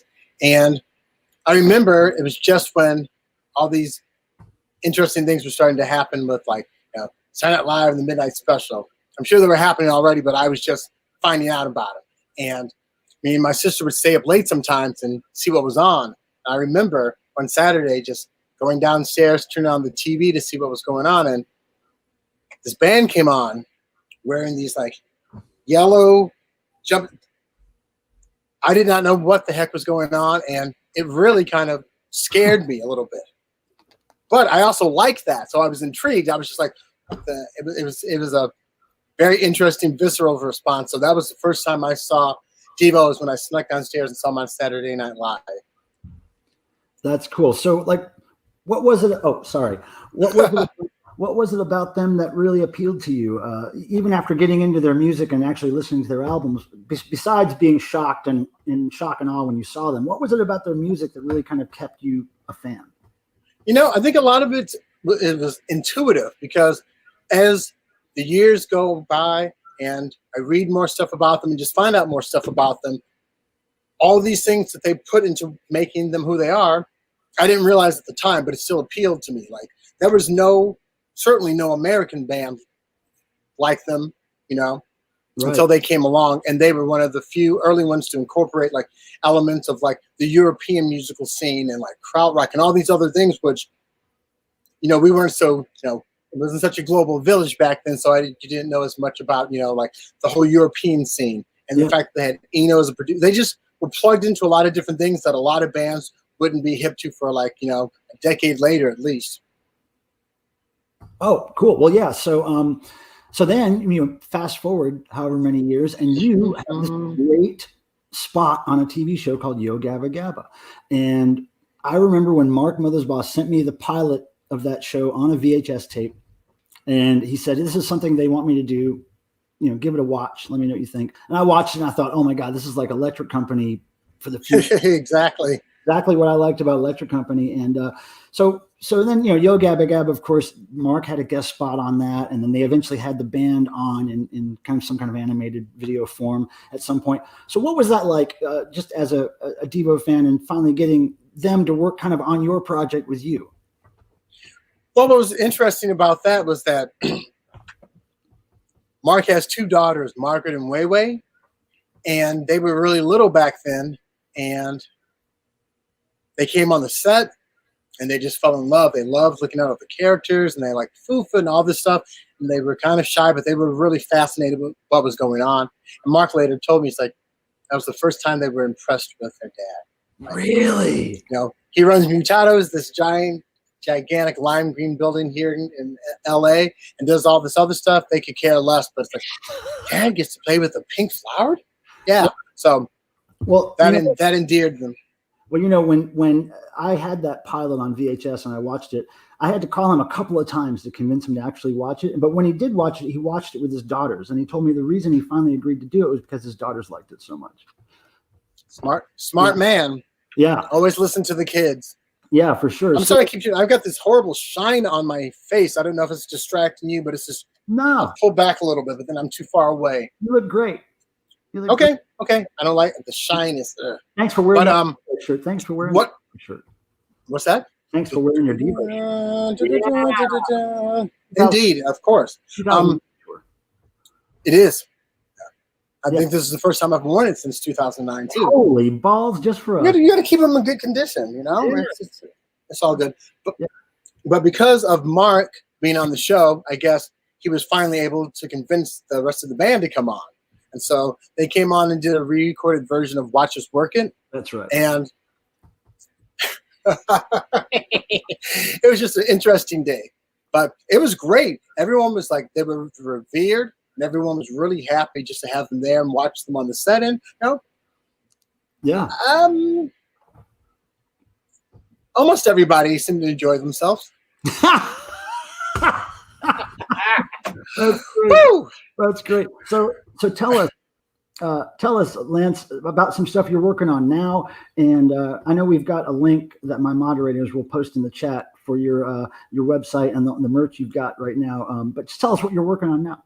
Okay. Before I do that, I just want to finish with this. This is what was funny about that story. So we were there, and everyone was like, "Wow, this is a cool place." And Jerry was just like,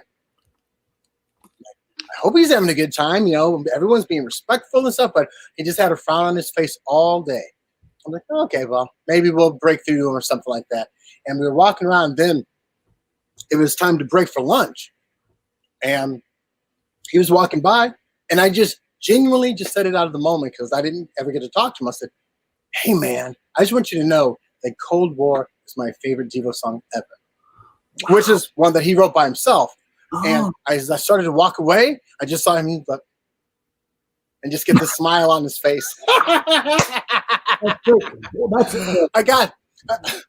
Cold War is a killer song to pull out. I mean, nobody ever says that's their favorite song. That's great.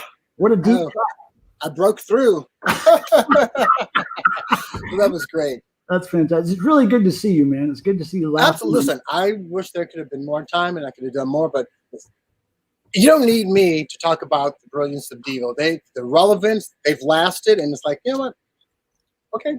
So they're not Coldplay. That's probably a good thing. You know what I mean? Like people who get into them are into them for a reason.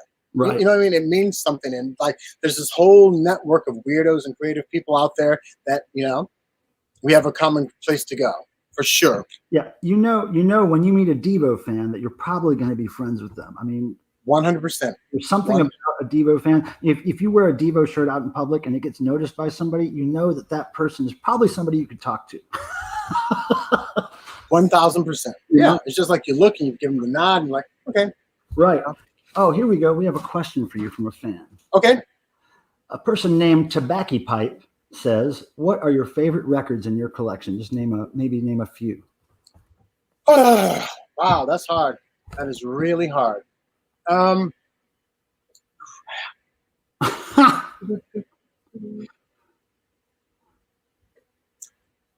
You would think I could grab something really quick. I like 154 by Wire quite a bit. Oh yeah. Come Visit the Big Bigot by Severed Heads, but that shouldn't be a surprise to you. Yeah. Gosh, it's hard to pick.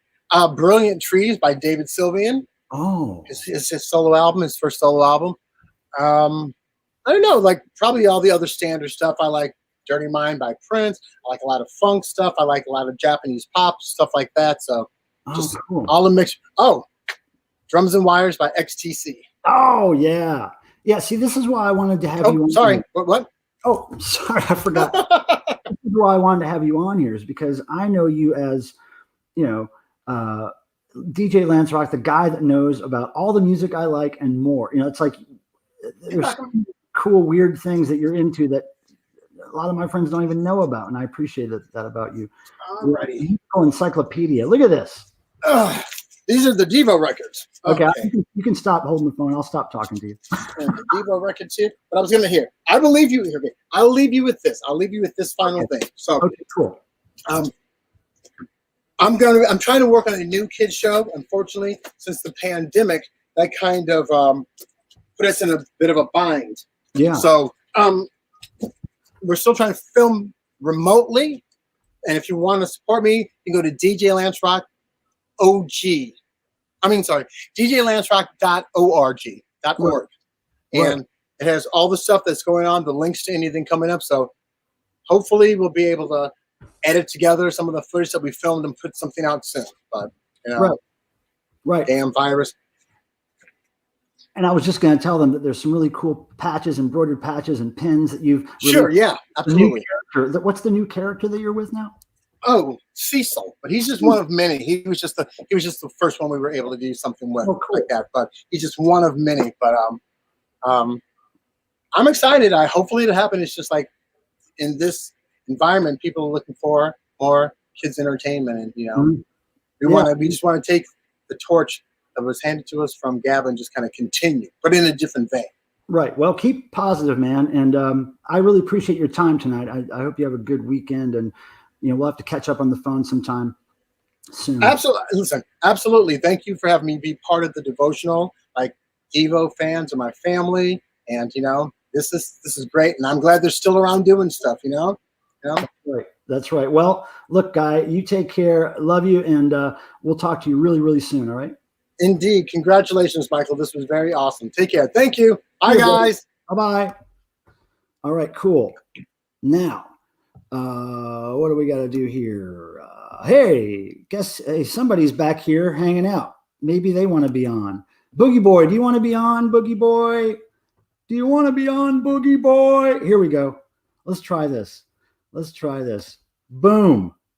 Who's back in town here? Oh, because you got your microphone muted, Mark. You got your microphone. Hello. Muted. Hi. How are you? It's Boogie. What are you doing? Going to sleep? No, I'm getting ready to go out to dinner, but just going out and gotta shoot it, skin it, eat it. But But it was. Well, that's cool. Yes. I didn't know how to get back on to the site, so I just had to hang out in the green room here and listen to that. And it was so good to hear DJ Lance. That was so great. Yeah, he's a great guy, and trying to help him spread the word about his new little products and stuff that he's got out. And I just like him so much. He knows so much about all kinds of music. So yeah, he does. He really does. He's a great yeah, guy. You did a good job, Mike. You did a very good job tonight. Thanks. I appreciate it. It was a little hectic and nerve-wracking getting set up for it, but tonight went pretty smoothly. Well, you should have this as a regular show. We should figure out a way that should we. Well, are there enough Devo fans we could do that yet? Yeah, we could. Why not? You were telling me recently that you were kind of being approached for doing some animation shows or whatever.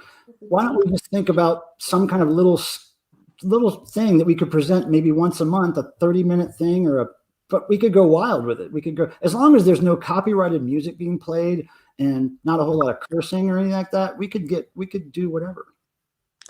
Well, we could get if we can dig up. I think you got to dig up those mutated Devo songs again, and we could share those with people because that was a good body of work there. If you can find your copies of those and pick out a few favorites, maybe we'll be able to do that. Okay. Yeah. All right. For sure. Hey, man. I like the idea of what if we spun only Devo covers. I think maybe copyright claims would still come in, maybe if the song sounds enough like the original, but I don't quite understand how copyright strikes work on YouTube, but I think for most of it, I think at this point now, Devo has control over a lot of that stuff now, finally. Oh, okay. Well, it doesn't mean I won't get copyright strikes. Even if I'm interviewing you and playing your music, they'll still strike me for copyright sometimes. But I like the idea of doing something creative with you in a format that we can control and then just present either as a live thing or a video or whatever. But I would be interested in working on stuff. Maybe Silica Gel could do some music for it. Yeah, Silica Gel. Wow, they should do an album of Devo covers. I'd buy that. We're not talented enough for that. We can only make noise. Well, that might even be the best version still. You would distill it to its most perfect form. That's right. We could. Maybe that's what we should do. But yeah, I do. You gave me a little Korg tiny mini synthesizer years ago, and I use that all the time on my streams. And we are using that in Silica Gel music that we're working on. So, that's pretty cool. Appreciate the gift. But yeah, we're gonna. Do you want to be here while we give away some stuff on the raffle? I didn't think you were gonna do this. Pull me back in, so I'm gonna take off now. But okay. I like all the raffle stuff. Everything I saw in the raffle, I'm like, I want one of those. Yeah, Nick really focuses on finding those things throughout the year for our devotionals and buying them, and so he can pass them on to people who really love them. So that's a good thing. But yeah, you have fun, man, and it's really good to see you. Look at that. Oh yeah. I need a postcard. I haven't gotten a postcard from you in years, You know what I do every day. Well, it's good to see you, man. Yeah, same. Thanks for participating. Yeah. This was very amazing. A little bit of positivity in our weekend, Hell yeah! It's been a couple brutal years here, so this is what a nice treat. We're going to get the butt of that duck one day. Yeah. Wouldn't that be nice?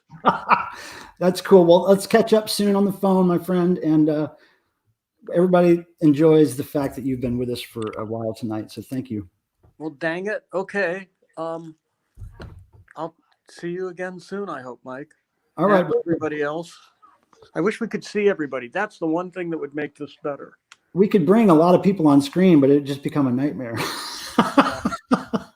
Yeah, I know how that is. The technology isn't there yet, but But thanks, man. You really made this a sweet night. So thank you, brother. Okay. We'll see Bye, you. everybody. Bye-bye. Bye, y'all. All right, cool. So I think we have some more giveaways to do. I know it's after 10. We're going to run a little late here, but I believe we have some more raffles to do, but I'm not seeing. Are they ready? Are they ready for the raffles, everybody? Can you let me know? Okay, cool. We're ready. Here we go, guys. More gifts coming at you. And we still have a little bit more of the slideshow to show you. So here we go. Boom. And we're going to make you guys solo layout. Here we go. All right, this is a custom-made something for everybody, reflective suit. I made this, and it's really hot, and I want to get out of it quick. So I don't know how they performed in this. All right, so let me bring the ball over to you. I don't have my wait, glasses on. before we know what they're doing here. All right, so we're going for, this is I guess the 1984 edition of the DEVOVision, the men who make the music. And that's what we're fighting for right now. Up on VHS. There we go. Okay, go ahead. Give me a name. Who's the lucky person here? Okay, this is William Martin. William Martin. All right. William Martin, you scored the men who make music. The men who make the music. Now, I didn't take this out of the box, but what this is the brand new, like just shipping right now, book that is the paperback version of the book that they released before, the two coffee table edition. It was bound into a single binder. So this is the brand new paperback version that Rocket 88 has released that they were talking about earlier tonight. Frog Gilmore. Frog Gilmore. Okay, Frog Gilmore, that is all yours. Michael, you can go back to some slides and we'll see if we can hurry up and get him out of this and then get him into something a little more comfortable for our next edition. How many prizes do we have to go, you guys? We've got 2. Oh, okay, great. All right, so we'll let us know when you're ready again. Cool. All right, so we're going to go back to our little slideshow in a second here. Let me see here if we could do this correctly. Share screen. Boom. Boom. Boom. All right, let's see if that works. All right. Is that on there? Yes, it is. All right, so here we have Jerry Casale at the Akron unveiling of the wall art, the chili dog Mac photo that Janet McCosker took there, and that's him at the event. And we'll see what else is on here. We're about 3/4 of the way through this video, probably about 10 more minutes left of these scrolling photos. And again, they're in chronological order. There's Nick there behind the merch booth. They're in chronological order. And yeah, there's she wrote a book about DEVO. I cannot recall her name. There's Jerry again on stage with some devotees cranking out great stuff. Devotionals are very, very fun, you guys. I got to tell you, every year. There's Josh too, laying down some stuff. There's a bigger crowd than we used to see back in the day there.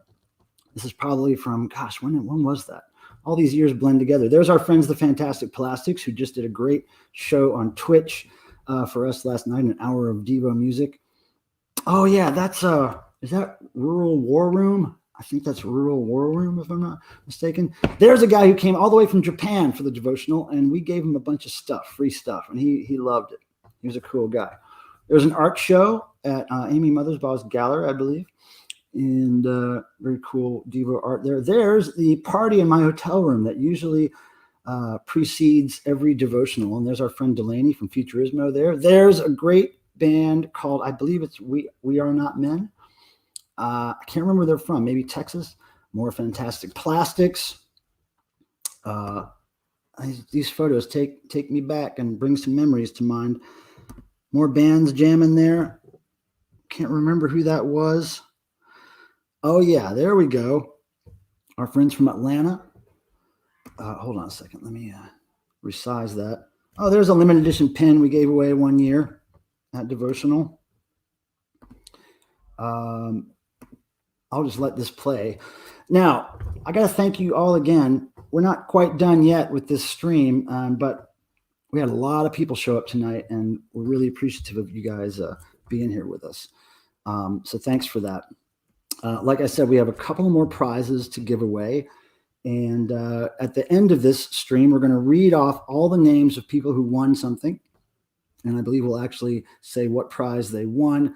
And then everybody will know that if they missed the video stream, they can find the winners of the raffles listed at the end of this stream. And this is my cat, one of my cats. Her name is Miss Cricket. Thanks, Miss Cricket. You're a beautiful girl. So yeah, sorry I haven't been able to look at the chat very much tonight, you guys. Obviously, I've been looking into the eyes of our guests and talking to them. And but yeah, you guys sent in some great questions. Again, I will ask Bob those questions we missed for him, and I will get you answers on those. Oh, thank you, Trudy. Appreciate the super chat there. You guys have been great in the super chat tonight. I've been noticing every now and then good things happening. So thank you. That helps us do what we do here. And don't forget to subscribe and hit the thumbs up and all that stuff that YouTube is known for. How many of you guys actually were in the chat and won some prizes? I wonder how many people were actually here to see that they won something. I hope everybody has been enjoying these guests we had on. I'm so overjoyed that they all showed up and gave us some good answers and some good chatting going on. I've been talking for basically 4 hours straight. It's amazing that I'm not dead or asleep right now, but I've been drinking a lot of water in this last 4 hours. We're almost ready to do the raffle as soon as our friend Jason gets into his next costume. And aren't his costumes amazing, you guys? He puts so much love and effort into making all the details exactly correct. Oh, Sophia. Okay, you didn't win anything, but okay, right. Well, you did win a lot last year, didn't you? Michael, what's the best way to keep informed with what you do? Oh, I'm on Facebook, Instagram, of course, YouTube here. I guess Facebook is the one place I post all the time, everything I do. I use Twitter every now and then. If you go to my YouTube about page, you'll see all the links to all my social media and all that. So yeah, you can just stay in touch with me on one of those platforms. I think Facebook might be the best. Grant Charney, hey, thanks for that question you gave us. That was good. And yeah, thanks for everybody who submitted questions to our guests. Amazing how smooth everything ran tonight. At least from my perspective, things were running pretty smooth over here. And that is amazing. All the stuff that we dealt with getting ready for this, getting new internet, new cameras, new microphones, making everything on this computer work the best it can. It took a lot of people to make this happen. Thank you to all my friends and subscribers. And you know who you are: Peter Graves, Sam Osterling, Cardinal Sin, my friend Tim, all the people here that are helping, Nick and Jason, all of our guests who made this possible. I can tell you right now. Oh yeah, no thanks. Thanks, Joanne, for being here. We love you. Oh, thanks, Steve. Great. Yeah, this is a free stream. We appreciate your super chats and your donations. We had to make sure we did something for this devotional, and I couldn't just let the whole year pass without something really special happening. So I decided to reach out to these people and say, look, we really need some special guests on this to make it really, really special. And like I said, we're not trying to recreate a devotional event.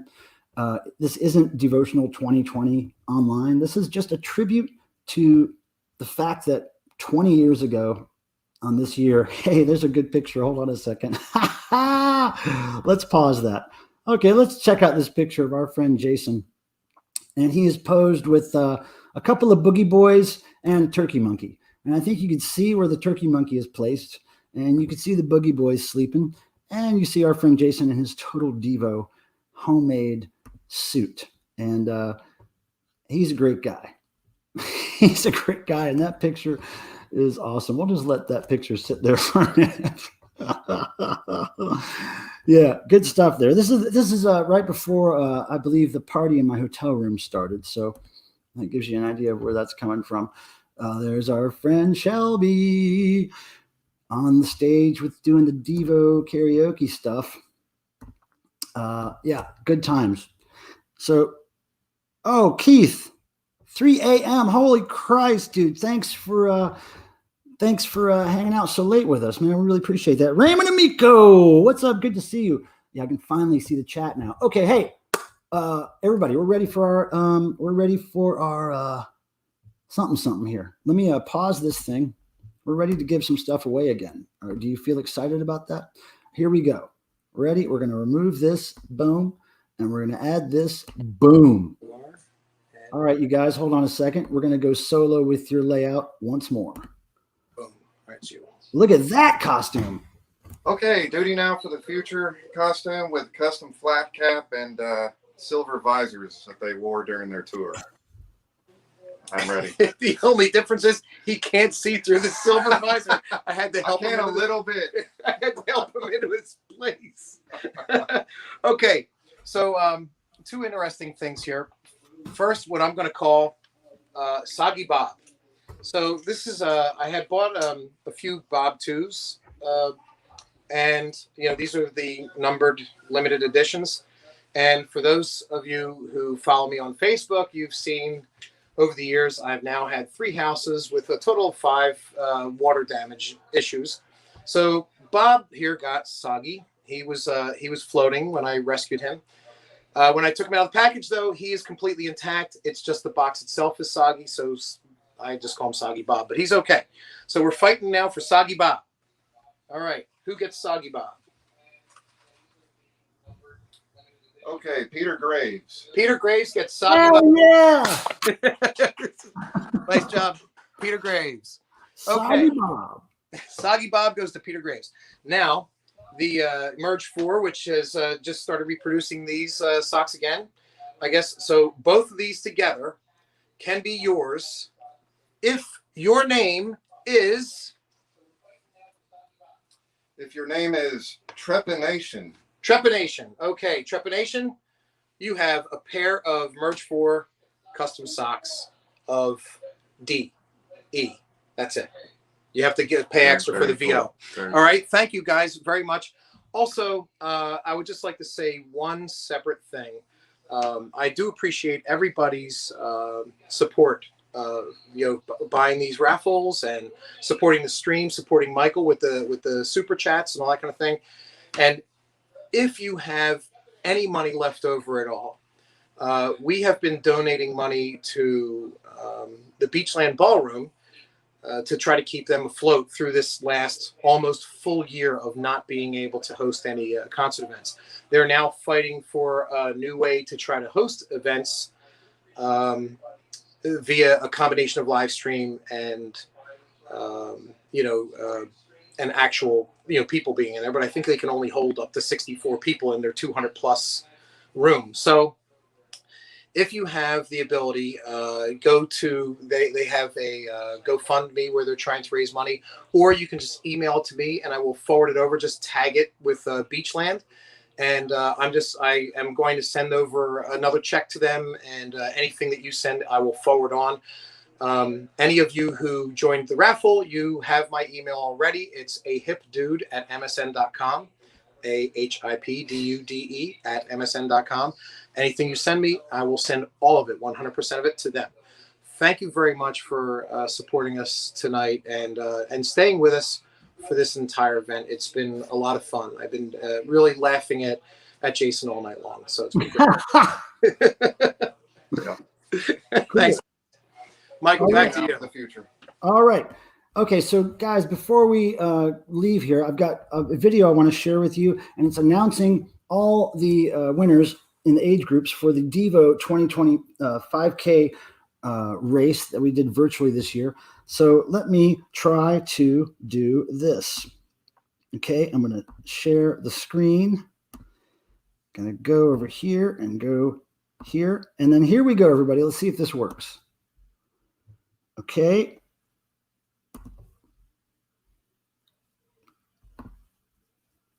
Uh-oh. Hold on.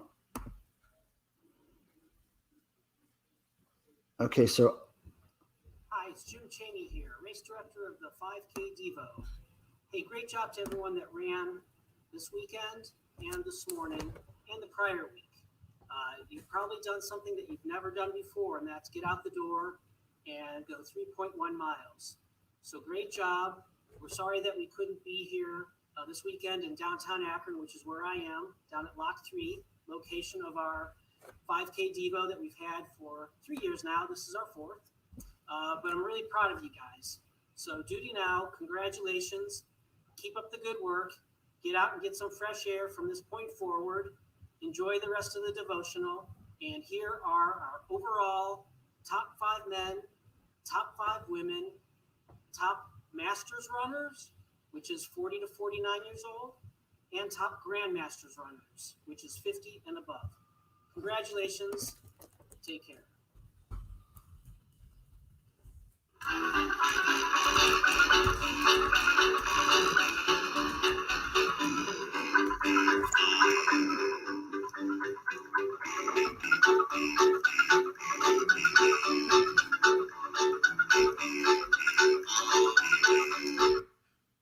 All right. Well, I just muted that because of the music, but there's the results put together by our friend Jim Chaney, who manages that 5K event every year. And yeah, look at that. There's the winners, you guys. Thank you for everybody for participating in that. I think you'll all enjoy your finishers medals that you got and your shirts. And for anybody who didn't receive it yet, you will receive it very soon. We had a little shipping delay with the Veterans Day holiday, but everybody should be getting those soon if you have not received them already. So there we go. That's great. All right. So I think we're actually finished, you guys. I think we got through it with no major problems. We got through the audio problem with DJ Lance Rock by just giving him a call the old-fashioned way. So that was good. I want to tell you all that I'm ready for a drink. I'm going to go take a shot of whiskey. And man, thank you guys for making this. What about the age group awards? Oh, was that not in there? Oh, I thought everything was going to be in there. Well, Sophia and anybody else wondering about age group awards or whatever wasn't presented in that video, just email me. I'll get Jim Chaney to provide me with where those are listed. I think you can go to 5kdevo.com and find all that stuff. But yeah, you guys in the chat and the viewers and all my friends out there, you guys made this so fantastic. I mean, there's constantly questions coming in for our guests. Donations were coming in, and you guys showed us love. So thank you very much. Hopefully we got some new subscribers out there. I stream every Thursday night at 7 p.m. EST, Eastern Standard Time. So if you want to come by, we talk about a lot of stuff. We talk about music, we talk about art, we talk about cats, and collecting a bunch of stuff, which is what I do. Thank you, beautiful mutants. May the rock and roll gods bless you as they have blessed me. I'm so tickled that this all worked out so great. Hey, Tracy, wow, Terry, thank you for that donation. Thank you. You're pretty cool, and we love you guys. And we'll see you next Thursday, and we'll have some more fun. So yeah, let's end it. Okay, everybody, come over here. Let's end it. There we go. There's my friend Tim. He's been moderating today and doing the hard work over here. And yeah, we'll see you guys later. See you later, David O'Roy. Nice to see you. And for anybody we didn't get the questions, I apologize, but we got to really all of them that we could. So take care, everybody.